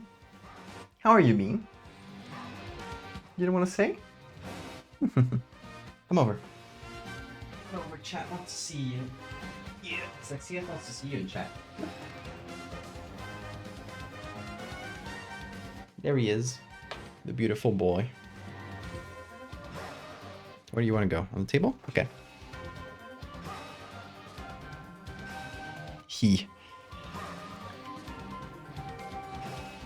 The man. Okay, so yeah, we will need to figure out, and I'll probably like figure this out before sometime in like mid to late August when I get to like the epilogue part of the Fractal series.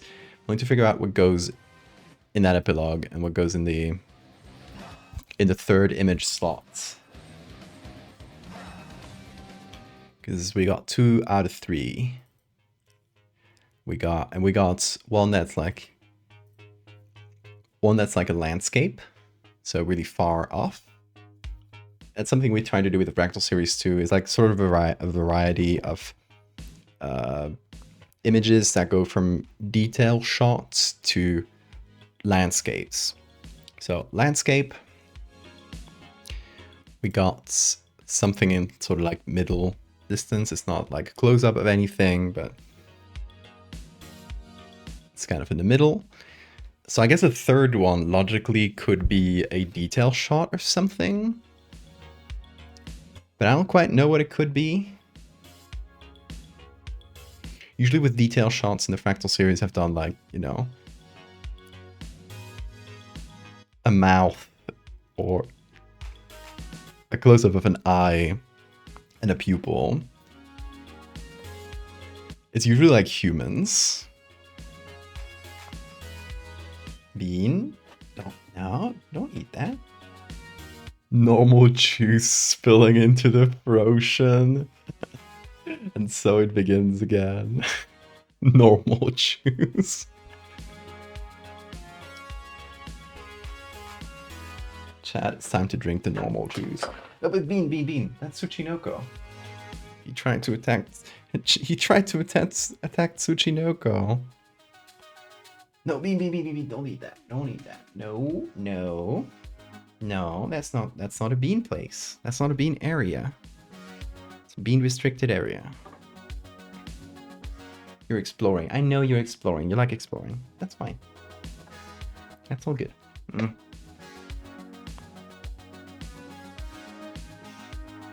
Never thought I'd see the ending to the Fractal series. Keep working on it until I die. Dissolve an Adderall pill in water to make normal juice. You cracked the code. Found the cure to the fractals. But yeah, let's save this. And close the fractal we used for the sand. Oh, goodbye, Bean. Close the fractal we used for the sand. This should be saved. I don't know if I have saved the latest JPEG version of it. 21 megabytes. Wait. Why is it so large? How big is this canvas? 4 by 5,000? But when you save as a JPEG at normal, like max quality, which is my usual, it's like about twice the size of my normal files. What? Huh. Very strange. The noise. It might be the noise. Let's go to effects here. It's the size of the grain and the amount of grain. So let me reduce that. If you, so the way JPEG works is that it blocks together areas with the same color or the same, like, you know, tones of pixels. It blocks them into groups, right?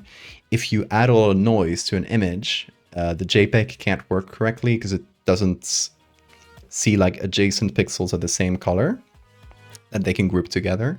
So it just becomes really large, like really large file, kind of like a PNG nearly. So if I try to save it now with a larger bean, yeah, well, I guess you can eat that. Go. Yeah, I changed the size of the grain and now it goes down to 17. It's still big though. It's interesting. There might be something with the color too that messes with it. I think it needs to be really grainy, so I'll reduce it a bit. Oh, Bean is going bananas on a piece of cardboard that he found. I'll let him. It's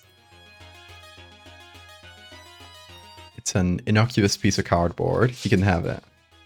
Yeah, okay, that's more reasonable.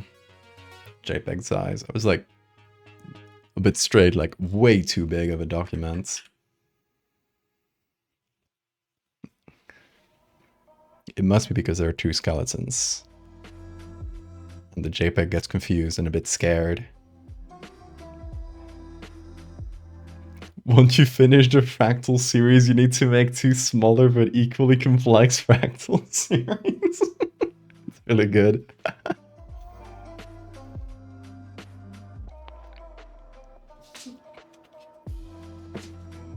You're going crazy there, Bean. It's the hour of the animal again. Drawing something and slapping one noise texture on it, watching the file size triple. It really does happen. Lower the JPEG quality and you get noise for free. I don't like that noise. Very different. Very different. I like film grain. Okay, this is done. Let's do a quick bean pick. I promise this. I can't not do it. I know it's late. I know I've been live for 4.5 hours. But I want to get one bean pick done. And show you my beautiful collection of bean picks from over the past few months, I think. Look at his blank eyes. They're a little bit scary. Look at the monkey tail. That's what we call it. Look at it all. This one's so sad. Whenever you travel and you take him into a car, he gets really dizzy. And he starts, like, he doesn't vomit, but he starts, like, drooling, and the drool becomes a sort of foam. So he starts just foaming at the mouth. It just looks so sick. He makes me so sad. But he looks like that for the entire trip. Poor guy gets so car sick. Oh, baby. Also, my partner at one point got him a little bear costume. What are you eating, Bean? No, don't eat cables. Come over. Come over. Bingo. Bing. I'm gonna get you. Oh, yeah. Captured him. Grab him like a fish. Little boy. It's the hour of the animal, isn't it? Yes, Bean. We're looking at you. You were the protagonist of this part of the stream. I know I told you. Maybe he's disappointed. I told him he'd be the star of the stream, and then I just started working on the Fractal series instead. I'm sorry, Bean. It just kind of took me a bit too long to figure it out. Are you mad at me? Are you mad? Oh, are you mad? Oh, he doesn't want to even give me a kiss. He's mad at me, folks. Bean, listen to me. You have to eat more cables. Don't tell him that. The last photo of the Fractal series is Bean. Here's some good pictures.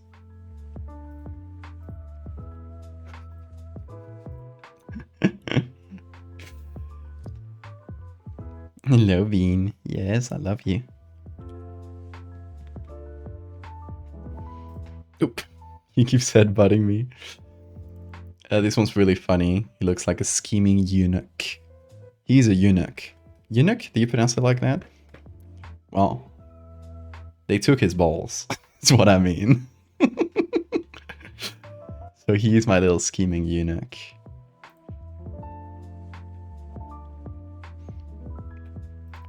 Here he looked very sad and he made me... He just made me so sad. Ah. This was one of my favorites. Hello? I was under the table fixing something, and he was just on the table looking at me. Like, this is right, if you see the bean cam, it's like right above or under here. Bean! Get out of there. No, no, no, no, no, no, no. That's Patreon stuff. Really valuable. Really valuable. That's people toys. You can't have the people toys, Bean. I will give you the cardboard around it. That's what you want, right? We cut you up a piece of cardboard. Here. There you go. Have fun. Joy. Careful with the chair, Bean. I want to crush you. Okay.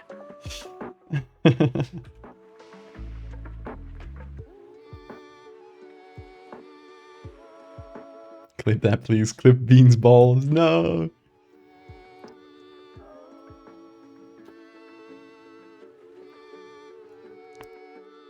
See you, Bill. I probably won't be live in an hour or two. I don't think the Bean edit will take us so long. But I'm gonna take the suggestion that Siphon put before we started. Yeah, like she reposted in the chats, and it was Bean, but instead of a face, it's just like a black hole. I thought that'd be fun. Or we could do something with the angel pictures. These are the lights we have in this apartment. They're like these big round LED lights. And I was holding him up one day, and I just like I did this by accident, and I saw the light circle like right behind him, and it looked like a halo. So I took some pictures of it. Be not afraid. I love that. Hey, Bean. I cut you. Do you want more card? No, you still have plenty of cardboard there.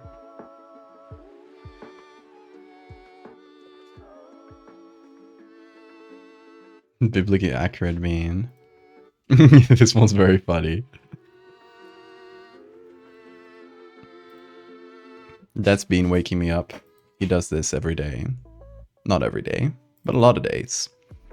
Or this while I play video games. And sometimes he just like lies down and looks at me like this.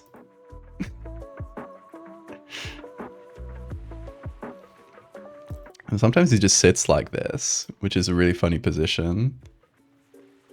He's full of his own hair.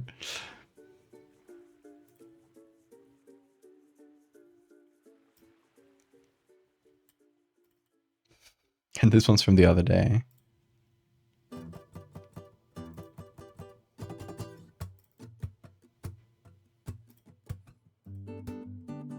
The boy. This one was so funny. It reminded me of one specific picture of a cat that has like no neck, like the kind of like this, like where his neck goes directly into his body. It just looks like this. It's a very good one, and it reminded me of that.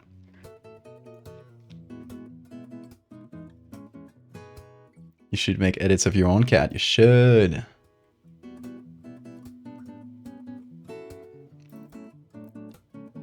Here's what he does if I'm trying to take a nap. Bean, I see you would stop trying to attack the Patreon rewards. But yeah, what could we do with this one? What do you think, folks? I have an idea.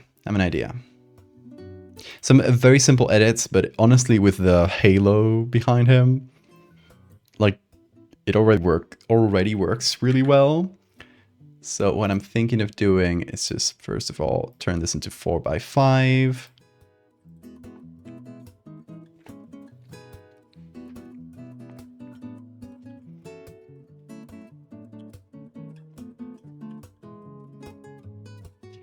gonna make a copy of the lights.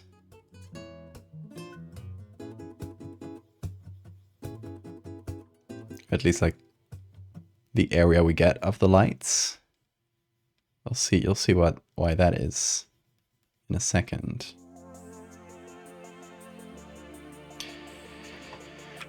Flip it, copy, vertical. Trying to make a perfect circle with it. Is that a perfect circle? Let's see. If I rotate it, it should be the same.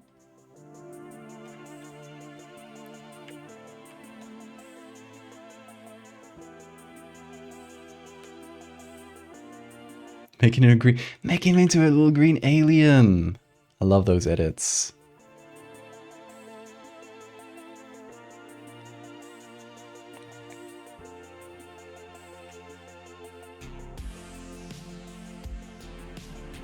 Honestly, pretty close to a perfect circle, so not bad.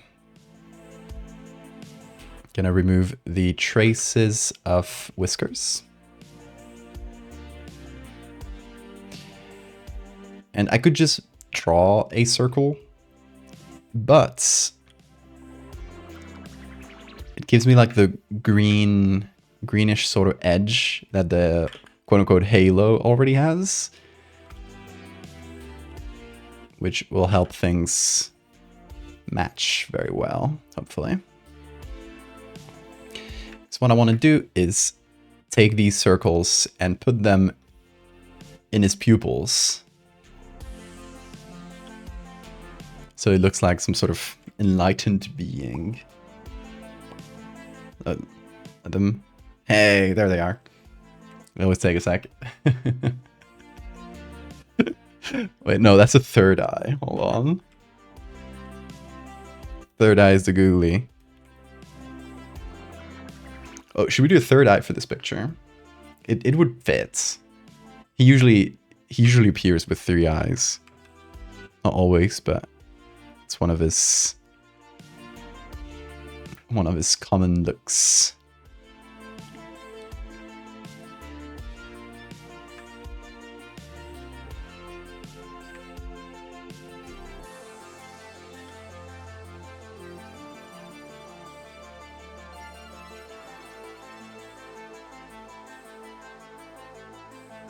Okay, we need to do sort of a glow around it. And I guess the green is not that visible at this size.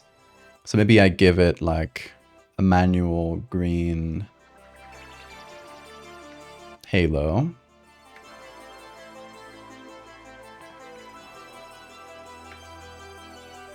Also, I forgot to talk about this. I got quoted in the journal on 404 Media. If you read that, they're really good. It's an independent, journalist-owned like newsroom. They talk about technology, and I talked to them briefly, like over email and stuff, about the AI engorgement thing and how Google's AI keeps fucking up with my work.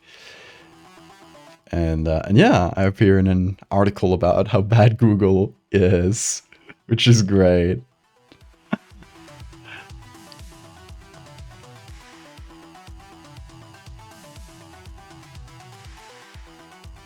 Why doesn't it change the color? Please. It doesn't let me. There it is.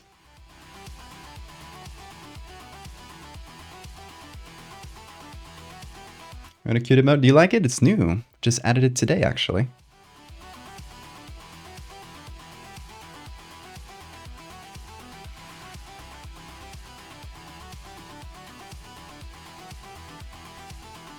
Oh, there it is. That's a little bluish halo.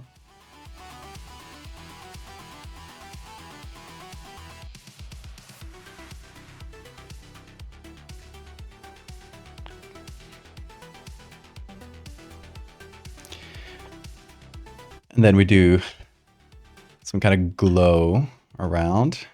Oh, thanks for the save reminder. We need to save this as like just on the desktop, I guess. Bean Being God. Did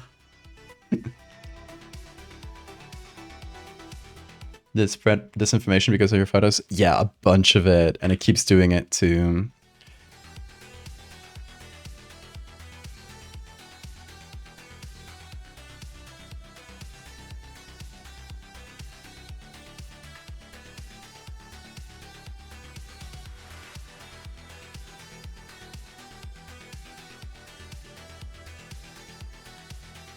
Let me do a quick thing.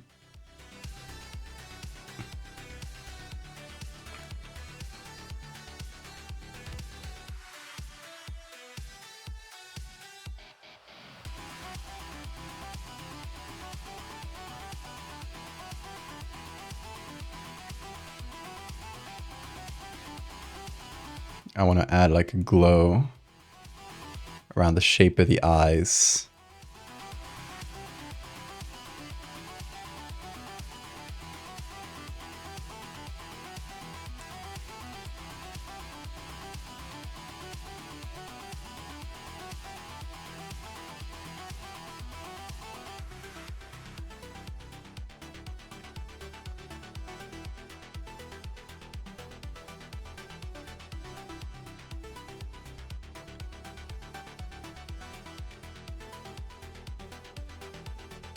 Look at that.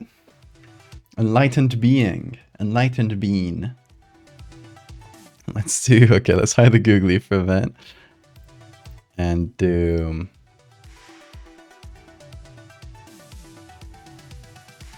copy a third eye, which is pretty simple to do when you got a front-facing image. That's why it's like a common effect I do for bean pictures.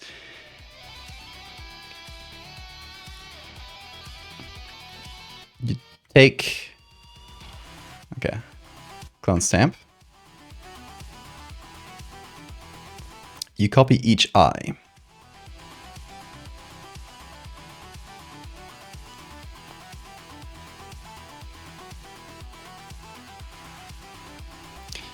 Then what you do is put one over the other. First of all, let's make them both vertical.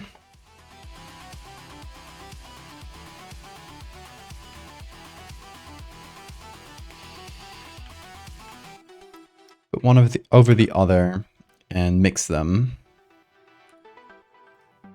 And that way you'll have like a symmetrical eye, because otherwise it'll look a little weird. But if you make it look symmetrical,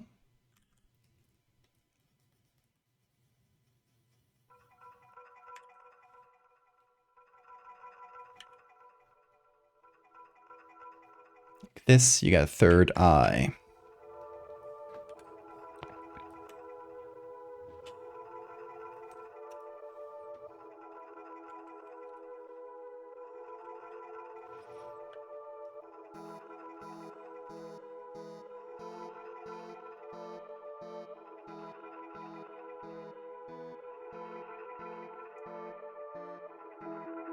And if we put that in screen mode, lighten.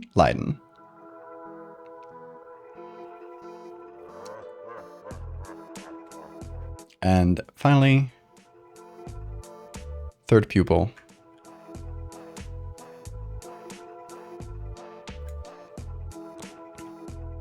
And then I guess we can do like a soft light above everything to see like how much light do the eyes emit, right?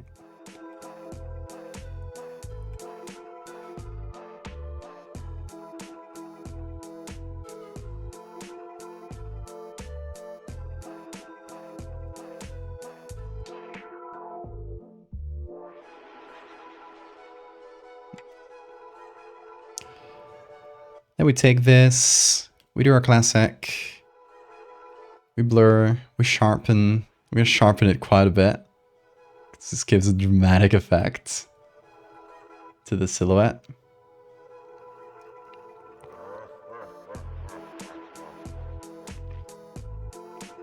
Then a vignette with some roundness and feathering. We turn the temperatures blue with maybe a touch of green. increase the vibrance for color. We actually, if you get the highlights down enough, creates a little weird little pattern on the LED. It might just because it might just be detecting the actual LEDs inside. Since those types of lights are nothing but some LEDs and like some sort of like diffusing screen on top of them.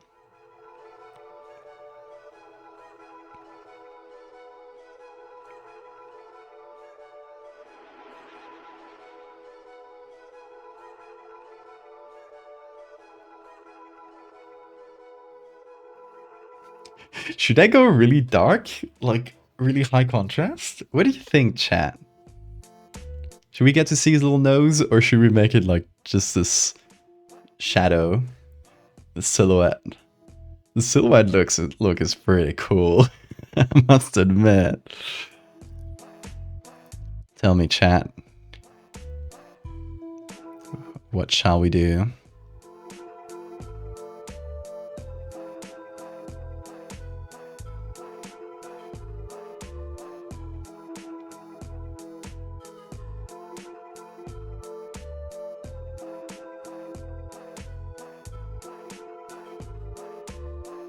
Okay, that's a pretty good color scheme.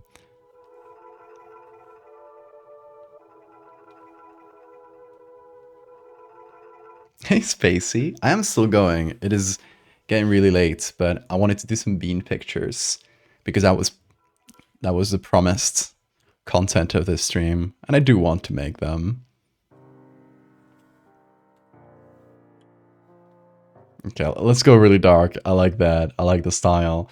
What I might do is it like right underneath, just to recover some of the face detail. Could add like a little highlight on the nose or something.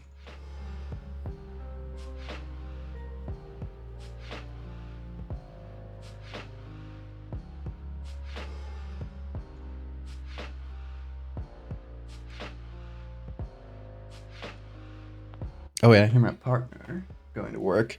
Okay, hold on. Be back in a second, chat. Just gonna say hello to my partner who just woke up.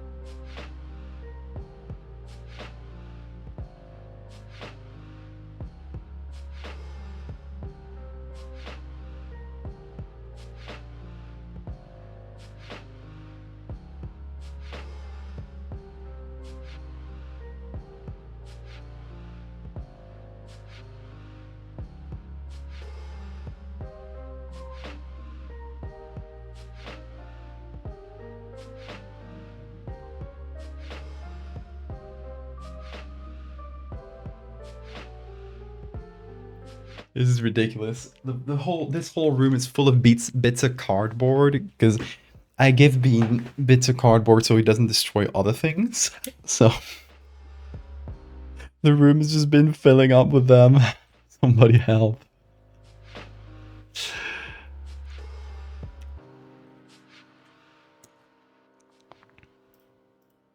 Okay. See, like this, we get a little bit of nose.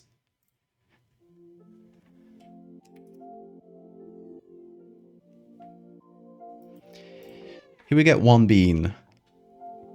Chat. Do you think we could get a second bean? This one was a really quick one. Because it was already half made for us. When he runs out of cardboard, this is what happens. Being said, you are gods, you are sons of the Most High, but you will die like mere mortals. You fall like every other ruler. Let's see.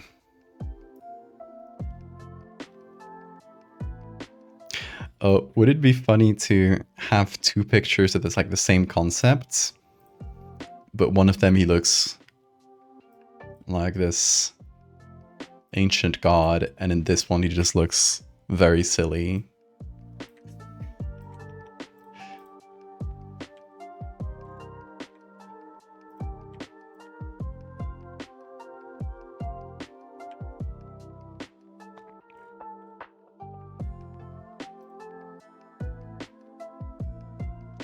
I mean, that might be funny, right?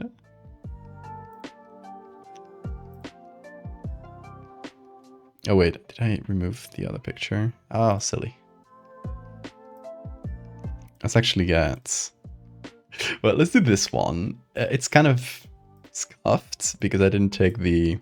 It was like perfectly aligned, but I got Photoshop. Got the power of Photoshop on my side. So what I could do is just hit a select subject here, hope that it catches Bean and not the ball of light. Perfect. Now I make a copy of that. And I take... trying to think exactly how to do this. Okay. Take a copy of the background. And switch the halo. First of all, I'll make it bigger. I will do this.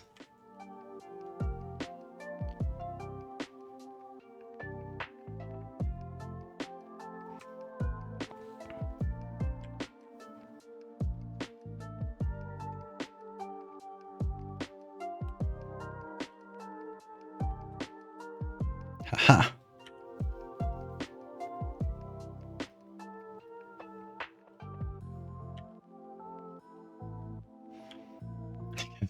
The second ear.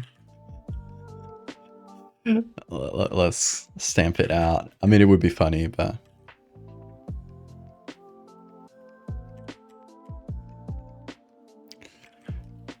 Let's do this clone stamp.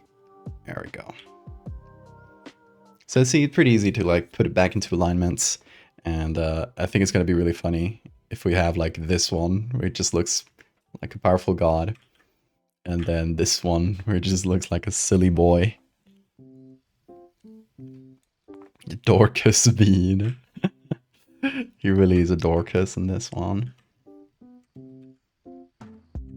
You know what I like about Bean edits? I don't like give myself any... Like, I don't put any expectations on them. They're just silly edits. So I don't mind doing them like quick and dirty.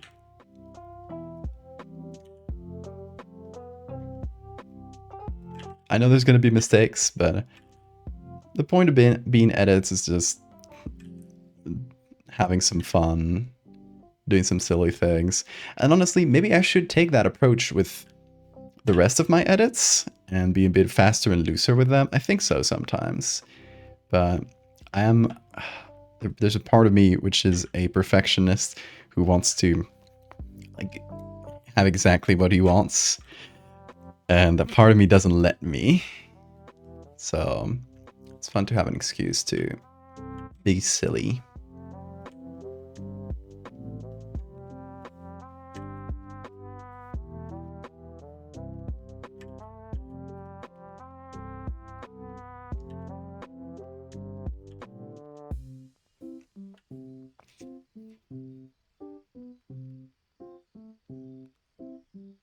I sure wish there was a way to know as soon as the sun breaks. My ever reliable and hungry house cat.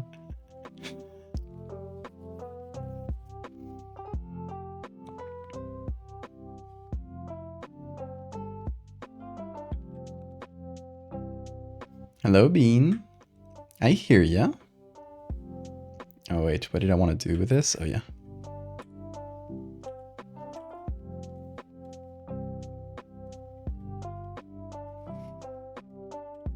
Just like a general glow.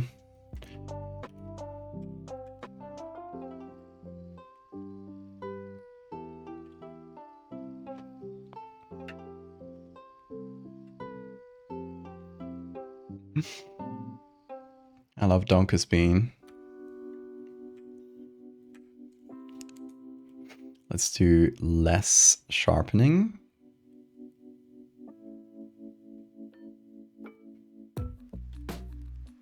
Let's go into camera raw and do less clarity and less contrast, because I want this to be like the silly one.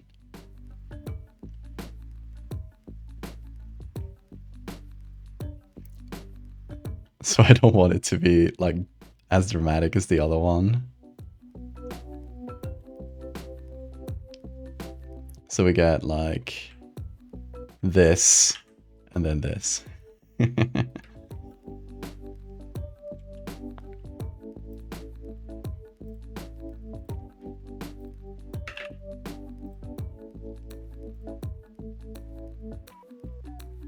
sorry, Bean, but I must rest. Go rest, fish. Thank you for chatting.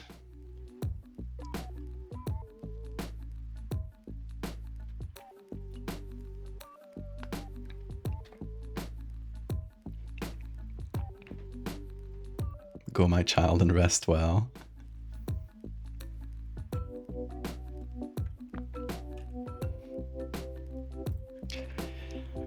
Okay.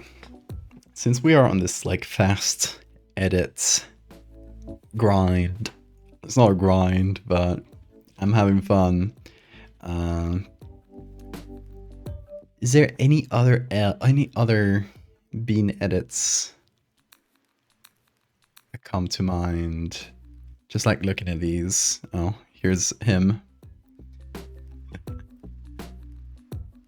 Here's him. I love the silly face. Little like mischievous little smile.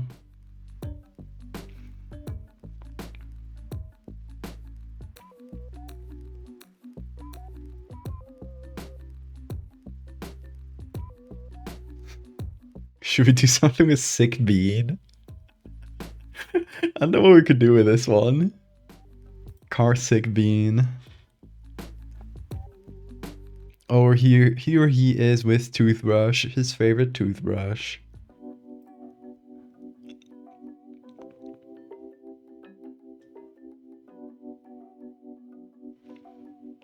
We could do the whole face Bean, but I don't know where I would put that one. Which body would work? Or here's Bean Dinosaur. I already used one of the pictures in this set for the AI engorgement. Here's a water fountain we got him. He's posing with it. Kind of confused. There's a water fountain we got him so he would drink more. Because my boy was dehydrating. Like a, like a raisin.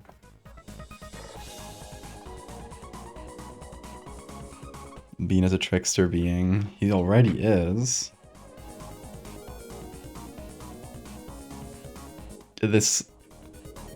This blurry picture of Bean is very good. I like it.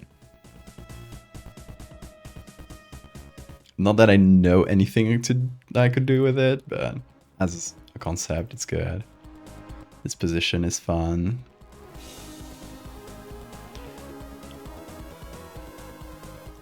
I have a list. I'm silly. I have a list of Bean ideas. Let me check if there's any that might match any of these photos. Bean ideas. 16 of them, too. Wings, faceless. I think that was the one Siphon suggested. A spiral, like rolled into a spiral Uzumaki style. A millipede. Melting bean. Melting bean. I think that might be a harder one. That's one for a different stream. Bean carcinization. That's another hard one. A head on both sides. Oh yeah, okay. Like cat dog style, but cats. I think I got a few of Bean walking around that I could combine. Yes, this set. So it would be funny if we just took two of these and flipped them. They have pretty neutral lighting, so they should be easy to flip. Very glad I'm not the only one who gives their cat spikes. Dinosaur mode.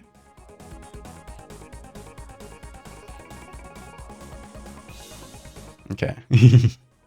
Tucked in. Okay. This one. And this one. The open mouth, because I just think it's cute. What do you guys think? Let's see. Let's do a copy of this. The selection's pretty good, so we don't have to do too much to it, mostly to the edges, but that's to be expected. And then we just join them at the midsection. Let me also do a selection of the first bean.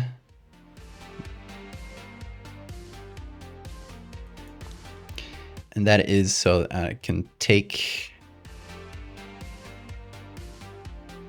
Let me do a copy of a second copy of the background. What I'll do is take this, do expand selection by, I think just like 15 pixels, something like that. And then I do content aware fill, which will fill it up with some textures from the background. I love that the reflection is still there. Oh, that would be a fun edit. There's no cat and there's only a reflection. Wait, chat. Sorry, I keep clipping the mic. I need to change the gain on my mic, actually. I keep meaning to. I think my gain is like ever so slightly too high. I'll have to do it on the computer config. What do you guys think? There's a little bit of a reflection and you don't see the bean. Maybe it's like we give it like a bit of a translucency effect. Kind of like he's warping the space around him. He looks like a model in this. A catwalk! That's what they call a catwalk. Okay, I want to do both. I want to do the cat dog sort of fused bean, but I also want to do the reflection. And so we need to find the one with the most reflection. Out of this set, it's actually the one we use. It's actually this one that has the biggest reflection, or the clearest reflection, I should say. But I don't know if we have any others that have a good reflection like that. I think you need like very specific lighting circumstances, and this was like daylight and on a specific part of the floor with fake hardwood we have in this in this apartment. Damn fake hardwood. So we could use this one for the reflection bean and use a different one for the cat dog bean. Let's do that, folks. So really easy, really simple.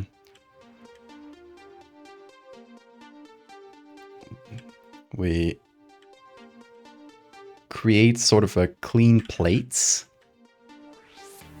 of this image.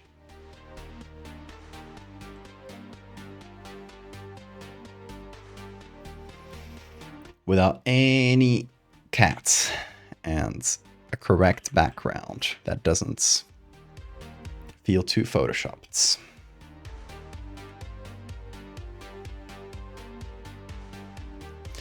It's a bit annoying that we don't have the corner, but actually we do have more pictures from this set.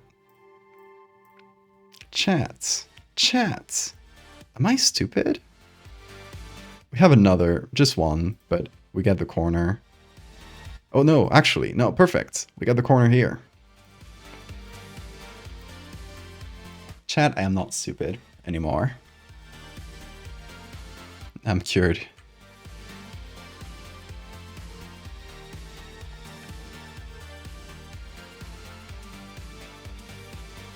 So if we match these perfectly, that's a pretty close match. Oh, we saved so much work, folks. You greenified your cats? Putting operating room, yes. Oh, you made the antenna shiny. That's very good. Gleep glorb.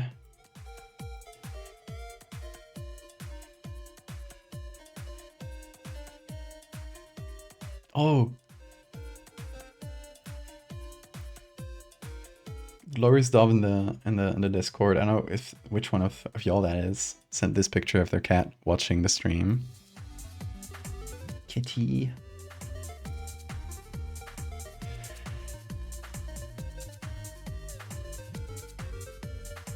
Geen.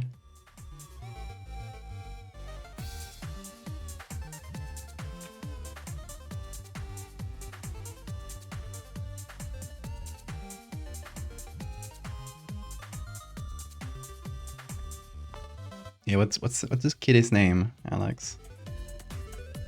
We need to know.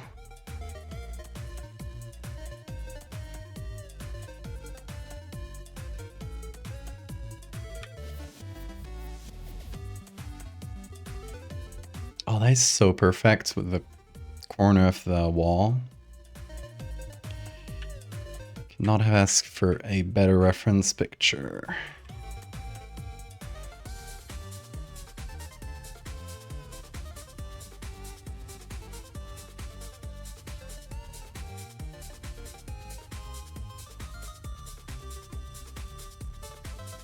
I hear a bean.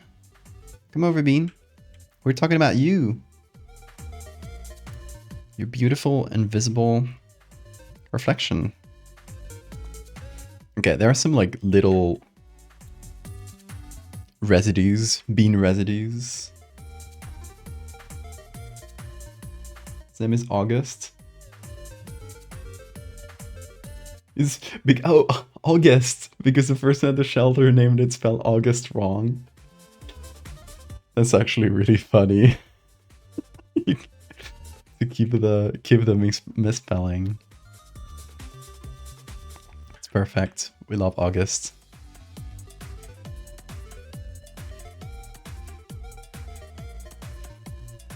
Hey Nulu. That is Bean. But he just became a bit shy. And that's okay.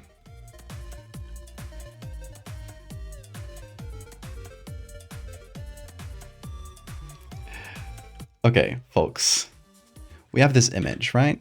First of all, I'm gonna cut it down a bit. Because there's just like not a lot going on around the cat. Once you remove the cat, there's just like a lot of background. What I might do is not do 5x4 and do 69. 69 might be a little too wide. Let's just do this. Sort of a made up ratio. Bean is so mysterious. He is.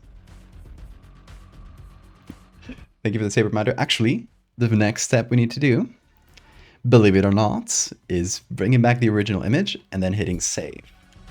You'll see what I'm cooking. Chat. Let me cook. We'll call this Invisibean. Of course. It's the only way to call this.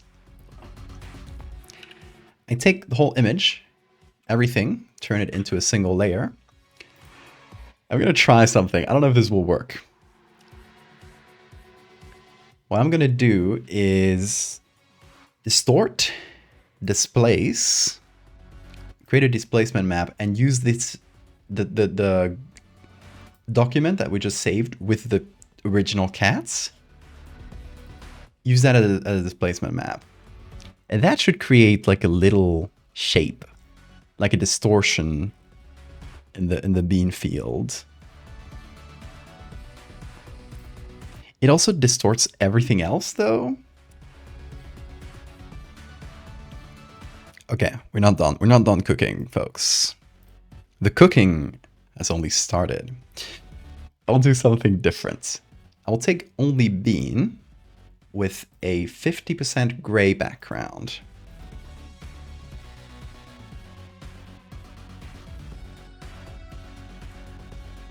We are cooking something nefarious, folks. I will turn this bean into a texture. Kind of like I do with... Every time I want to add something as a texture, I do something similar to this, right? So we have this. We save it, and that is going to be our displacement map that we are going to add on top of the clean background. Filter, distort, displace. We're gonna see with the scale 10 and 10, and we're gonna choose Invisibean. And now only the bean area gets distorted. And I guess if there was something more interesting going on in the background, you'd see more of it. But it is there. Okay. I think what we need is like more detail, like maybe more contrast on our bean, and then do this placement map thing. We need to like fine tune this effect. So what I'll do is apply this layer mask, combine these two, blur them.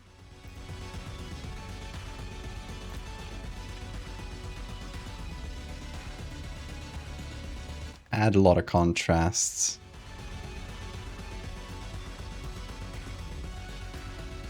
We'll see how much we can get away with. And then do the same thing again. High pass. But only get like the edges of it. And hopefully that'll serve as a better like invisibility thing. Whatchamacallit. Let's see. Will my cooking produce something? Not too much, folks. But I'm not done.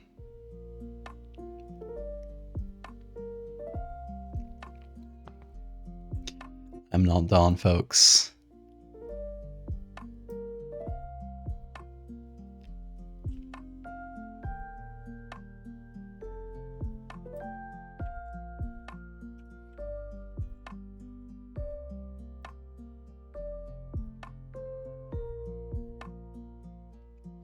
It's a jelly ghost. Okay, this is soft light bean. Hard light is a bit stronger. Pin light just gives you the face, which is interesting.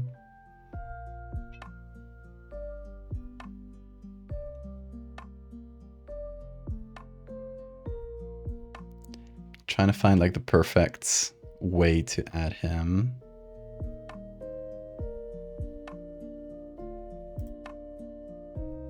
It's gotta be one of these. Overlay, soft light, hard light. I think vivid light is interesting.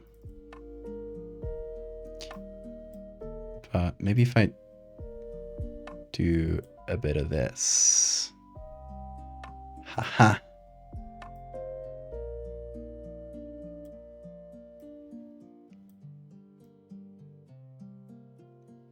So only let the gray area exist.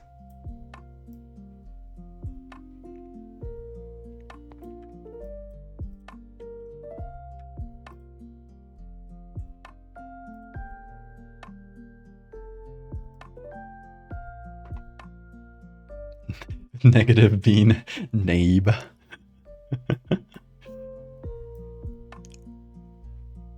Bean's secret nemesis, Nabe.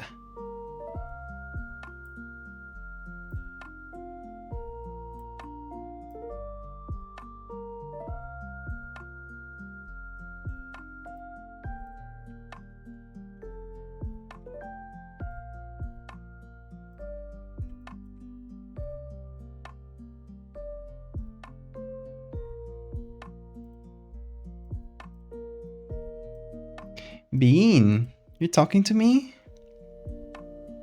What does that mean? Negative bean is pretty funny too, with subtracts.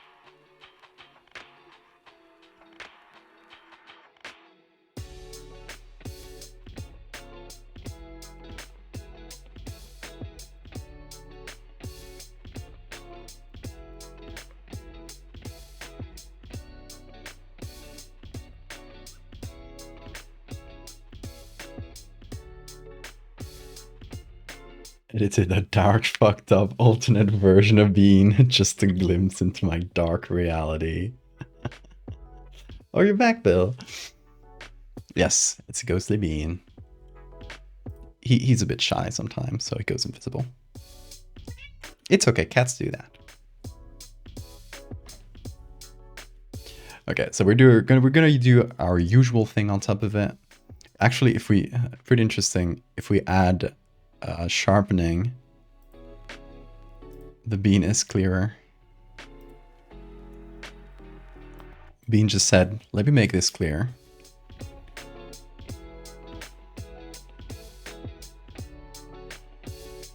Usually with Bean pictures, I'll go a little bit blue with the colors. I don't know why, I just kind of started doing it at first, and now it's part of the style, I guess.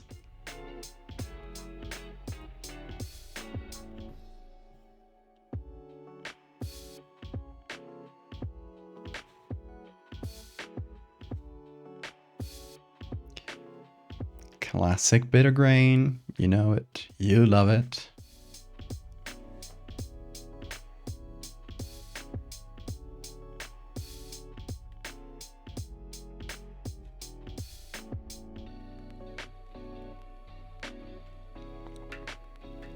Beautiful.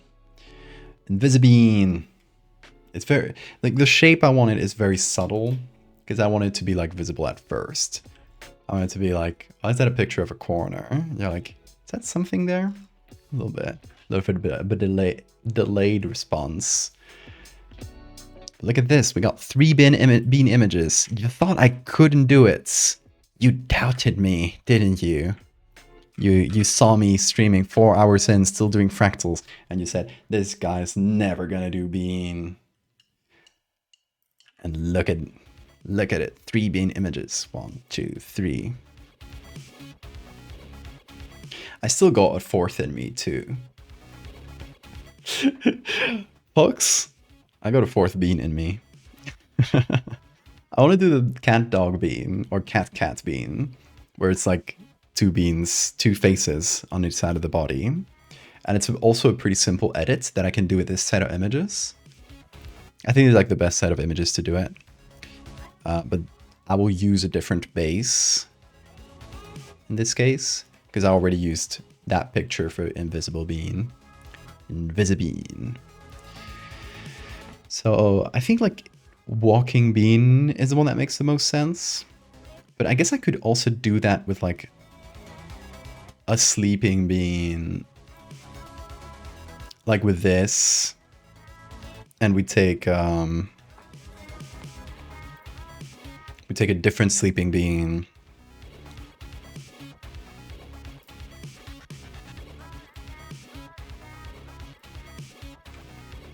And mix them together or something. So I could technically work with other poses. Let's see how this works out for us. This sort of edits. I mean, yeah, it can work. I guess the initial idea I was doing that with being walking.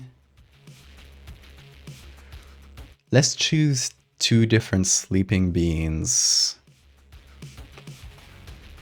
Could also be this one.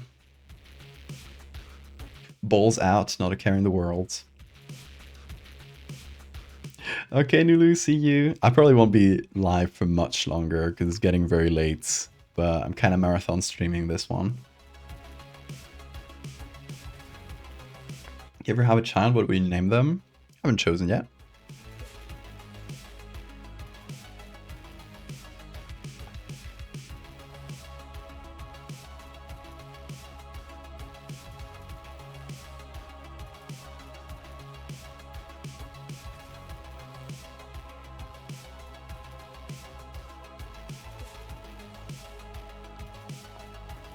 I'll tell you though, if I have a kid, you're likely to never see them. Oh, this is blurry. That's sad. You're likely to never see them because I believe like with kids online, the courtesy we should do to like kids and minors online as parents, I'm not a parent, but you know, the courtesy parents should do is keep their privacy until they're old enough to choose how much of themselves they want to be online. It's something I really like. That really pisses me off is like parent influencer types that will just like, it feels like they're just peddling their kids for attention, and it boils my blood a bit. So if I ever do have a kid, probably won't see them until they're pretty old.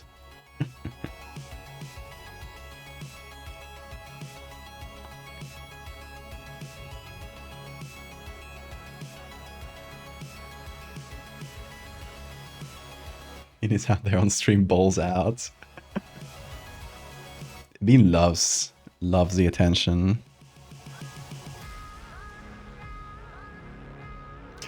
Oh, this one is a bit annoying because I would have loved to combine these two, but it's just there's just no space on the right side. These two would have been such a good match too. Angry at myself for not taking a picture slightly to the right that one time. But I bet I have more. I have so many pictures of being just lounging.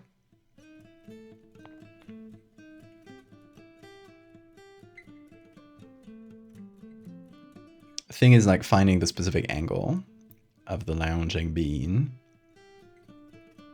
This? Why are certain pictures of my phone different ratios? Like, I don't get it. Maybe I cut this one down? I'm not sure.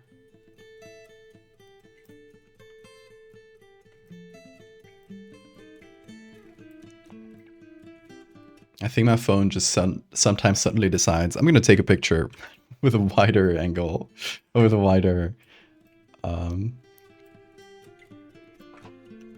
crop, just for no reason at all. Name them Alex. Why would I name a kid Alex Hirsch? With a surname too.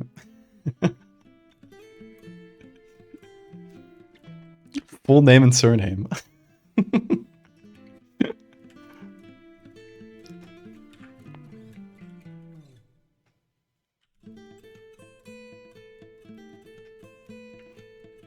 Bean Jr. Yes, perfect name for a child.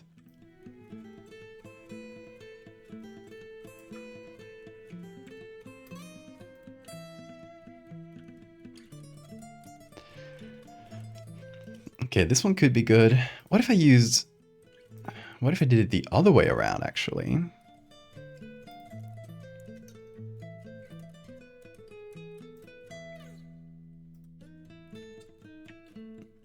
There's a bit more space in this one, I guess.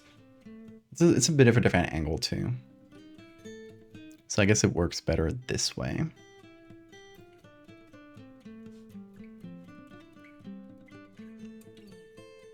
A new thread of edited photos, like when I adopted him. Maybe I'll post them separately. I haven't thought about it too much.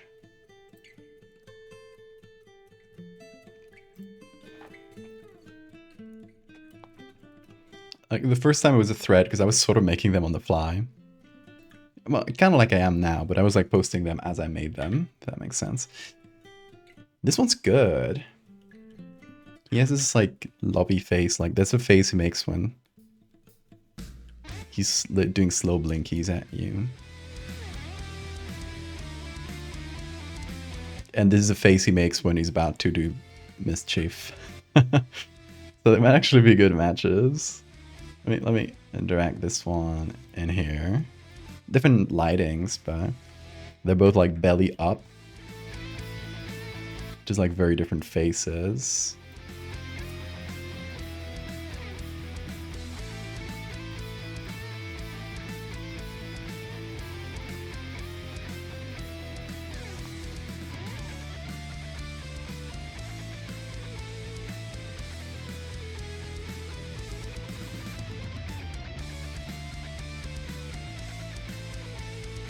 Let's see.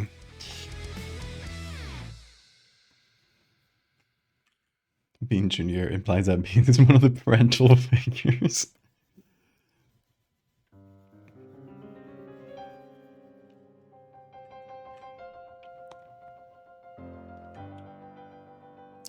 Oh man, it's just missing a little bit on the side.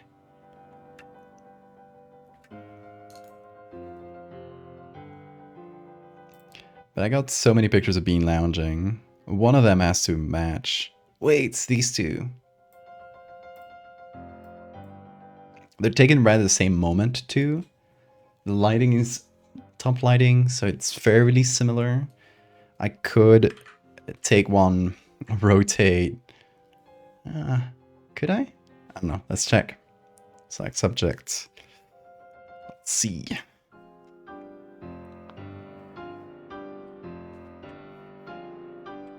Oh, flip.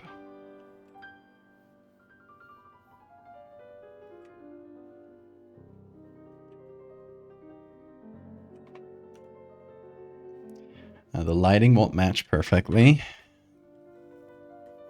but it's a Bean edits.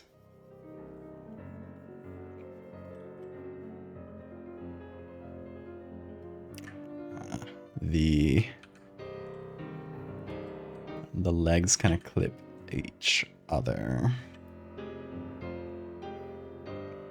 Oh man, I think these two might not fit. That's a bummer, because I thought they were really good together. Maybe like the other way around.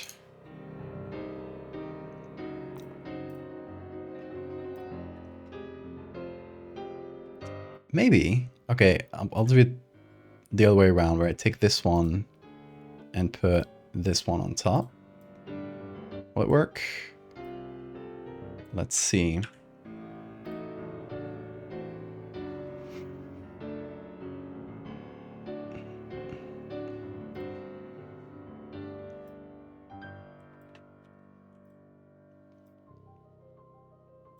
They're like pretty much perfect matches. I love how you can exactly match the legs too, because they're taken like right after each other.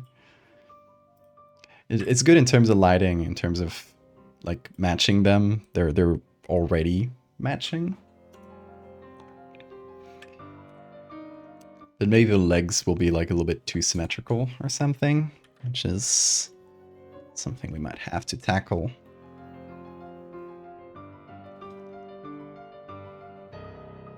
Let's do this. Only one leg showing up from the bottom bean. Kind of like the others, maybe below the body, so we don't quite see it.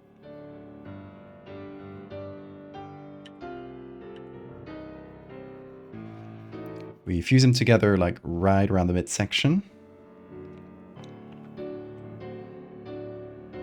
And I don't know, maybe I should rotate the bean. I think these two are the best match we found so far, actually. What do you guys think? I think they're pretty spot on.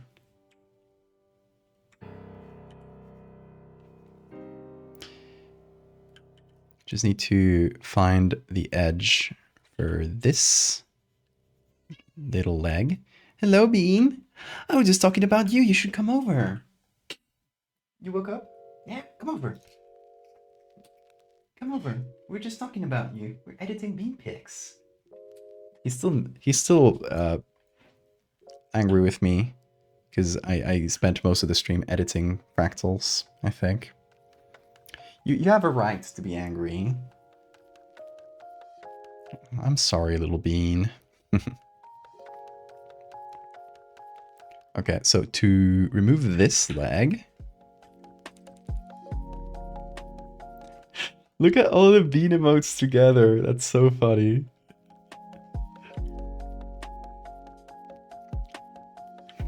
The Bean Legion. The Beejin.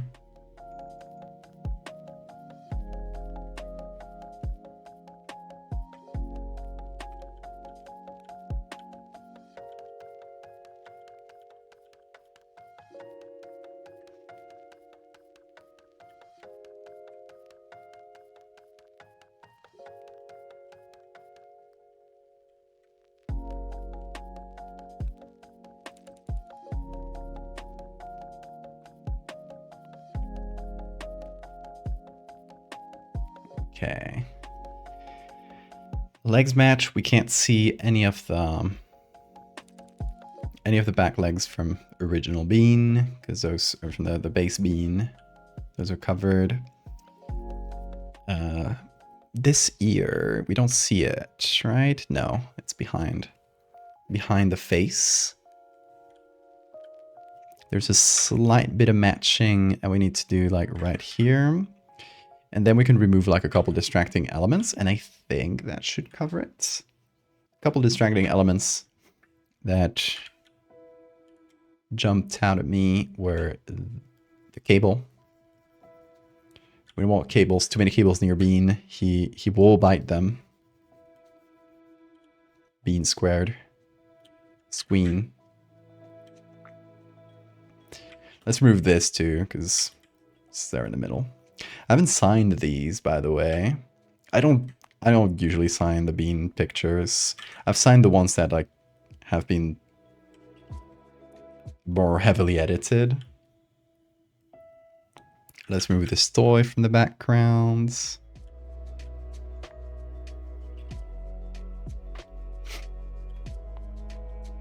And I'm sorry for Toothbrush. I know Toothbrush is Bean's favorite thing ever in the world, perhaps, when he remembers it.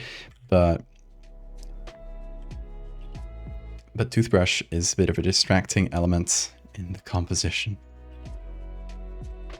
We can't have that. So we select subject here, which will hopefully select Bean, but not the toothbrush. Perfect. Select subject has actually gotten better. I was holding my judgment until I saw more of it. They said the algorithm got better for select subject. They updated it.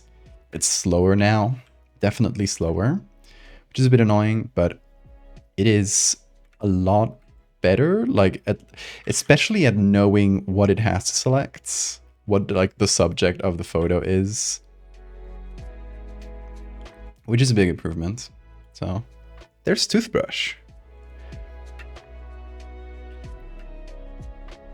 Your favorite bean emote is the one I made in 5 minutes. That's really funny. But it'd be like that sometimes. It is a rule of the internet that your most popular thing will always be something that took you like very little time.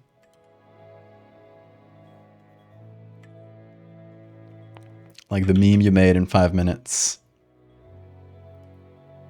will always be more popular than the piece that took you 5 months. That just has to be something we live with. It is the way of the internet.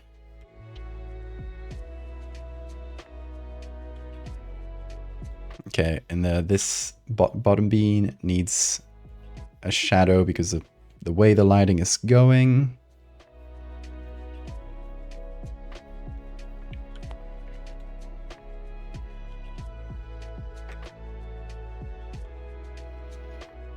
We're gonna brighten up his face a little bit because it feels a bit in the shadow, and I like the closed eye. I like that to be visible.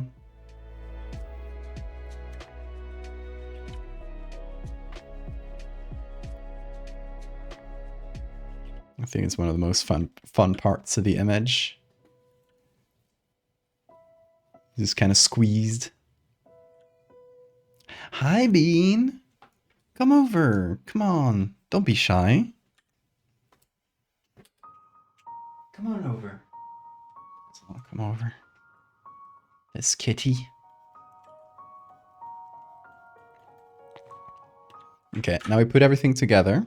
Oh, wrong layer or wrong area. Now we put everything together. As usual, touch of blur. Touch of sharpen. Although, I guess it doesn't matter much. In this case, they're perfectly matching pictures from the outset, so. We're gonna add classic vignettes. You know it. You love it.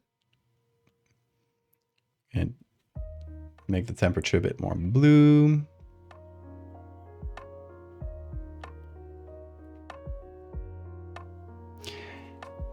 Mimbo, ¿quieres salir? Wants to go out. Okay, I'll leave the door open for him because my partner's already out.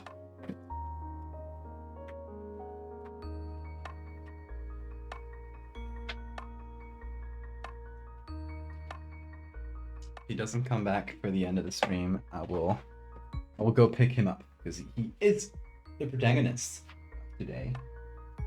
Also, oh my god, everything's full of cardboard. You didn't want to go out. I opened the door for you, and you just went right back in. I think he just wanted attention. Chat. Your turn. Give him attention.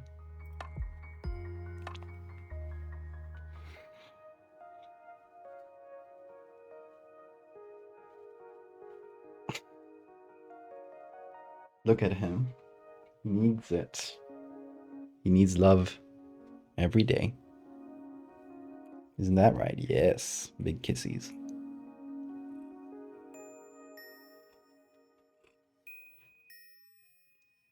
Did I scrape my shoulder? I guess I did.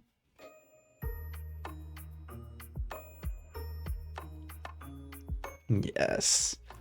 The attention you seek.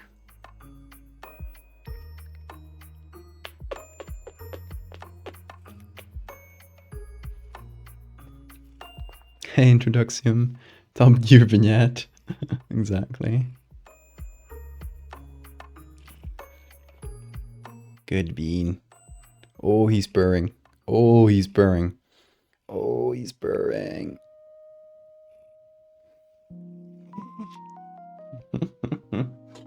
Can go.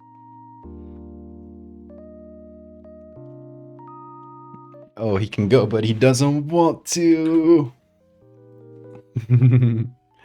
The boy. Bean, this stream is about you. You're the protagonist. You're the hero of this story. What do you think? Oh, hello. Oh, hello.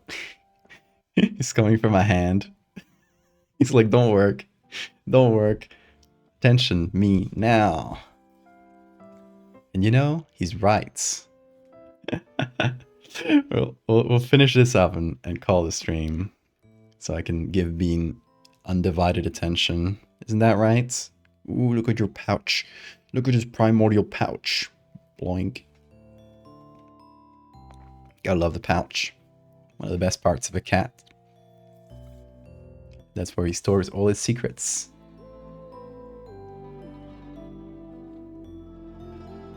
That's right, Bean. I know your secrets. Oh. Come over. But don't. Nope. That way. There you go. You won't fall over. Little dude. Little dude.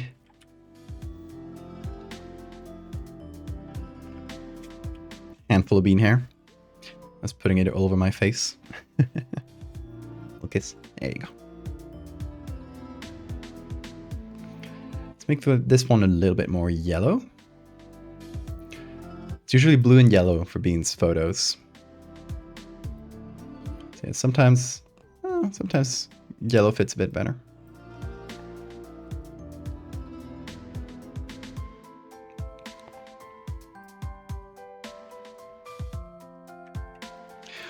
And you see the tail here. Where does the tail come from? I don't know. Let's not think about it too hard. Let's call this one Double Bean.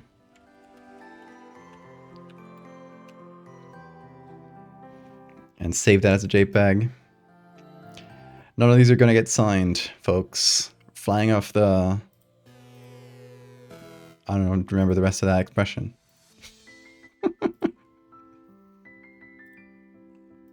Let's close all these ones we had open. Like, honestly, this specific effect could have been done with so many different images. But these two ended up being the most fitting ones that I had on hand. I could have done this, you know, with the same image, but it would have been too copy-pasty. It's better to do it with two similar images that weren't taken at the same time, at around the same angle. We got Invisibean. That's you, Bean. Well, kinda. That's you when you get shy. Let me make myself clear.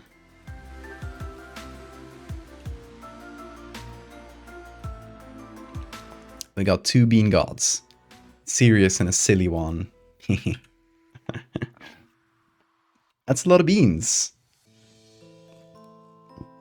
Bean, 4 images. You see how he sped through them? That's because I love you so much.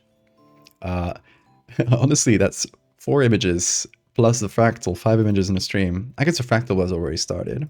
Let's say 4.5. With the first half image taken 70% of the stream.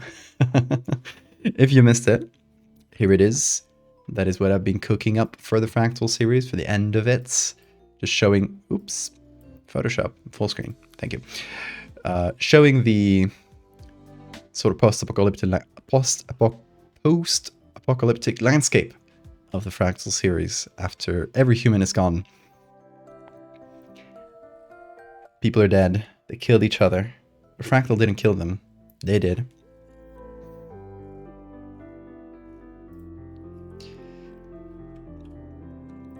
And we got 1 million beans today.